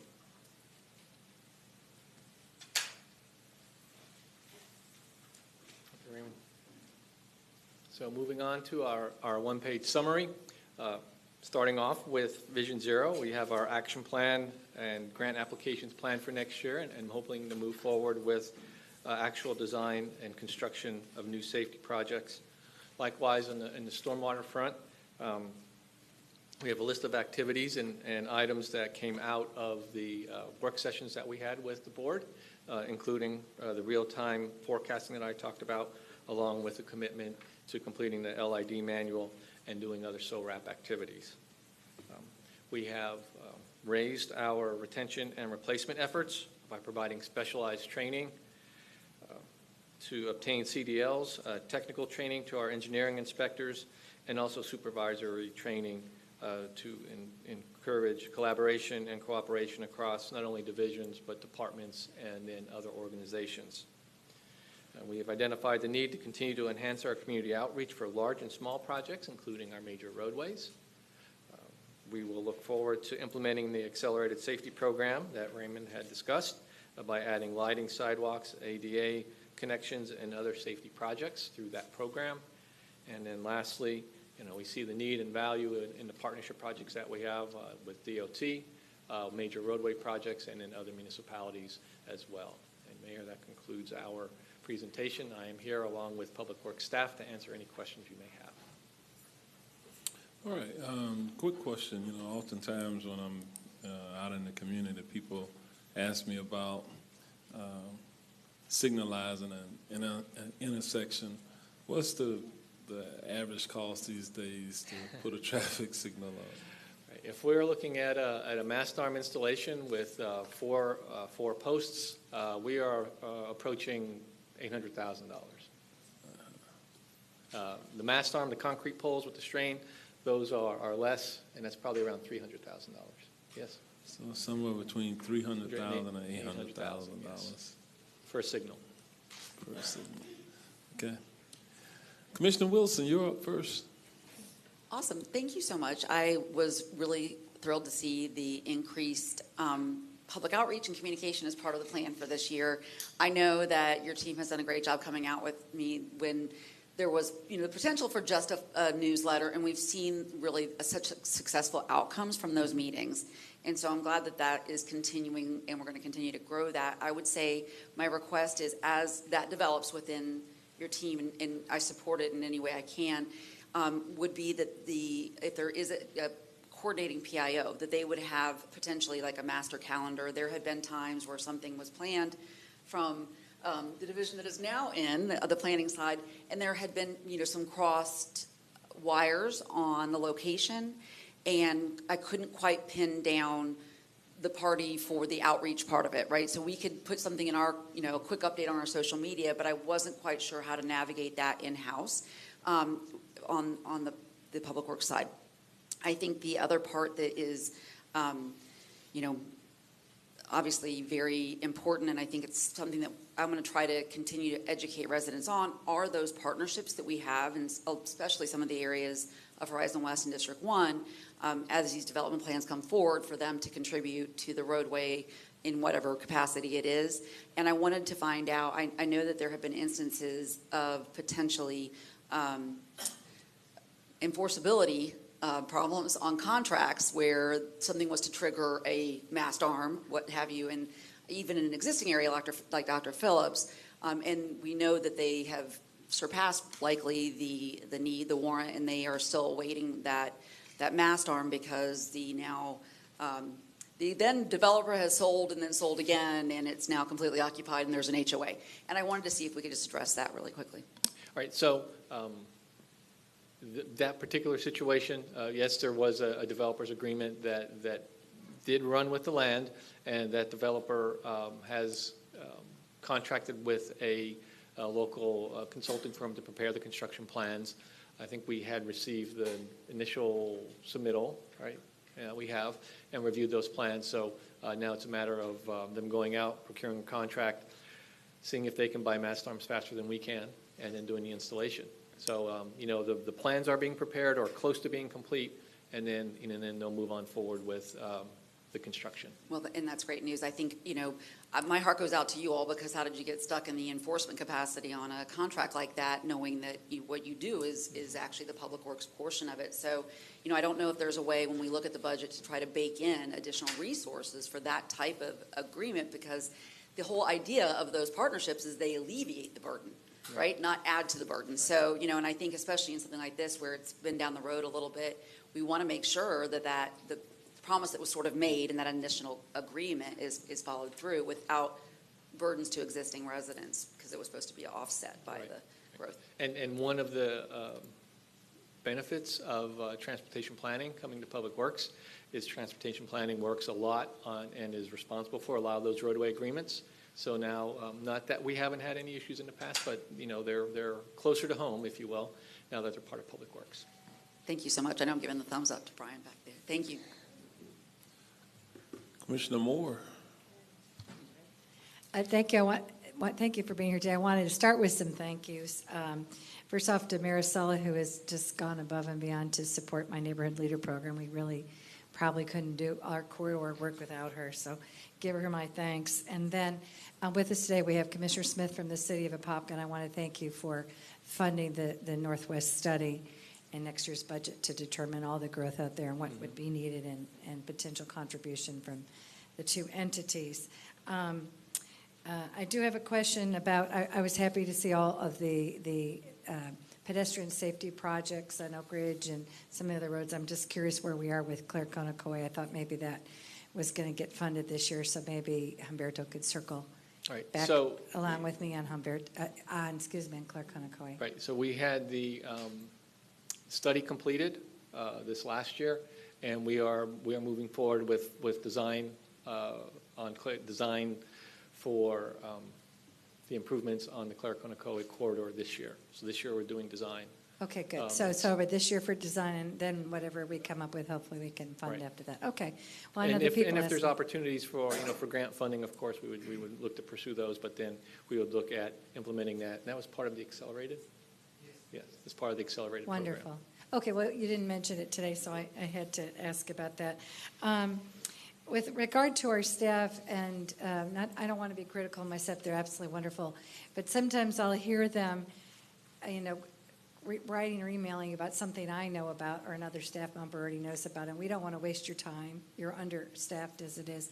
Had you considered some sort of training, because we are the customer service entree for all of the public, and we don't want to duplicate efforts, so I don't know if you have any training for our staff so they know who to go to and have answers to things, because I hear some redundancy there. Right. NTPs, I still wish I had more notices to proceed. Me, I drive around Sunday morning before church and go, oh, they started on this and they started on that, and I take my own pictures. I'm really your own PIO for District 2. So I know you hired somebody, I had talked the other day with Brett maybe about some quarterly meetings to let us know what's coming up. And the other day, I called one of my best people on Powers Drive. Have you seen the whites of their eyes? Yes, Commissioner, I've seen the light going up at Indian Hills. I go, take a picture. So sometimes it's a little, you do so much, sometimes it's a little challenging for us to keep up with it all. I mentioned that. The other question, you're still short on employees, and I was just curious if you'd already considered some sort of a pilot program, internship with one of the high schools like Utilities has done, because it looks like that's creating a pretty good pipeline for them. Had you considered that at all? We have not moved forward with a training program. We had some discussions earlier this year for a pilot/internship for field operations, and that's something that we'll have to pursue, Commissioner.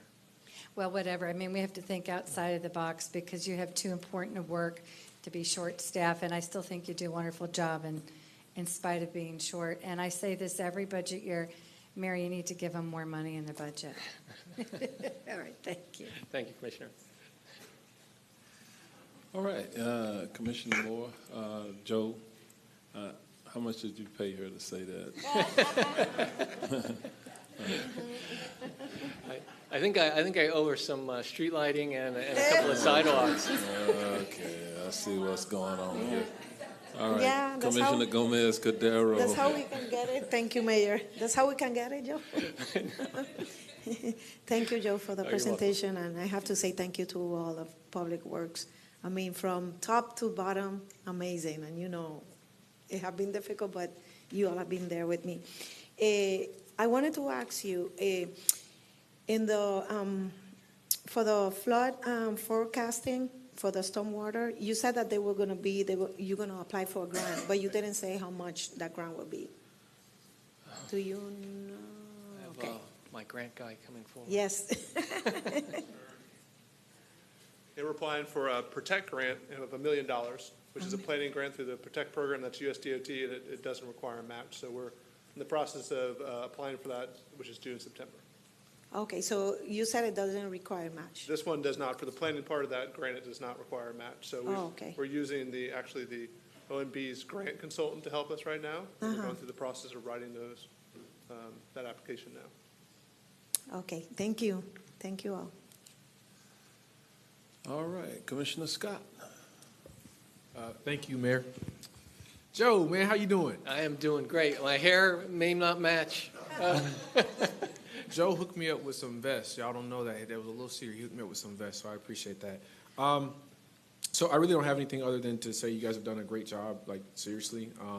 We've had probably maybe about 5 or 6 meetings where people were not so nice in certain neighborhoods, and your staff was very patient. They managed their facial expressions. I remember as Commissioner-elect, one of the feedback that the folks had said was talking about how they look like they don't care, and they're standing, and they really adjusted their posture and stuff to make sure they're more inviting and stayed the entire meeting. And for one particular community, the meetings run very long, but I do appreciate that. One thing I wanted to just kind of put out there for consumption is that when we look at the vacancies or hiring, we look at the demographic of people who work in public works. I want to look at ways where we have opportunities for second chances. But what I mean by this, when I work with young people who have made mistakes, have some type of a criminal record, more often than not, they are at car washes, they are pressure washing, they are doing manual labor because they can't get a job elsewhere. And I understand, when we go with risk management, they do that report and you determine, but figuring out a way where, we can say yes to second chances of sorts, but not specific to your department, but to all departments. I understand we have to be risk averse to some degree, but not to every degree, knowing that people make mistakes. At what point do we give someone an opportunity to recover from those mistakes? And so looking at innovative ways where we can, make some exceptions where possible for those who have had, mistakes like we all do, requires a little bit more looking. So I know that's probably a conversation you'll have with HR, but just wanted to share that with you. Well, I know we do get those reports, Commissioner, and I think we do look for second chance opportunities as well. All right, thank you. Commissioner Uribe. Joe, I'm already very appreciative of your entire team, Brett, all the help you guys have done with us with the no parking signs and all of that, which has really helped tremendously.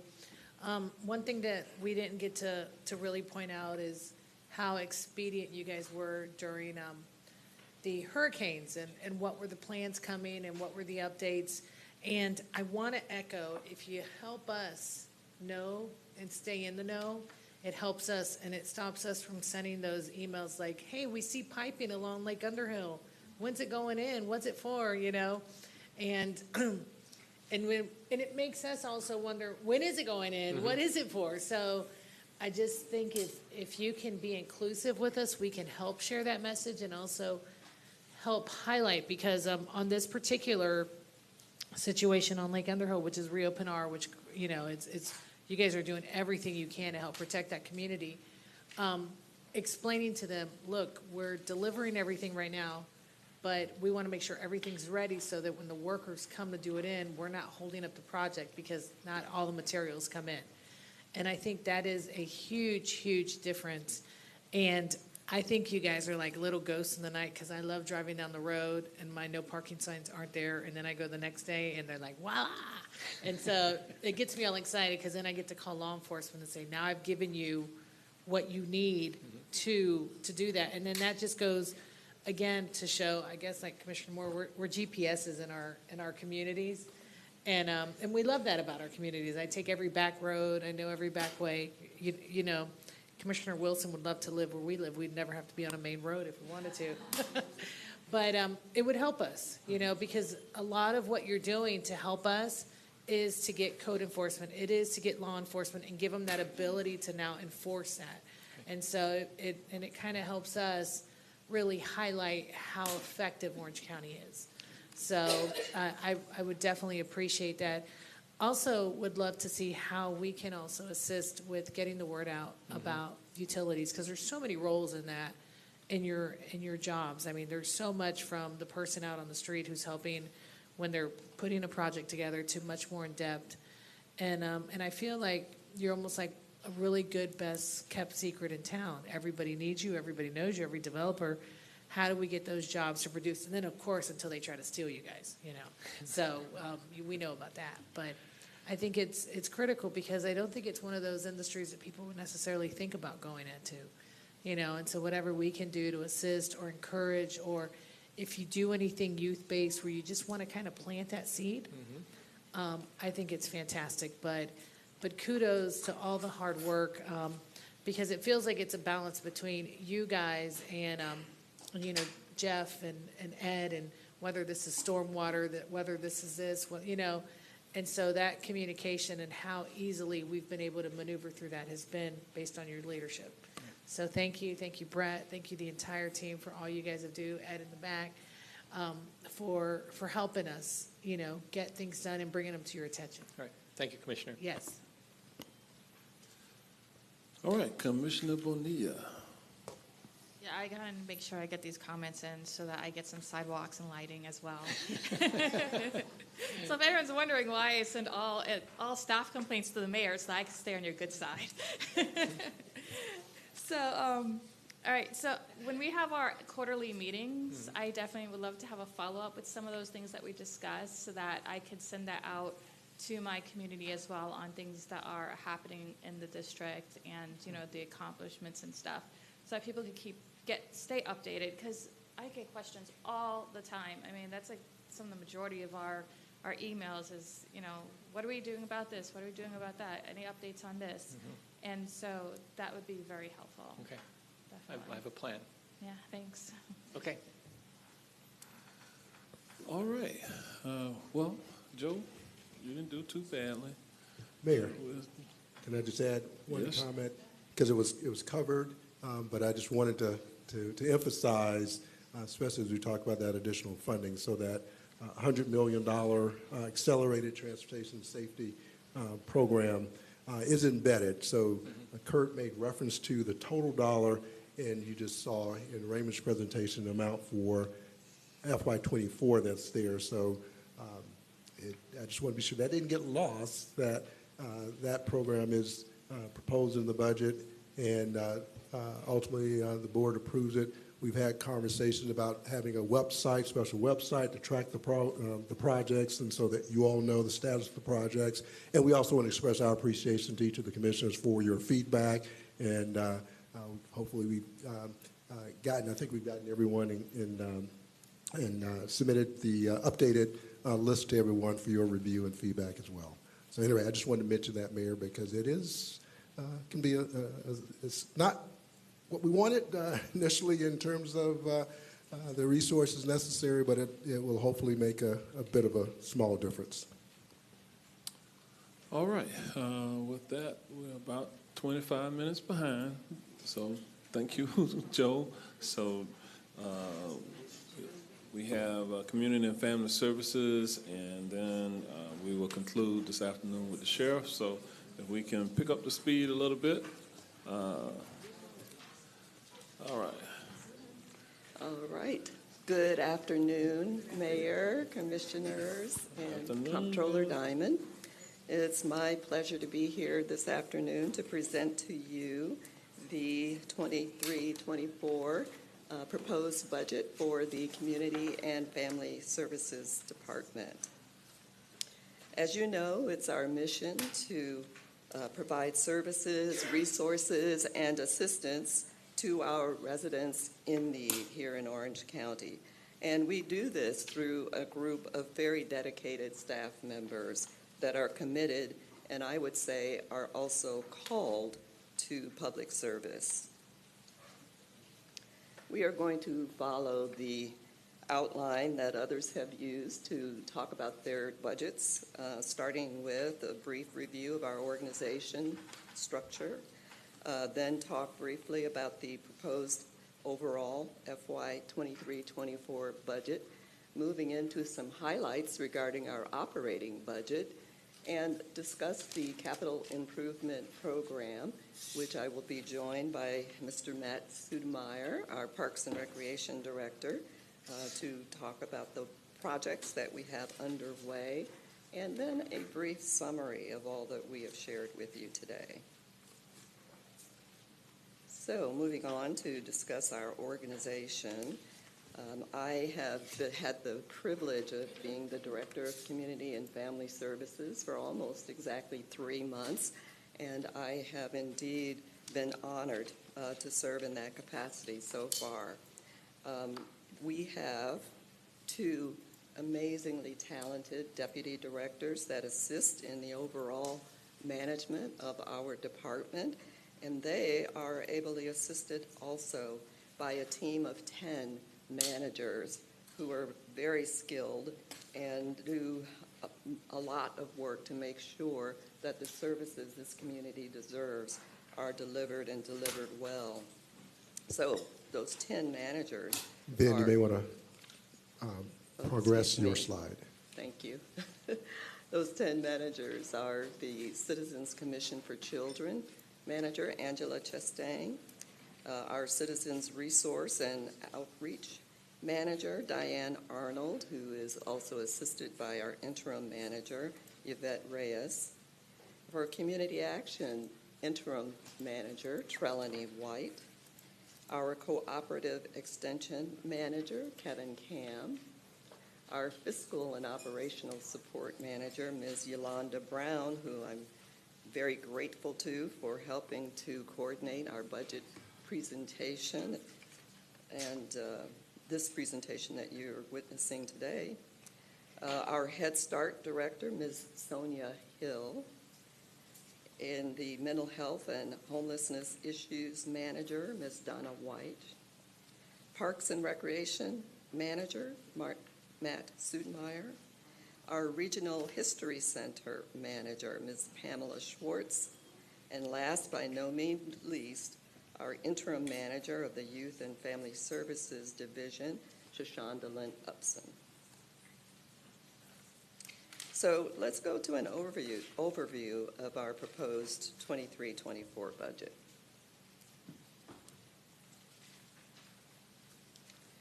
You will see here that the total budget is $236.8 million. The operating component of that is $199 million, which we will talk about next. But the $236.8 million breaks up into $108.5 million for the general fund, which is 46% of our budget for the coming year.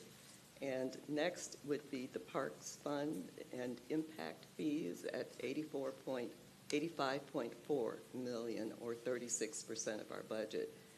Our federal and state grants make up 15%, and other funds, which include donations to the Great Oaks Village, the tree replacement funds, and non-parks CIP, make up 3% of our budget. Our adopted budget for personal services currently is $70.4 million, and we're expecting about a $6 million change in the course of this next year, primarily related to increases in salaries and benefits, insurance, and the like. Our operating budget is expected to decrease slightly by $1.1 million to $123 million, for a total of the $199.7 million that I mentioned earlier, an overall budget change of 2.7%. On the staffing side, as was discussed by our budget manager earlier today, we are expecting a net decrease of 7 positions, and that is really an administrative change due to how we will begin carrying our cooperative extension agents on our books. As a department, we are experiencing a 20% on average vacancy rate for our department. And this is primarily direct service positions that are most impacted. Our Head Start, our Parks and Recreation, and our Youth and Family Services teams are experiencing the majority of those reductions. We have begun having hiring fairs, which have been met with some success, and we're looking at ways to streamline our hiring process and some creative ways to get more staff in the door, attract young people from training programs and the like. I think that we will be experimenting and hopefully getting some really good results going forward with some of the innovative ideas that we're discussing and plan to implement. The slide before you now further details the net change in our positions. Reflected are the 11 cooperative extension agents who will now be funded directly by the state through the University of Florida, and we, the county, will reimburse the state for the salaries and benefits of these staff. We have done this because we feel that it will be a smoother situation for the staff involved, so that they will experience the same holidays, et cetera, that other cooperative extension agents do statewide. So it should lead to quite a bit of efficiency and less confusion for the staff that are involved. Parks and Recreation will be adding 4 positions, and this will be to help us fulfill the staffing ratio for the park system. The positions are specifically slated for Deputy Scott Pine Park. The public schools will be transferring the management of the stadium to our Parks Division. Also, the Dr. Phillips Baseball Field, which will open this fall. Claricona Park has a brand new covered arena and is currently open. And the Magnolia Park, the new Environmental and Agricultural Education Center with a new playground and bathroom is currently open. So the addition of these 4, the deletion of the 11 on our books results in the net reduction of 7 positions. So now let's talk a little bit about the operating budget highlights. But as we go in, I want to make you aware that I have a very strong objective to help our department develop a roadmap for itself going forward. I am looking to implement and develop a strategic plan for the agency. I was moved and very encouraged by Mayor Demings' State of the County address, where he discussed our quest for innovation and taking our services and things to the next level. And I've decided that we as a department are going to look to do exactly that in support of that vision. We are going to re-examine how we operate, establish some goals for ourselves going forward and some new initiatives. My hope is that the strategic planning process will help us to plot the path to further improvements in our services and in our impact to the community. We will involve all levels of our departmental staff. We will reach out to our community partners.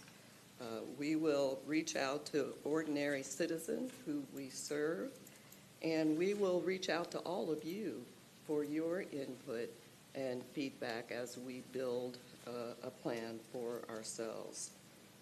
My priority would be to help improve customer services, to improve our own internal collaboration, and to take some new, maybe even a little risky approaches to reaching more population and becoming more effective in measurable ways. So hopefully we will be far enough along with this process that you may see some initiatives when I'm standing before you in this capacity next year for budget. I would hope to make some proposals to you in that regard. So meanwhile, our work goes on, and we will talk about 7 of the programs that we administer, which I thought might be of interest to you for highlighting today.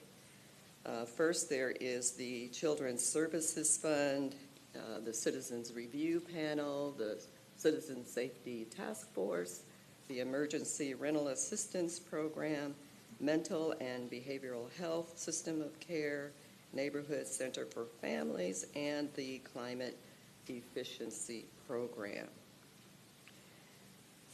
All of you are perhaps very familiar with the Children's Services funding that we administer, $26.3 million for the coming year. This is money that is used to fund 101 contracts with almost 200 children's programs and services. We hope to continue to increase financial literacy and skills of youth who participate in the after-school zone, as well as we work to equip our nonprofit agencies with capacity building and other opportunities along the financial management arena. The Citizens Review Panel, funded at $4.5 million, funds 29 contracts and 45 programs.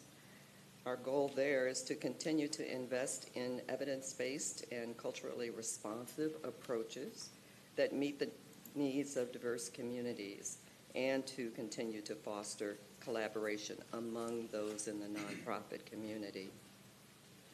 The Citizens Safety Task Force is funded to the tune of $1.5 million, and we do have a couple of new initiatives this year. 5 credible messengers. We're very excited about serving estimated 100 young people. Also, we're looking to fund up to 10 mini grants, ranging from $5,000 to $10,000 for the prevention of youth violence. And overall, we're expecting the task force recommendations to serve over 1,500 youth. And you will be presented with those recommendations coming up, I believe, in August. Operating budget highlights continued would include the Emergency Rental Assistance Program at $5.1 million.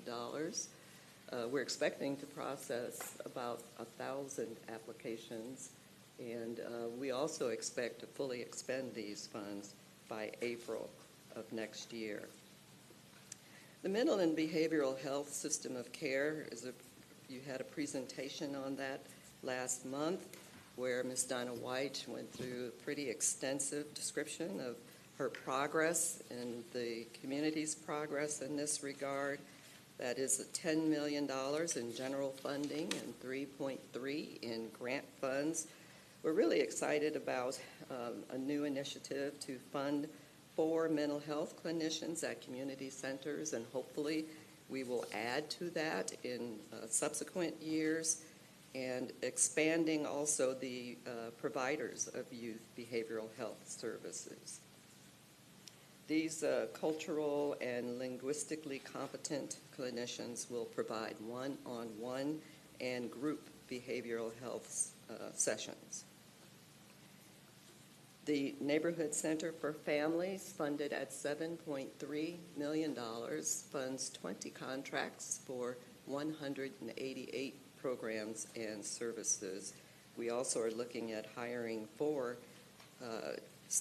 new staff, or funding 4 staff, community engagement managers and 2 part-time coordinators who would be working in the community through the Neighborhood Center for Families to further engage the public and help them navigate the system as they seek resources for their families. The Senior Climate Efficiency Program, funded at $500,000, provides low-income seniors that are 60 years of old and older with new air conditioners or repairs of their existing air conditioners. We are expecting to serve 60 homes in this next fiscal year and have requested another $80,000 to help us keep up with the demand for these services. Finally, we'll discuss our capital improvement projects.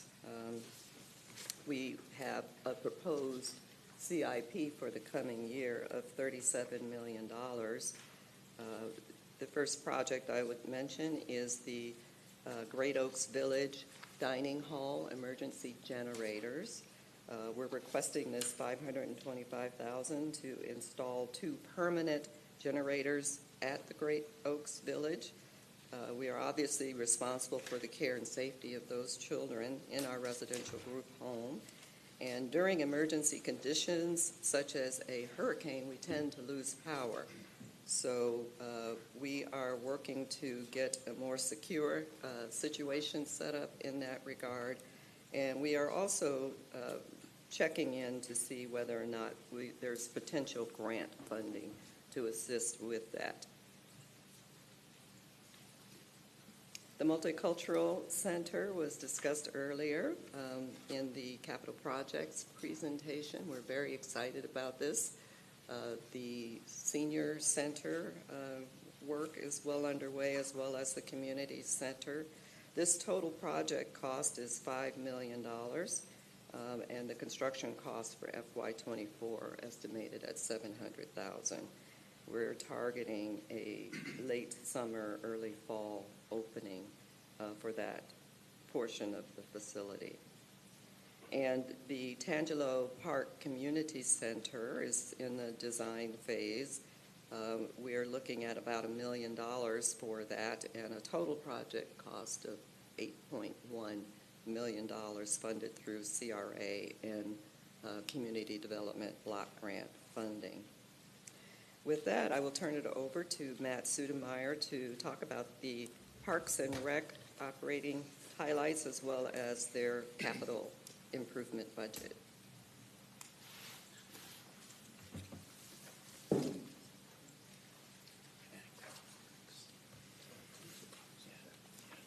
Thank you, Mrs. Thomas, and good afternoon, Mayor Demings and Commissioners.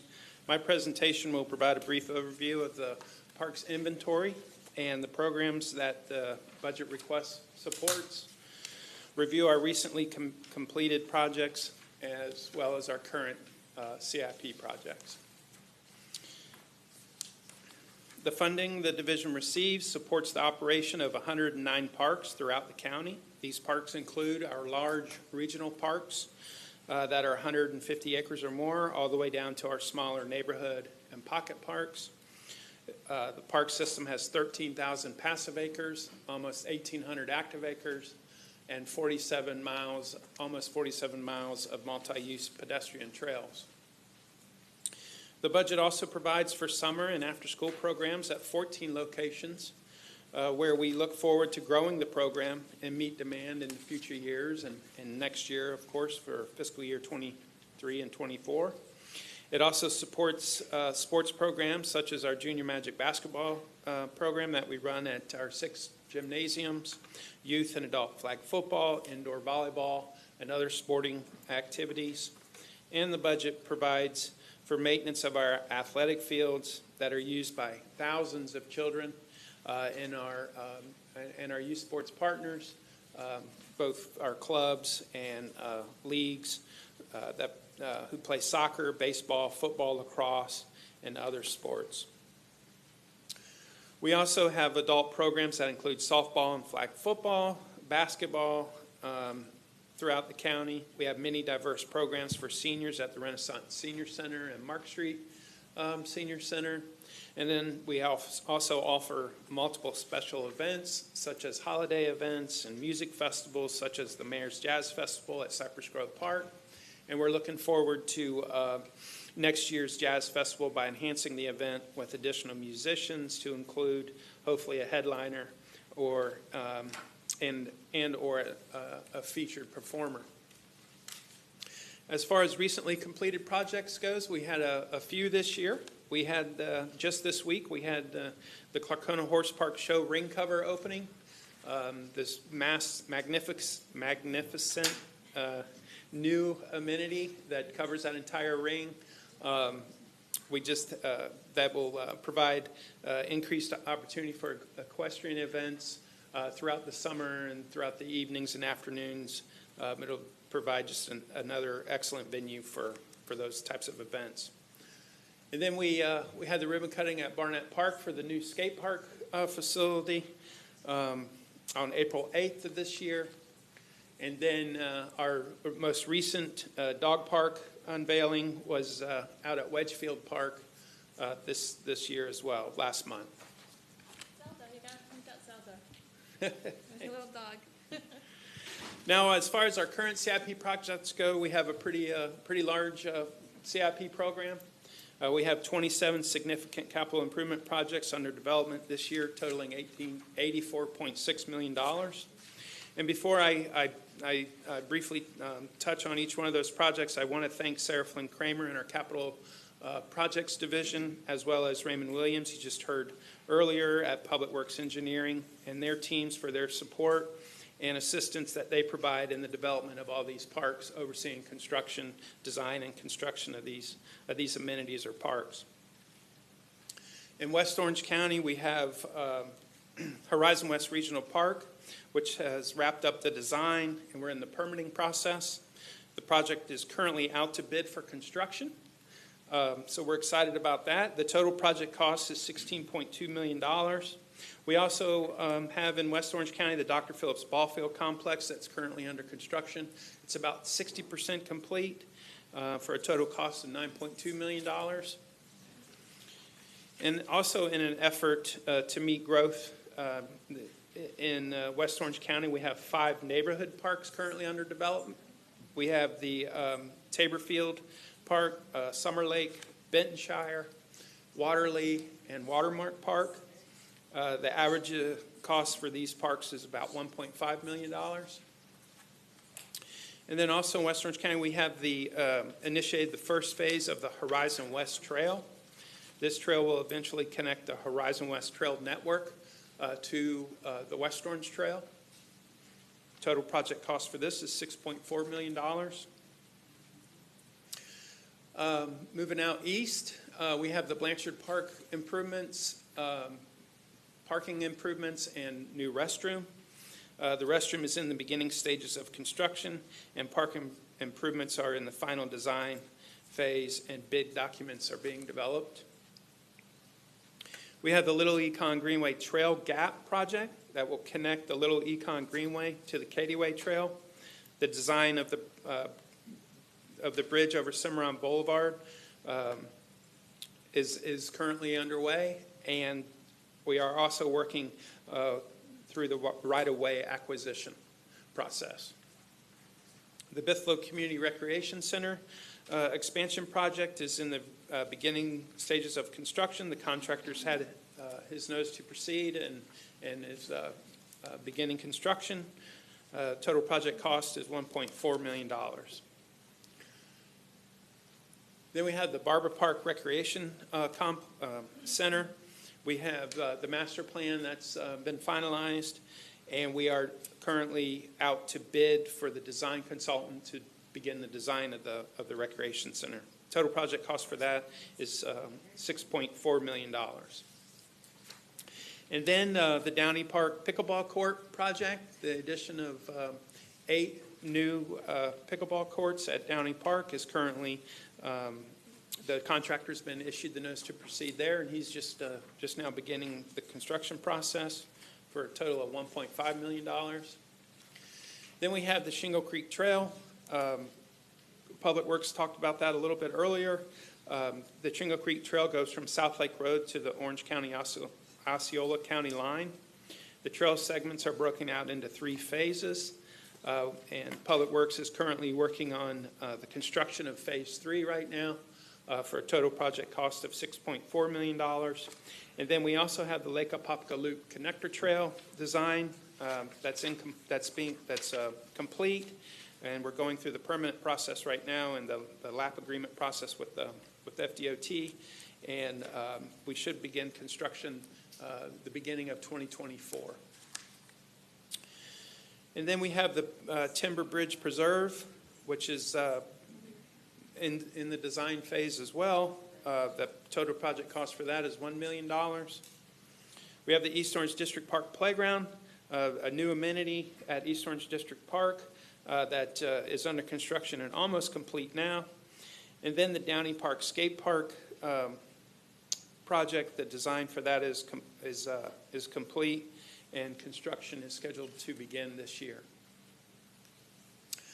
And then we have the LED ball field light project, where we're going in and we're replacing some of our old ball lights at our ball fields. We are doing Bithlo and Bear Creek parks right now. They're actually almost complete, or will be this month. And then we're adding the West Orange Park 4 soccer fields there for a total cost of $2 million. Then we also have the 3 future community parks that we'll be adding to our inventory over the next couple of years. We have the Lake Eleanor Park, which is currently under design with a total budget of $5.7 million. And then we also have the Morgan Community Park that will be built on land currently being acquired through a developer's agreement. This project is also $5.7 million. And then we have Cypress Grove Park. We recently completed a community meeting to meet with the community. Had a wonderful turnout in the pavilion there to talk about the future dog park. The master plan for that is complete, and construction will begin this year. Construction will be done in-house, so we'll be able to hopefully get that done very soon. We are also finalizing the construction of the roadway improvements at Brandon Coates Park. Total project cost for that is $1.1 million. And then we have the Barber Park projects. We have 2 currently in design. We have the new multi-purpose field, which is the 3rd field that will complete the multi-purpose field complex that we have there at Barber Park. The 2 are that you see on this picture or on the slide are already built.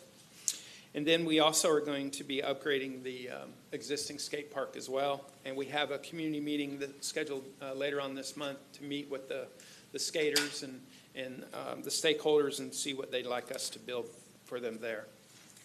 So that summarizes my presentation, and I'll turn it back over to Mrs. Thomas to wrap it up. Thank you. Thank you, Matt. And so I hope that you are as excited as we are about the strategic plan that I mentioned, our efforts going forward to improve upon our marketing of our services and communication related to them, and our efforts to continue to measure and monitor our service delivery.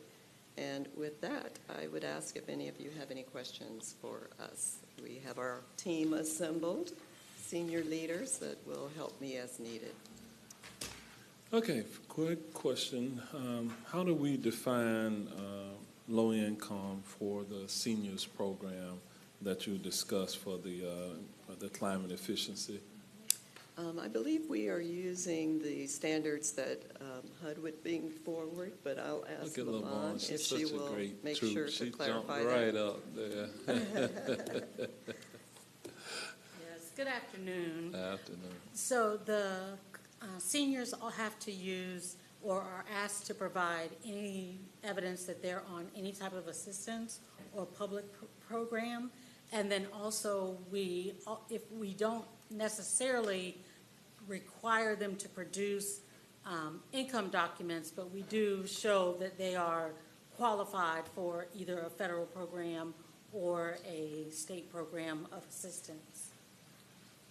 Does that answer your question, or would you like It does. more? So we don't say they have to be a certain percentage of AMI or anything like that. No. And so but in terms of the programs that they would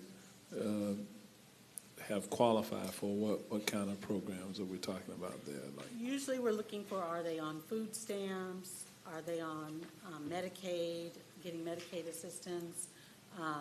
Some of them qualify for LIHEAP. Some of them qualify for other services that are available. So those are the main ones that we look to. Have you qualified for any of those other assistance programs that would then qualify you for the climate efficiency program? all right, thank you very much. That excludes me. The goal is to make it as simple as possible for our seniors. Okay. Thank you very much, Lavon. All right, we're going to go to Commissioner Moore. All right, I had a question with regard of the children's services and how we're doing with the money being distributed to the nonprofits. Is that going better? Maybe I could just have a little report. Yes, it is going better, and I don't know if Angela would like to how specific a response you would like, but we are doing a much better job on that front. I know she was always trying. It wasn't about a better job. It was just, how are these nonprofits doing with getting their compliance documents in, and are they showing results? Hi, good afternoon, everyone. Yes, we have contracted with the nonprofit organizations to do results-based accountability. They are contracted to measure their impact in the community. We have been collecting the results of their outcomes. Many of the organizations are measuring grades, behavior, and attendance, while other organizations are doing some mental health services. So we are measuring the mental health outcomes that are associated with those programs and services. They're not marrying it up with their school grades or their accomplishments on state tests. I guess it's called FAST tests now. Yeah, so part of the grades outcome does measure of course, the report card data, and then if there are some students who are behind in performing with their reading and their literacy skills, and we do measurements by the school-based data where they are with their literacy tests, and so some of the organizations are collecting that data as well. So will all be compiled so that we could take a look at the data? Yeah, so it's been compiled, and I'll be able to share that information with you. Okay, all right, thank you so much, You're Angela. And Angela, correct me if I'm wrong, but the data is not specific to a student, but it's generalized data so as to protect those privacy requirements under law. Yeah, so for students who are participating in school-based services, many of the data is aggregated based on Orange County Public Schools and the sharing of the information that they have with us. For those community-based organizations, those community-based agencies are able to collect the report cards and are able to report specifically on individual students, but we have collected aggregate data from Orange County Public Schools. Okay. Commissioner Uribe. Yes, I have a couple different things. Angela, I did want to bring you right back up because on these community grants, is it possible, so Ms. Thomas, in the past, there were some grants that went out that Angela sent me the list, and I spoke to some of those organizations and they did not receive notification of the grant application. Is it possible for us to know when these grant applications are going out to ensure that some of these nonprofits, that the particular one that you and I have discussed, I've talked to 2 agencies on there that never got a request to apply for it. They said they would have, but it was too late. It was already issued. I think it's important to keep us, because we're just as tuned in with these nonprofits, to make sure that that doesn't happen in the future. So is it possible to, I know I want to be included. I don't want to speak on behalf of everyone else because I don't know if they want to get that involved. But I would like to know, because one was in this Federation of Hispanic Services, they did not receive any information on the grant for the youth violence, and they would have qualified and applied, but it was already issued and it was done through consent. So, yes, Commissioner, as part of our distribution process, though, and perhaps we need to double check and check with your aides, but I do know that staff shared those announcements with the commissioner's offices. We have shared it with. We knew after. I didn't know before. Yes, and so part of the process is to share it with the commissioner's offices prior to. I know that we've spoken with many of the aides in the offices to ensure that the announcements have been received, but we can double check and we can make sure moving forward that we do another check to ensure that you have a copy of it. But we do share the information in Spanish, English, and Creole But I'm as thinking well. more staff could have changed, so whomever was that contact. So I'm talking to the executive director, they didn't get it, but who was in charge of grant applications may no longer be there. So then it went to nowhere. So this way we could also get involved and say, hey, nonprofits that we know that you apply for these things want to make you aware of that. Okay, great. Okay. I also, Ms. Thomas, I would love to sit with you. I don't think we've had a chance to really get briefed and talk to you directly. So I want to formally request a meeting with you so that we can get more familiar. I think I've met you once, and that was with a certificate for Commissioner Gomez-Cordero and I on our CAB board. I get the pleasure of working with Donna Weish and her team on that. And I would be remiss, I am a huge, huge fan of your Parks Division and Matt Sudemeyer there and his entire team. I have the pleasure of having Cypress Grove, Barber Park, and obviously from the presentation, we've got a lot coming and a lot cooking. And Matt is an excellent leader with his team, and his team is phenomenal. And we've been through ups and downs, and this is a guy who always finds a yes. I don't think he's ever told me no. Keep doing that. You know, I may irritate him, but he always finds us a yes. And that is incredible about his leadership, but his entire team, all of them, they're just always there. I call them and I say, hey, let's throw a movie night. Okay. You know, it's not even a what, how, when. It's a okay. And it really, I'm very proud of it because I'm a very infill district, so I have very little green space. So I really try to maximize my green space. I do a lot of events at Cypress Grove.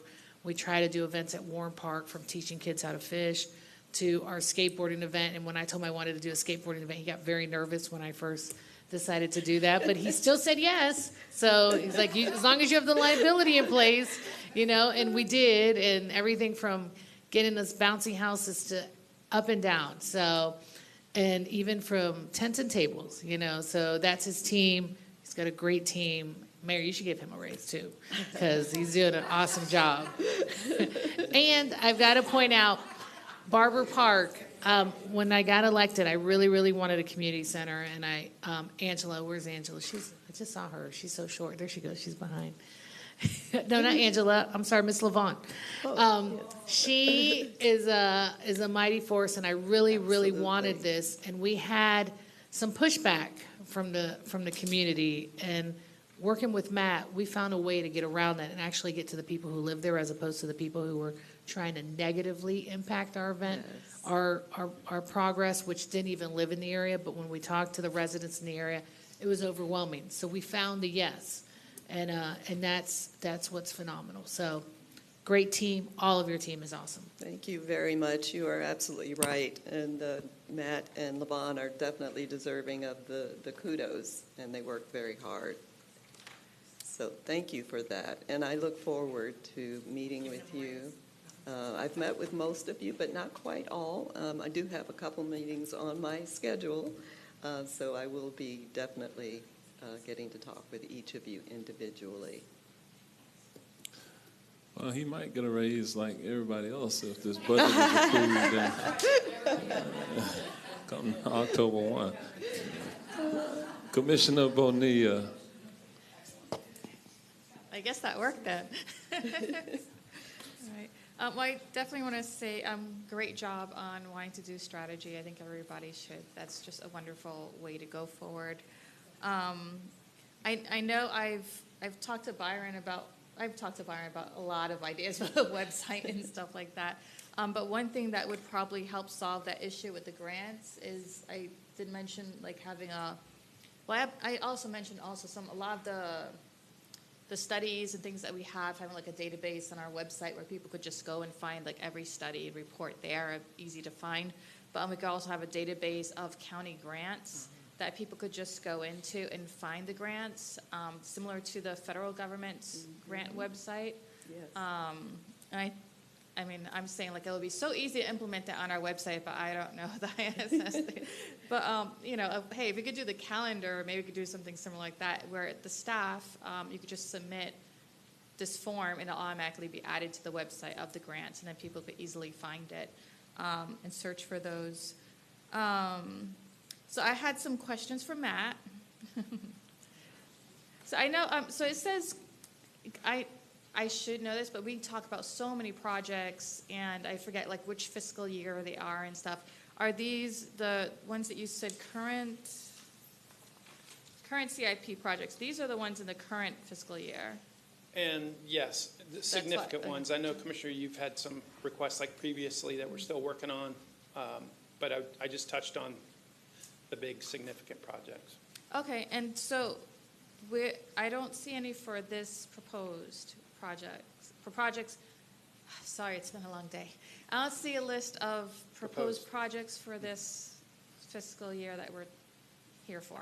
Right. We're at a point now where, our main funding source of park impact fees are pretty much budgeted out.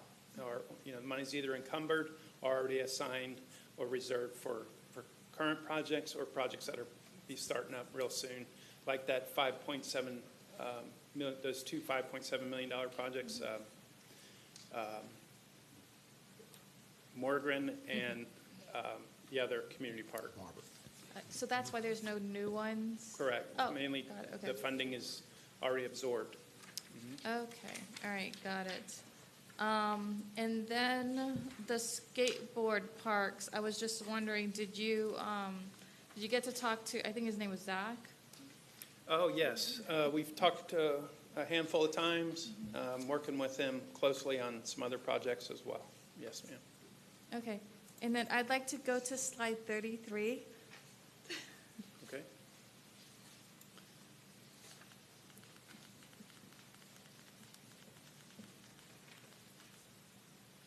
So that little dog between the mayor's legs, that's my little dog Zelda. She was so afraid of all the big dogs around that she looked for protection from the mayor, and it was like between his legs. So if my dog likes you, you must be a great guy then. That's right. So just want to point that out. And one last thing. So the messengers, I forget the credible messengers. Thank you. I heard that they're already starting to work, but I see that they're being put into the budget. So are they getting paid now from that funding that we already, I think we approved, was it $2 million? Yeah. So Yes. Tracy Salem will come up and address the specifics on that. Good afternoon. Yes, currently we have a credible messenger consultant, and we have 20 different credible messengers who have been trained and certified here in Orange County. What we're doing right now is onboarding 5 credible messengers to work with our credible messenger consultant to help develop the program so that it is applicable to Orange County, right? So this program is already a certified program nationwide. We are using the fidelity of that model and then just adjusting it to work for Orange County. So to answer your questions, we have 5 credible messengers we're getting ready to onboard right now. They're going through the CCC process, but we do have a credible messenger consultant who has developed the program for us. Okay, so, yeah, I'm just confused. So they're not working right now? They're currently not working. We're in the process of building their contracts. Okay, and so are they coming on as contracts rather than employees? Yes, they're coming on as contracts. It's under the Citizens Commission for Children. It's under the CRP process. It's part of the $2 million that you guys allocated for the Citizen Safety Task Force. Okay, so we have that $2 million, and then we have the additional fund to keep it going. Yes, ma'am. Okay, all right, great, thank you. Thank you. Okay, Commissioner Gomez-Cordero. Thank you. So I have to say thank you. That's my, well, I'm not going to say my favorite group, but I have been with this group more than 5 years. Lavon, Tracy, Angela, all of them. So thank you. You're the newest, so welcome as Thank well. you. I mean, we have talked, but, and I see Diane Arnold around. I have to say thank you also for all the hard work that she does and all of you. But anyways, my question is for Matt. Matt. It's very easy, Matt. I know we talk about this, but I totally forgot. When are we gonna do the ground opening in Downey Park, the pickleball court? So I know you told me like something in July, but we Yeah. are in July and I haven't heard anything. right, we need to schedule the groundbreaking ceremony. Yes. Yeah, we still need to schedule that through your office. Okay. Entonces, are we gonna do I think I asked you for this, you know, the Downey Park skate park that we were, because you put all those new things, are we gonna do like a ground opening or something? We can certainly do that as well. It's not open yet, right? No, ma'am, we haven't started construction yet, but we will. Oh, I thought you said it was almost done. No? No, ma'am, not for Okay, Downey. so I was confused. Okay. So, okay. But we'll That was certainly it. get with. Thank you for all you do. Thank you, Mayor. All right, Commissioner Wilson. All right, Matt, you're off the hook because we talk all the time anyway. Thank you so much. This department really is, you talk about that, the wrapping our arms around our community. This is this department. And I'm always so grateful for the work. And I just want to, say that gratitude above and beyond. And I know that you are new to our department, but I feel like you've got the heart for it. And I feel that the service empathy connection there. So I'm grateful for your presence here today and for your presence here in our county. I just wanted to follow up really quickly. I think we have a meeting coming up about the community center uses and the availability of our community centers for neighborhood groups, Girl Scout troops that want to do a quick little meeting, or anybody else that's looking at a calendar. They have not been able to access the one in East Winter Garden, and we just don't have a lot of other places. I tried very early on to figure out some kind of a community center situation over in the Tildenville area, and I know if anybody was watching the news last week, they are the forgotten neighborhood, which I was devastated that I didn't have an opportunity to discuss what I feel like we've done in trying to really support that neighborhood. But it's a pretty good distance from the Maxey Center, so it's tough, and then when they can do it, there's also some prohibitions to the uses at our community centers. So I just kind of wanted to open up that dialogue about how we can look into this budget, maybe find some solutions for things like a location for those type of community gatherings.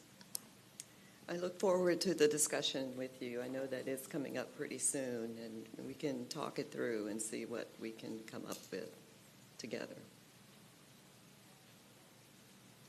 All right. Commissioner Michael Scott. Thank you, Mayor.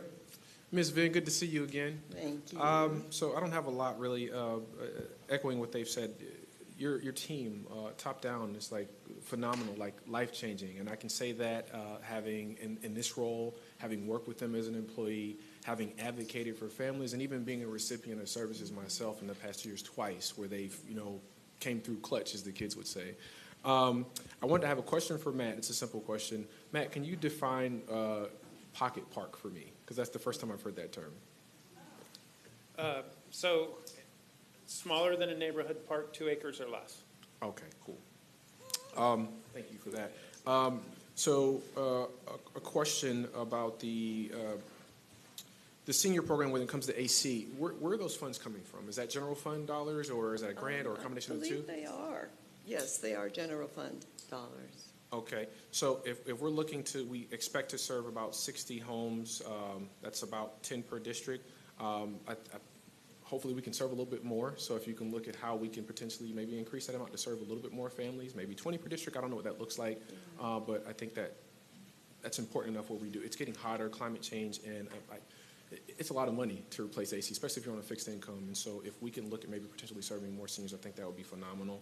And then, so kudos with the mini grant program that you guys are rolling out. That's through Angela Chastain's office. Feedback. So the Sheriff's Office has a similar program. They've had great success. The City of Orlando Mayor's has the Mayor's Matching Grant. And two distinctions, as I understand it, from those programs is the Sheriff's Office gives their funding up front. Mayor's Office at the City of Orlando wants maybe 15 or a certain percentage they up front. And again, I could be wrong, but it's my understanding they don't get any money up front. It is a entirely reimbursement grant. Can you clarify that for me, Angela? Yes, the way that it's been currently designed is that it is completely cost reimbursement. Okay. Knowing that we have these small nonprofits, $350,000 or $300,000, they're small. And so they may not always have the infrastructure to upfront cost. I received a text message from Dexter Rentz. He's the son of the young man that was killed. He had an event. He was going to have at Barnett Park. He canceled it because he did not understand that those funds would have been reimbursement. And so obviously you can't do it now. You've already gone through the process. But look at potentially we working in that, knowing that the Sheriff's Office has a program that works and they give the money up front. And they've seen results. And even with the City of Orlando as a municipality have a similar program, same dollar amounts, and they give a percentage up front. We can't expect these, small burgeoning organizations to do work and don't give them a little bit of push on the financial side, but also on the fiscal side to be able to manage it. And, it's disappointing that he had to cancel his event for that. But just looking at ways how we support. It's good to give money, but it's better to give money and support. So knowing what the challenges are, being a small grassroots organization, just look at more ways in how we can support them beyond the dollar. And we will do that, Commissioner. That's not the entire reason why his event was canceled. Okay. Or that's not the reason why he wasn't able to receive the grant. He is trying to have an event next week, and we have not had the opportunity to work with those nonprofit organizations to build their contract through the county. And so if he was to have an event, the event would have to happen after a purchase order has been produced. Understood. And so we weren't able to do that prior to his event on next week, given the timeline that the awards were provided. Thank you for that clarification, because that's what was communicated to me yesterday. And it's like, it was communicated, hey, I have to cancel this because of the funds, and can you give me $10,000? And I'm like, no. So no, it was based on a timeline. All right. Thank you so much. I appreciate you both. You're welcome. I'm good, Mayor. Okay. There's a lesson there. There's always two sides of the story, and we're not the City of Orlando. We have an elected controller that issues the checks, and we have administrative rules. So sometimes staff has to make certain that We do follow that the I's are dotted and the T's are crossed so that we don't end up in a problem with the controller down the road. So I hear that all the time. People will come to me and they'll give me their version of the story that sometimes isn't quite accurate. And then when I check with staff, and more often than not, that's what happens. When I go back and I check with staff, our staff is very good. They want to work with our nonprofits, and they want to say yes, but then they still have the burden of making certain that they follow our rules over here. So. No, I get that, Mayor, and I appreciate the clarification. Overall, I mean, what I want you to take away from it is looking at more innovative ways. If we have organizations, when we talk about best practices, how can we do things that are working? What the Sheriff's Office is doing is working. What the City of Orlando Mayor's Office is doing, it's working. So it's not about, how we go about the process. I'm just saying, looking at those things, they work. Why can't we try to emulate best practices when we talk about a grant program? If it's new, hey, who's doing this? What's similar? What can we take away from different aspects? So that's the biggest thing I'm looking for, not specific to that situation, but knowing there are other organizations that are doing good work and have been doing it before we started our program. So let's look at how we emulate those best practices. Thank you so much. Thank you, Mayor. Yes. Again, the sheriff isn't under the county's administrative rules. They got a different set of rules there that they have to follow. So, and for us, we have to make sure that we have the facts. If we want to change our rules, that's something else. There's a process to go about doing that. So, okay. All right. So, Commissioner Uribe. I had one follow-up question, and Commissioner Wilson made me remind. I would like to, Taft is a community offer center that I really would like to find ways that we can expand on that. It's not under Matt's purview because Matt would have said yes, but but I really, when you have an organization that's in a very underserved community, we really need to try to maximize. There's been a lot of changes in leadership, and I kind of feel like I'm always behind with TAF, like I'm always chasing TAF as opposed to working with TAF. So I would like to ask Ms. LaVaughn and all that to really connect us with the leadership, the calendar, everything that's going on, because they have felt very neglected, and it's not the seniors that are there, it's the community that surrounds it, and find some opportunities and ways that we can be more effective and actually have a more positive presence in the TAF community, because they need it. They need it, and we're working in every avenue from the sheriff's office to public works to a lot of moving pieces to help that community rise up, and we're missing that community factor in it. So I hope we can meet soon, because I really need to find out how we can create some better opportunities in a very underserved area. Thank you. That was it. Thank you. Thank you very much. All right. Well, thank you to the team. We caught up slightly, but thank you all. We're going to go to the sheriff. Sheriff, welcome. Glad to have you here with us. You are the last presenter of today. All right. Last but not least. Yes, sir. All right. Well, good afternoon, Mayor and Commissioners, Comptroller. And first, before I get started, let me just say I want to thank you for your support of law enforcement. We have great support from our community, but it's always great to have support from our commissioners and our mayor as well. And I will say that my colleagues across the country don't always have that. So we know that we are very fortunate here in Orange County. So thank you. So we're going to go over just some highlights, crime statistics, of course, our proposed budget, and some priorities we have. So this first video is just a video of some of the great highlights, the great work that the men and women of the Orange County Sheriff's Office do every single day. The Community-Oriented Policing Services Program is designed to increase the number of law enforcement officers in an area so they can specifically work on proactive policing, crime prevention efforts, and building trust within the community by increasing their community policing activities. Our mission is crime suppression and building community relationships. We do proactive patrol in high crime areas. We try and take a lot of guns off the street, a lot of narcotics off the street, and we attend a lot of community events to help build the community trust.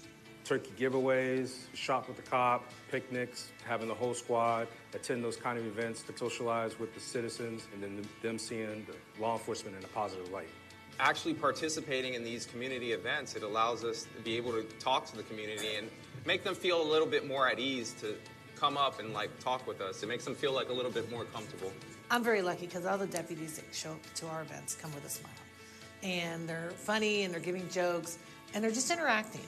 But there's a sense of calmness also. When they come, they want to be a part of it. They're not there to stand around.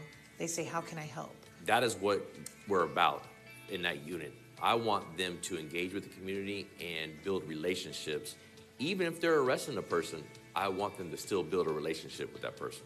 Since we're not regular patrol deputies that we have to answer calls for service, we have that extra time. We have the luxury of being able to actually work something and not have to worry about responding to an emergency call.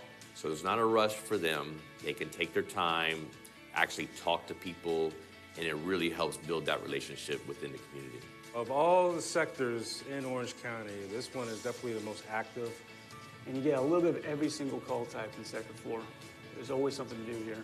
Sector 4 in general is, the majority of it is technically it's high crime. While there is high crime, there's also so many good people in those areas. The people that live and work within Sector 4 are very hardworking. They're very close-knit communities. They support law enforcement. They say thank you for keeping our community safe. You see it a lot on the news where it seems like there's a negative light shined on law enforcement. A lot of that could be true, especially in other states and other jurisdictions, but here in Orange County, we get an overwhelming amount of positive response and thank yous. People are happy to have us here, happy to have us actually doing police work out here. 99.9% of the people that live here in Sector 4 are good people that don't like being victims of crime. Our cop squads have done a great job of significantly reducing crime in those areas by dismantling drug trafficking organizations and gangs. But more importantly, they have taken the time to build trust within the community by building partnerships with community members, and also on a day-to-day basis, they're interacting one-on-one with our residents and especially our youth. The program has been phenomenal. Compared to our tactical units of past, have went above and beyond in terms of number of arrests, taking guns off the street, stolen vehicles that have been apprehended, suspects that were apprehended. At nighttime, there was hardly any more people hanging out on the corners selling drugs, a lot less violent crimes, a lot less shootings, a lot less robberies, and I can 100% say that is due to the community-oriented policing squad. Without a doubt, I would say reduced crime in the Sector 4 area tremendously. Definitely been a huge, huge success in my opinion, and I believe the people of Orange County have seen it as well. My hopes for the future is that we just continue the hard work that we're doing and continue building our trust with the community. I want the community to know that we are out here doing what we do to keep them safe. I think it's extremely crucial that this unit stays at the Orange County Sheriff's Office. So it kind of speaks for itself, but we just wanted to show you the successes of our COPS grants. Of course, we've seen the success in Pine Hills over the past 10 years because of that grant, and almost 50% reduction in crime out there. And so we're seeing the same kind of results in Sector 4. So we're going to go over some crime overall on calls for service. Doing good. We saw a slight uptick last year as we're coming off the COVID years, but still way down over the past 5 years. So an 18% decrease over the past 5 years for overall crime. What drives the numbers here in Orange County are vehicle burglaries, auto thefts, and commercial burglaries. And we'll talk about some of the violent crime here in a little bit. But we did want to kind of brag about our homicide unit. So yes, we've dealt with a number of high-profile cases here in Orange County, and a number of others. And so the national clearance rate for murder offenses is 61%, and proud to say our homicide unit is well above that, 78%. We do have tragedy in our community, but those detectives, they work nonstop, and chances are if you commit murder in Orange County, you're going to be caught. We just wanted to kind of keep you updated. We're still seeing that decrease in juvenile arrest. So the ones that are arrested, those are the ones committing very, very serious crimes. So we transitioned away from, arresting juveniles for low-level offenses. So it's a 72% decrease since 2015. I saw a slight decrease in calls for service from last year, but I just think that's an anomaly. I think it's going to, as our population increases, you're going to see the number of calls increase. Over 2,500 calls for service a day that we're taking. So here's our budget proposal: $344,659,805. As you know, most of the cost is in personnel services in both law enforcement and court security, and our operating expenses. The capital outlay, what you see there, those are cars, radios, and additional computer software, and the debt service is additional financing to increase our fleet as well. So just some of the highlights. Of course, we're going to see a 5% salary increase. The non-bargaining, because of our contract that we signed last year, there's going to be increases for our deputies and the other bargaining members. And then, of course, as you know, statutorily mandated increases in Florida retirement system, which have been pretty costly, as you're well aware. We're getting new computer software to improve and automate different processes. There have been increased costs for repairs and maintenance of older equipment. Body-worn cameras. So just so you guys know, we are at 1,430 deputies, body-worn cameras. By the end of this year, there'll be 1,650 deputies with body-worn cameras. And so, the focus was always on the deputies out on patrol. But we have a number of deputies, say a homicide detective, he's going to go work at Disney on the weekend. He or she's going to be in uniform, so they're going to need to have a body-worn camera on. So, everyone with the rank of lieutenant and below will all have body-worn cameras by the end of the year. Some of our capital outlay, that's a 8-year multi-phase replacement program for our radios, which are very costly, as you know. And then just for our fleet, increasing the vehicle replacement schedule from 5% to 10% per year through the use of financing. The vehicles have always been an issue. It's just a nationwide problem we're seeing, that the supply and demand, between that and our own traffic crashes, just the fleet is low, so we need to keep purchasing those vehicles. All right, so our staffing will be, if the budget's approved, 1,846 sworn deputies, 765 civilian positions, for a total of 2,611. So I know there's always questions about vacancies. I'll talk about our recruiting efforts later, but right now we're down 190 deputies, and so we're operating at 90%. And again, this is not just Orange County. The entire nation is seeing this, and I think I spoke to it last year. We're dealing with a lot of people retiring, and then just the positions that we've added. Over the past 4 years, I think we've added close to 400 deputies to the sheriff's office. So it's just a matter of keeping up with that. And I'll talk about our what we're doing as far as our recruiting as well. So these are the sworn deputy positions that we're requesting. Of course, our behavioral response unit. We were able to get two funded with a grant.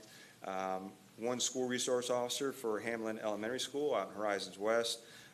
2 SWAT operators, an additional training coordinator, and again, as our population increases, we have more RITs that we have to supply. We are adding 2 additional police athletic league deputies to better serve our youth and interact with them. And then, of course, 25 uniform patrol deputies, again, as our county continues to increase. I think we're at 1.5 million now, so will up the number of sworn deputies. So here's our civilian positions. 12 field service officers are civilians that can take over with calls. So they can respond to a burglary or a vehicle burglary that the suspect is no longer there, and then take that report or process that scene, and this will free up a deputy to handle calls in progress. Of course, another crime scene investigator, As guns become more and more prevalent on our streets, we had to add another forensic firearms specialist. Good news, I know we get a lot of parking complaints. We're adding an additional parking enforcement officer. And just some of the highlights there. We did have to add another general counsel. If you remember back in 2021, with the passage of risk protection order, red flag law that allows us to take firearms from people who are going to hurt themselves or others. Just to give you an idea, the first year we served 4 of those risk protection orders and taking 4 firearms away from people. This year we're already at 73. So we are using that law to our advantage to make sure we keep guns out of the hands of people who are going to be violent. So here are some of our priorities we're going to talk about. Of course, violent crime, community engagement, street racing, aggressive driving, and traffic. I know a lot of you receive those complaints. And our drug enforcement efforts, and then again, what we're doing as far as recruitment. So of course, our focus is always, number one focus is always going to be on violent crime. We seize about 1,400 firearms per year. We're on pace to do that again. So we're focusing on gun violence, gang violence, and other violent crimes such as robberies and sexual batteries. Very, very proud of our community engagement effort. I know all of you see us out there all the time. You see our initiatives on social media. We do hundreds of giveaways and meetings with the community every single year.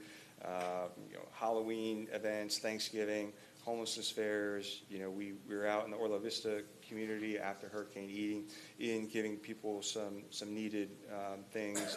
And of course, our gaming truck has been huge in the community and is being asked for a lot of different events. And our civilian police academies are still continuing. We do the Civilian Police Academy, Hispanic Citizens Police Academy.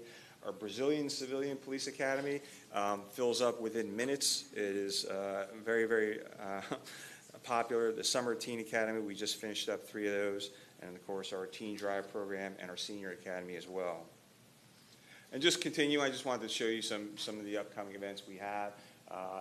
Really, sometimes it's hard to keep track of all the different things, but we're going to do a books and badges event out on West Colonial, and then we're going to do our own back-to-school bash for people returning back to school at the Sheriff's Office in August as well.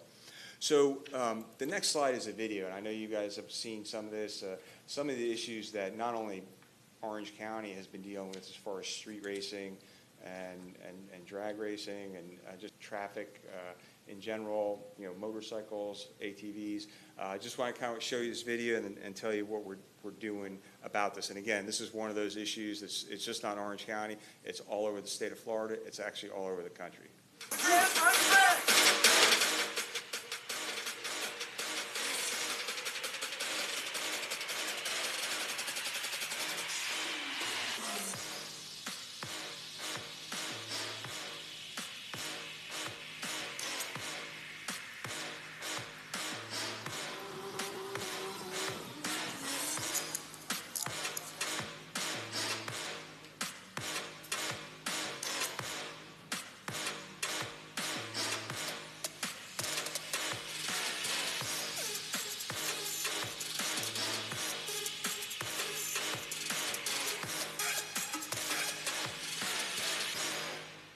So if you remember that video of that white Dodge Charger circling your fire trucks, we arrested him and charged him with felony crime.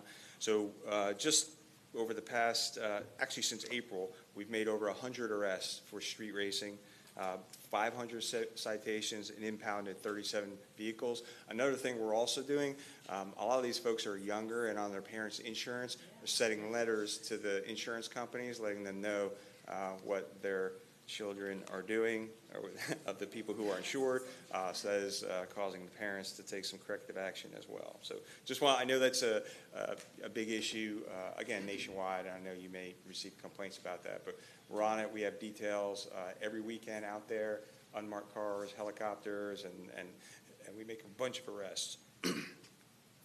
I just wanted to show you what we're doing with drug enforcement. Of course, it's another one of our priorities. Hundreds of pounds worth millions on the street, 35 pounds of cocaine.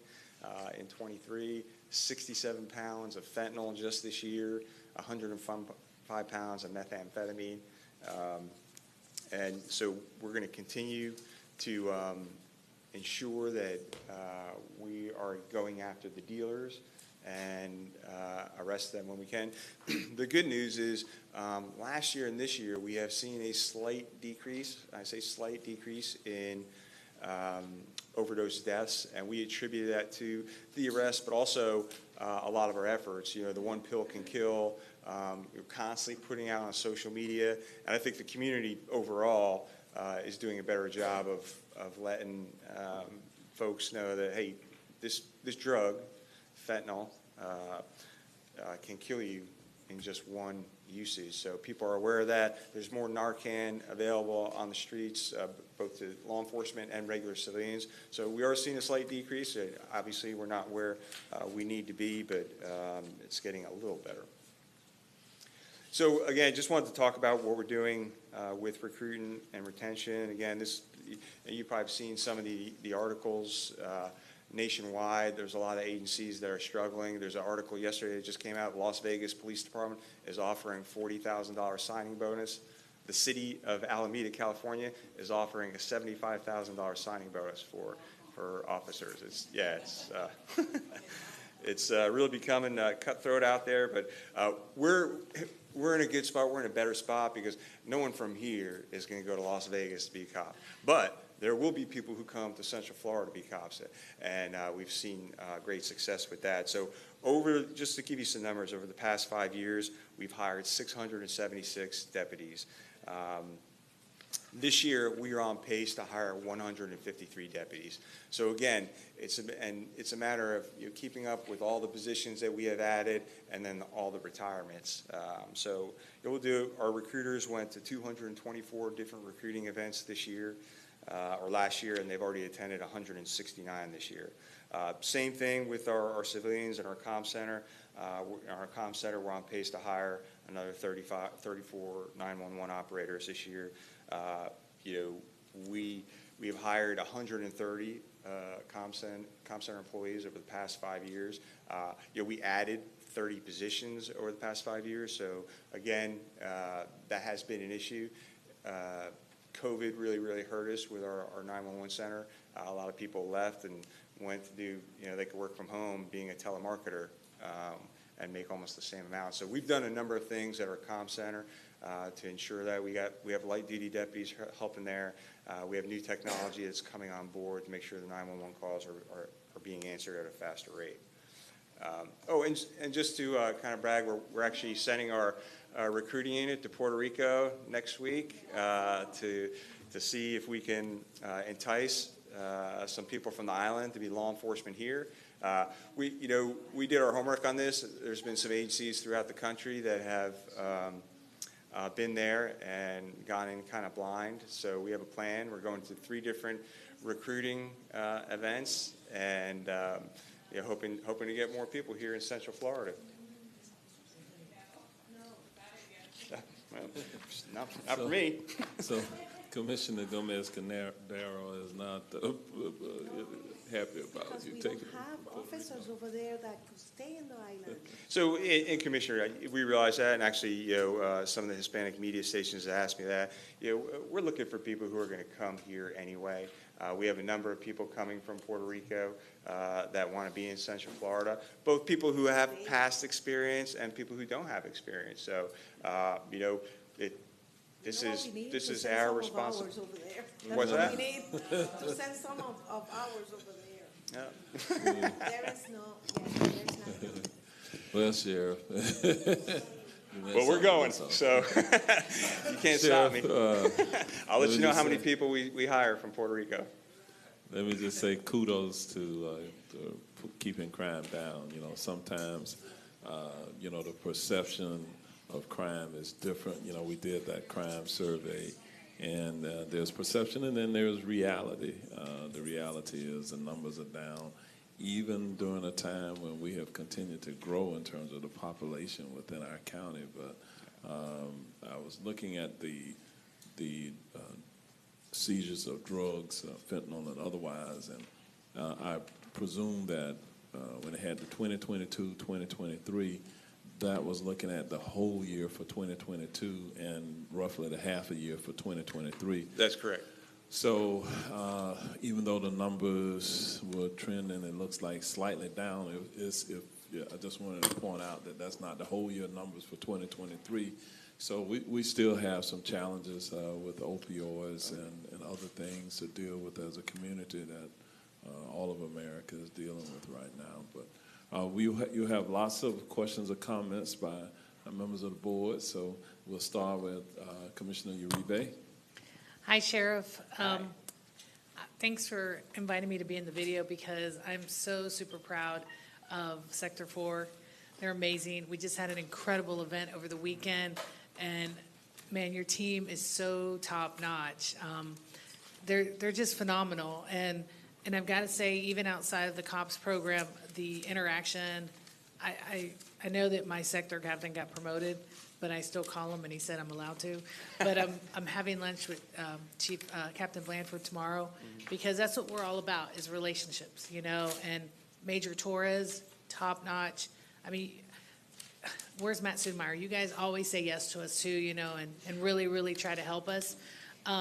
I do want to bring some really positive thing, and I think that you guys don't talk about this enough.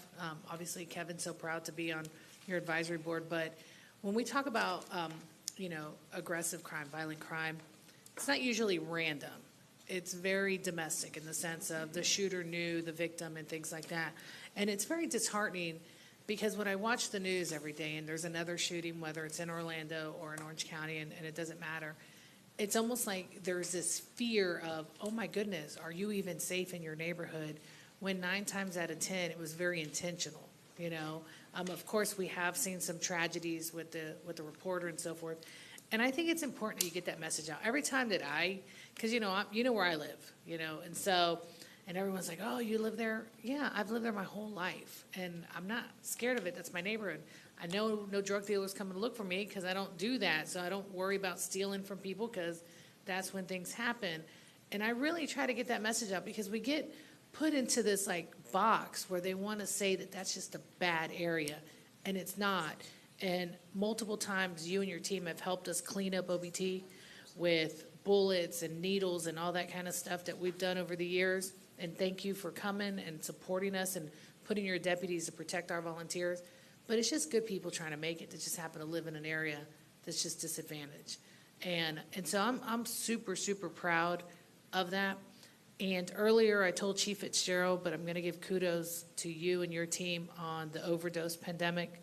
I don't know if it got to you, if I mentioned it to you, but my daughter witnessed someone overdosing, and your deputies, man, she was really traumatized by this, and your deputies really took care of her emotionally, and you know, we're proud that she, you know, saw something and called and did something. And that just lets you know your team. I mean, your guys are awesome, Lieutenant Campbell. I mean, all of them. I mean, I kind of feel like I know everyone out. Like, I feel like I'm allowed to say, what's up to everybody, because that's how engaging they are. You know, the turn of attitude and personality, even when you're at a stoplight, you know, my daughter's always like, don't look at them. I'm like, why not?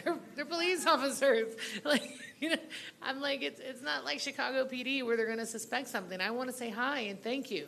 And I think it's so important, and love all the community events, and please invite us to be a part of them too, because I think we work in partnership. And I think that when your guys see us being hands-on, we've kind of earned their respect too, you know. So thank you for just helping us keep the calm, and it just really, really means a lot. But an exceptional. It's like you've given all of your team like this, hey guys, we're going to go at this half full, not half empty. And that's how they show up, and that's awesome.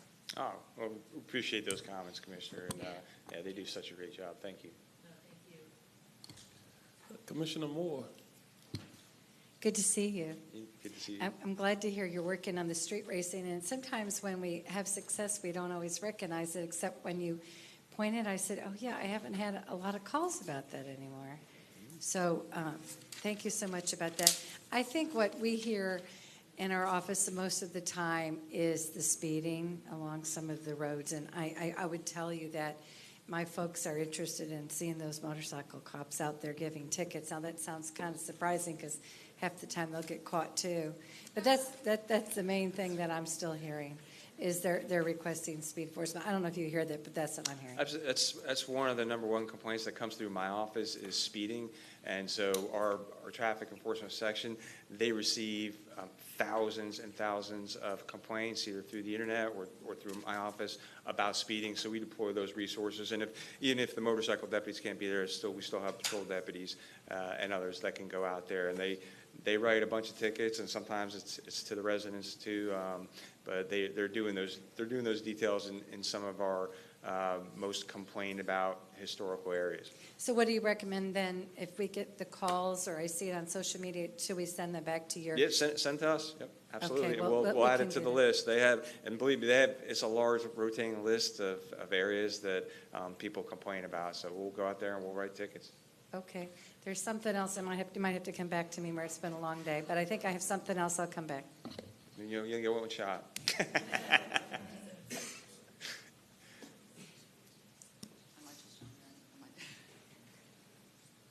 All right, Commissioner Wilson. See, I knew. I had a feeling about it. I'm like, I might just jump in.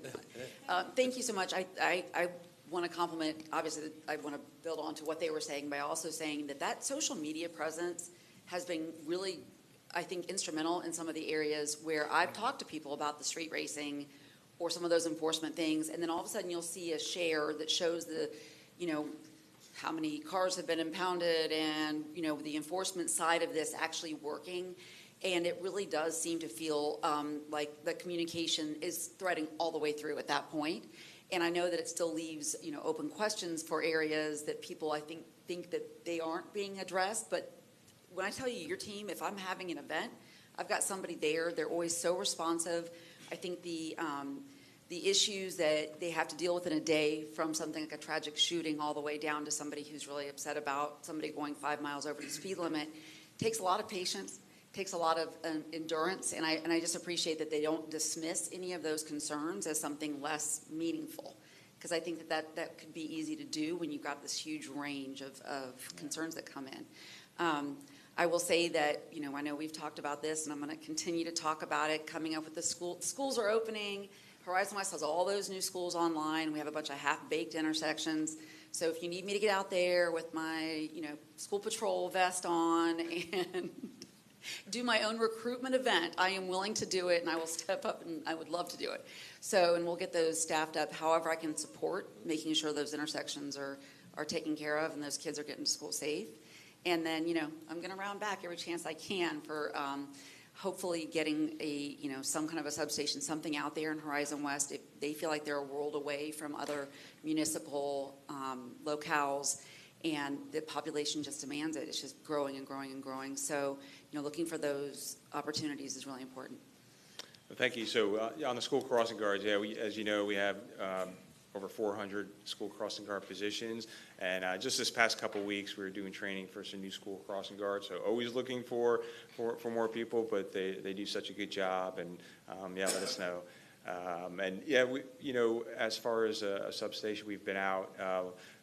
Valencia has some property that we may, in the future, be able to partner with them. So we're looking at all of that. Let me know how I can support. And like I said, I don't mind hitting up a PTA or a PTO and looking for some more crossing guards. So thank you. You remember what you forgot? Okay. No? You got to wait. Okay. No, go ahead.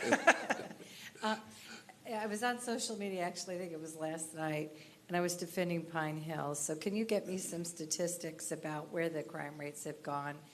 Because I was having one part of my district casting aspersion on them, and when I'm over there, I'm not having issues, and so I would like to show them some hardcore data. Absolutely, we'll get you the numbers, and and I know the mayor remembers this. And we in the safety task force meeting, we had showed some historical numbers of Pine Hills, and down by 50% over 10 years, starting back when the mayor was sheriff and put the first cop squad there. So at times it could be a challenging area for us, but the vast majority of people there are law-abiding, good citizens, and a small group of people that are committing the crimes, many times against themselves, which causes issue. But then, innocent people get caught in the crossfire. So we'll get you those stats, absolutely.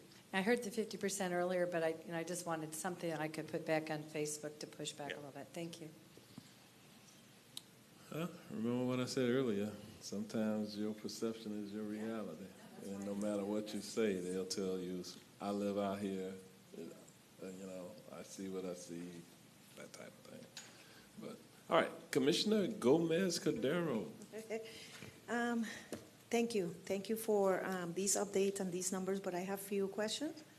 And before I enter into my question, I want to say, so they could hear it, Captain Gardner and Barrett, they are from Sector 4 and Sector 2. They are amazing. I mean, we exchange, personal phones and cell phones and so we can get on top of things, and they are amazing. So thank you for that. And I have to say, before we go further, what I said about Puerto Rico, I know you're still going to go, but I'm not going to leave it like that. And I know that you know what's going on over there, and why you don't look for them somewhere else? Why it has to be Puerto Rico? I'm just saying because I follow very, very into the reports that they send over there, and there's less than 3,000 police officers. Huh? You can go to New York, she said, and get officers over there. And the thing is that, we cannot leave it empty because, we have so many good officers over here that we can send over there to take care of the crime over there. But anyway, Sheriff, you said in one of the slides, it says the dose for fentanyl, that small dose can be lethal? That Lethal. small? That's it. On the pencil, yeah. On the pencil. Deadly, yep. But is that just like that, pure like that, or it mixed with something else? It all depends. Yeah, sometimes it's depends. mixed. Sometimes, I don't know if you've heard about it, we did a press conference recently on this drug out there called xylazine. It's an animal tranquilizer, basically. They use on animals in surgery and pets, and that's being mixed with fentanyl. We've had a number of overdoses this year on that. So, unfortunately, and the bad part about that, at least Narcan works on fentanyl. Narcan does not work on xylazine, so that's gonna be a challenge for us and for our community. So, Sheriff, I have, read some articles and so on. It seems like a lot of minors, teenagers and so are getting, this. Is that easy to get or what it is? Yeah, I mean, it's unfortunate that drugs are available out there, and the drug dealers are going to seek out the people who are going to give them money. I would say that luckily we have not had many minors who overdose, and so it's more adults who are overdosing and dying from overdose than minors. Okay. Yeah. Okay. Wow. And I asked this question to former sheriff next door, right here, but I want to say it. I want to say it publicly because this was a question that was brought to me by the residents of a community meeting that I had last week, and I want to just bring it so when they know that I asked you in public record. Okay, why the officers that are put in the schools, instead of being in the school, you put them back to where we need them, and we put, I don't know, security arms officers over there and security company or something instead of our officers.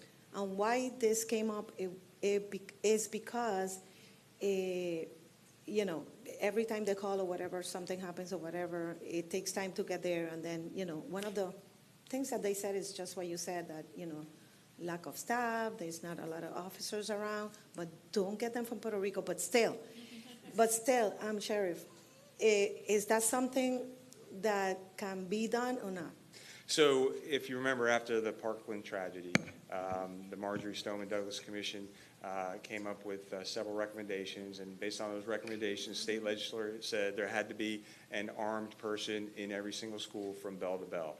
In this community, overwhelmingly, the community, local leaders said they want law enforcement inside the school. They didn't prefer to have a guardian or a security officer in their schools because we know they don't have the same training as us. They're not going to be able to build relationships with the kids in schools. We solve a number of crimes just because a school resource officer or deputy had a relationship with a juvenile in a school, and they gave them information. They tell us, who's carrying guns, who's bringing drugs into the schools. So, we're just not going to get that same level of a rotating security officer who might be at this high school in Horizons West one day and this high school in Pine Hills the next day. It's just, I think if you polled the community, and I know we did years ago when this first came about, that they want an Orange County deputy in their schools protecting their children. And based on what I've seen around the country,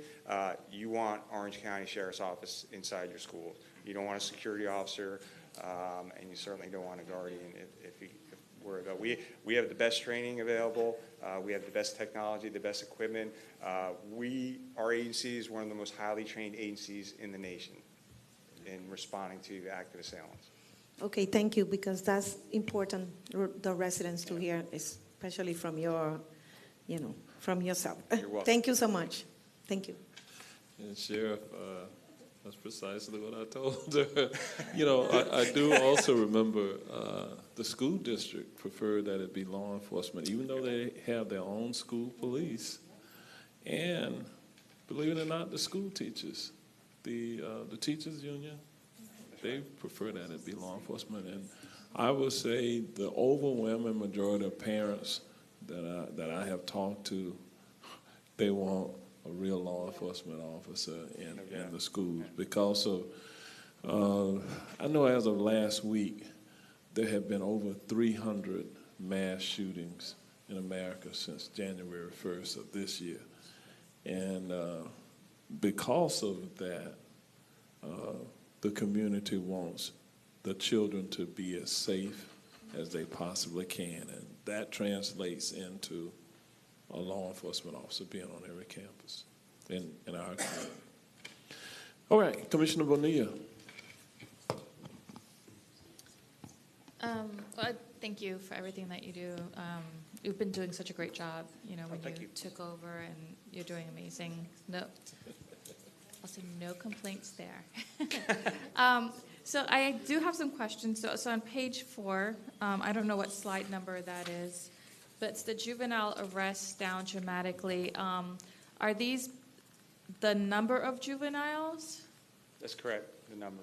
Okay, so I would like to see this in another way, like number of out of this many juveniles, something like that, percentage, in another number, because if we're looking at like this, people are having less kids, so I don't know if that's what's lowering this number, because there's less kids, rather than there's like a percentage of kids. You know what I'm saying?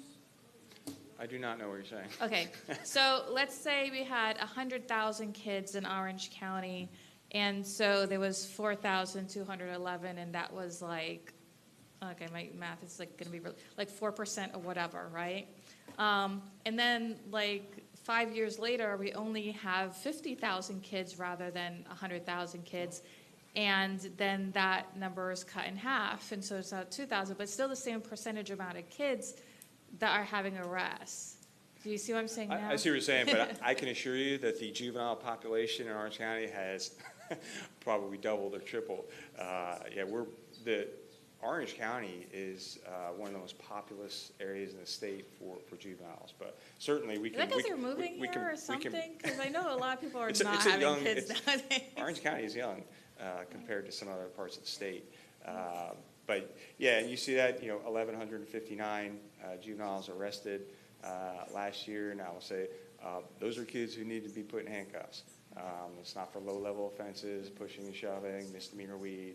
This is for serious crimes, robbery, burglary, murder, sexual battery, breaking into people's homes and cars, felonies, really. So that's what our focus is on. and that's what we'll continue to do. But certainly we can try and come up with a percentage for you. But it's a very small percentage of kids who are getting. Most kids are doing the right thing. I mean, that is great news. Now, I'm not most kids are complaining. doing. You guys know that. So it's a very small percentage of the people. But kids and in the our reason why I'm asking, because if we could get a good stat of that, we're trying to see if our children's services funding, that's supposed to be results driven. And so one of the things that we were looking to do is to bring down that number. So I just want to see if there's any correlation, if that's helping, try to see if that could be part of that report. And then the next slide after that, the calls for service. I'm a bit confused of why this is happening, that we're getting a lower amount of calls. I know during COVID that number dropped a lot. I don't see the 2020 or 2019 here. So did it go down and then up and then down?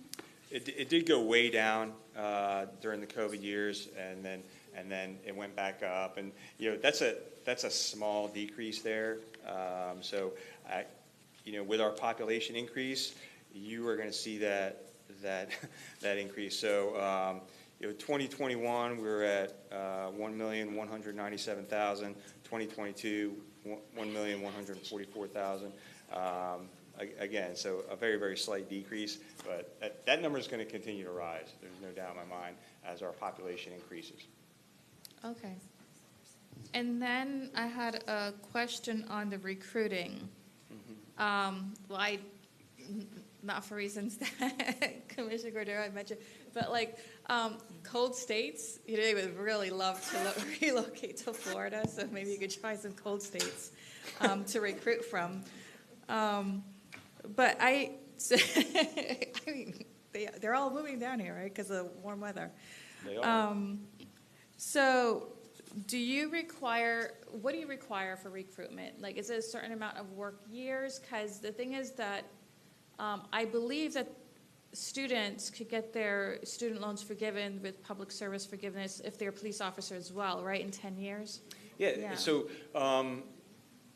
the standard is 2 years work experience or a college degree, right? So or military, and really the basic requirement is that you're 21 years old, be a U.S. citizen, and not convicted of a felony, have a driver's license, right? That's the very basic. So we hire people who have a 2-year degree. We hire people who have a 4-year degree. We hire people who have military experience. We hire people. Military experience as they just finished boot camp or as they had years in.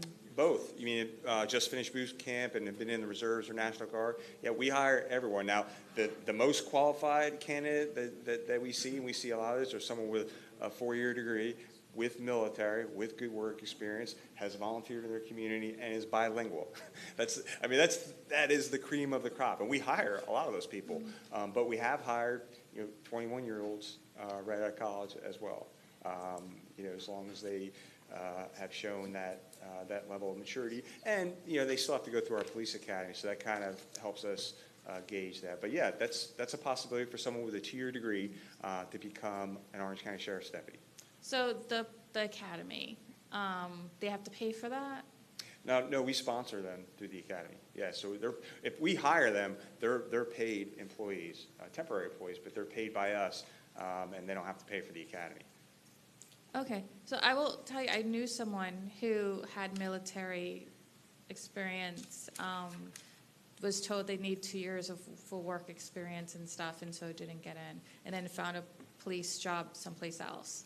Was hired someplace else. So. And it can be very competitive. Yeah, it can be. Like I said, well, the thing is, you're trying to hire people, and you're complaining. I'm sorry to sound like this, but you're saying that other police forces are taking your people, but they're also taking people who you are turning away from hiring.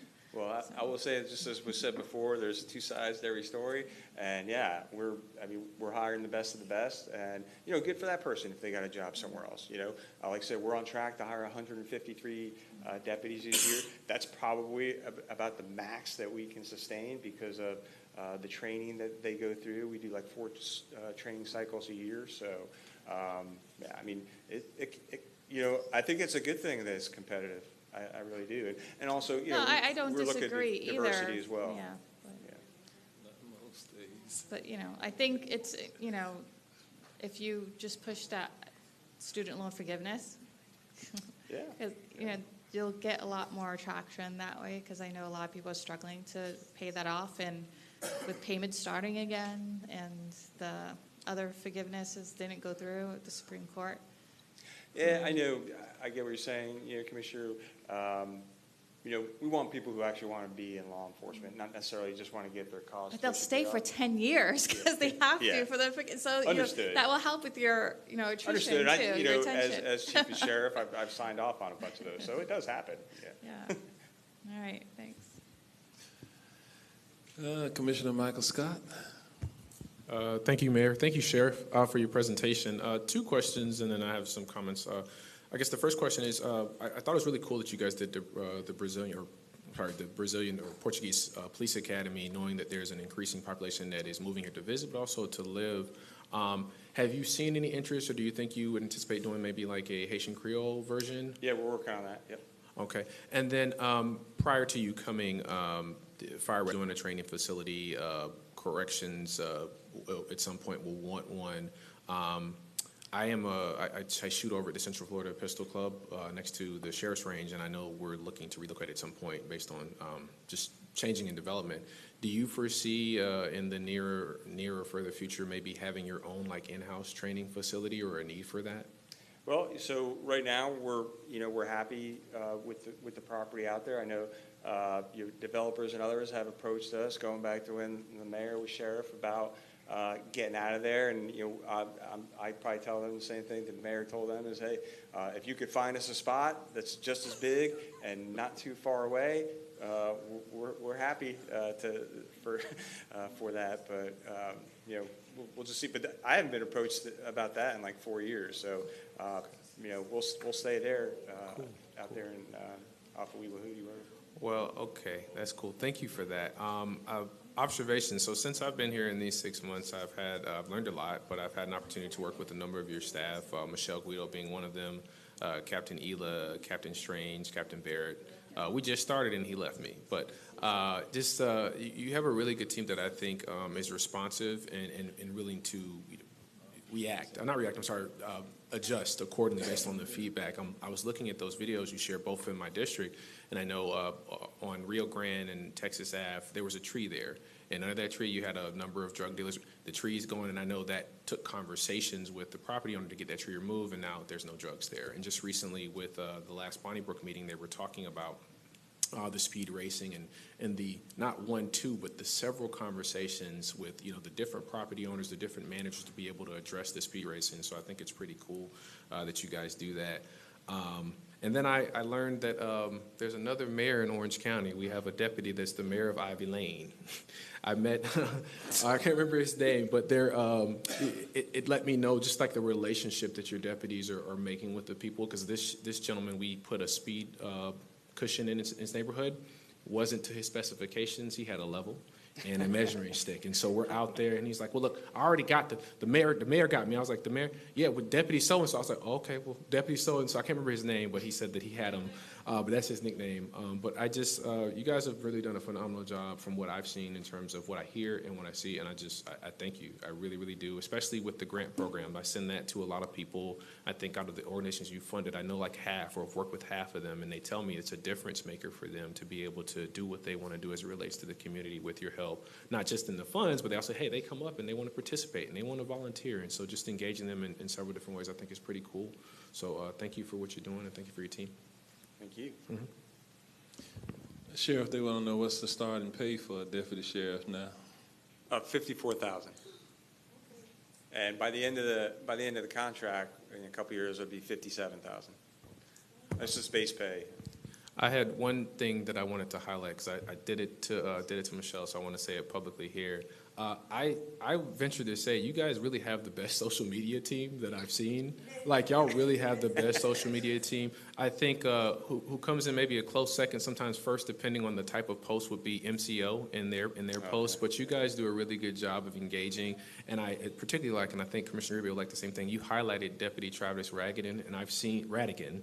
And I've seen the patience, especially with the Orla Vista community, him listening and understanding and being responsive and following up. And so that's one thing that I do appreciate, that the deputies across the board listen and they come back and they follow up. And I think that's the difference maker for the service that you guys have been providing. So thank you for that. Thank you. That's all Michelle Guido, our Strategic Communications Manager. I also have with the Comptroller, Shauna Wells, and Dan Devine as well. Who helped She's a out. movie star. She's a local celebrity too. I watched her video. I learned her whole story on Instagram, and I was like, wow, this is really cool. They had the pictures, the videos.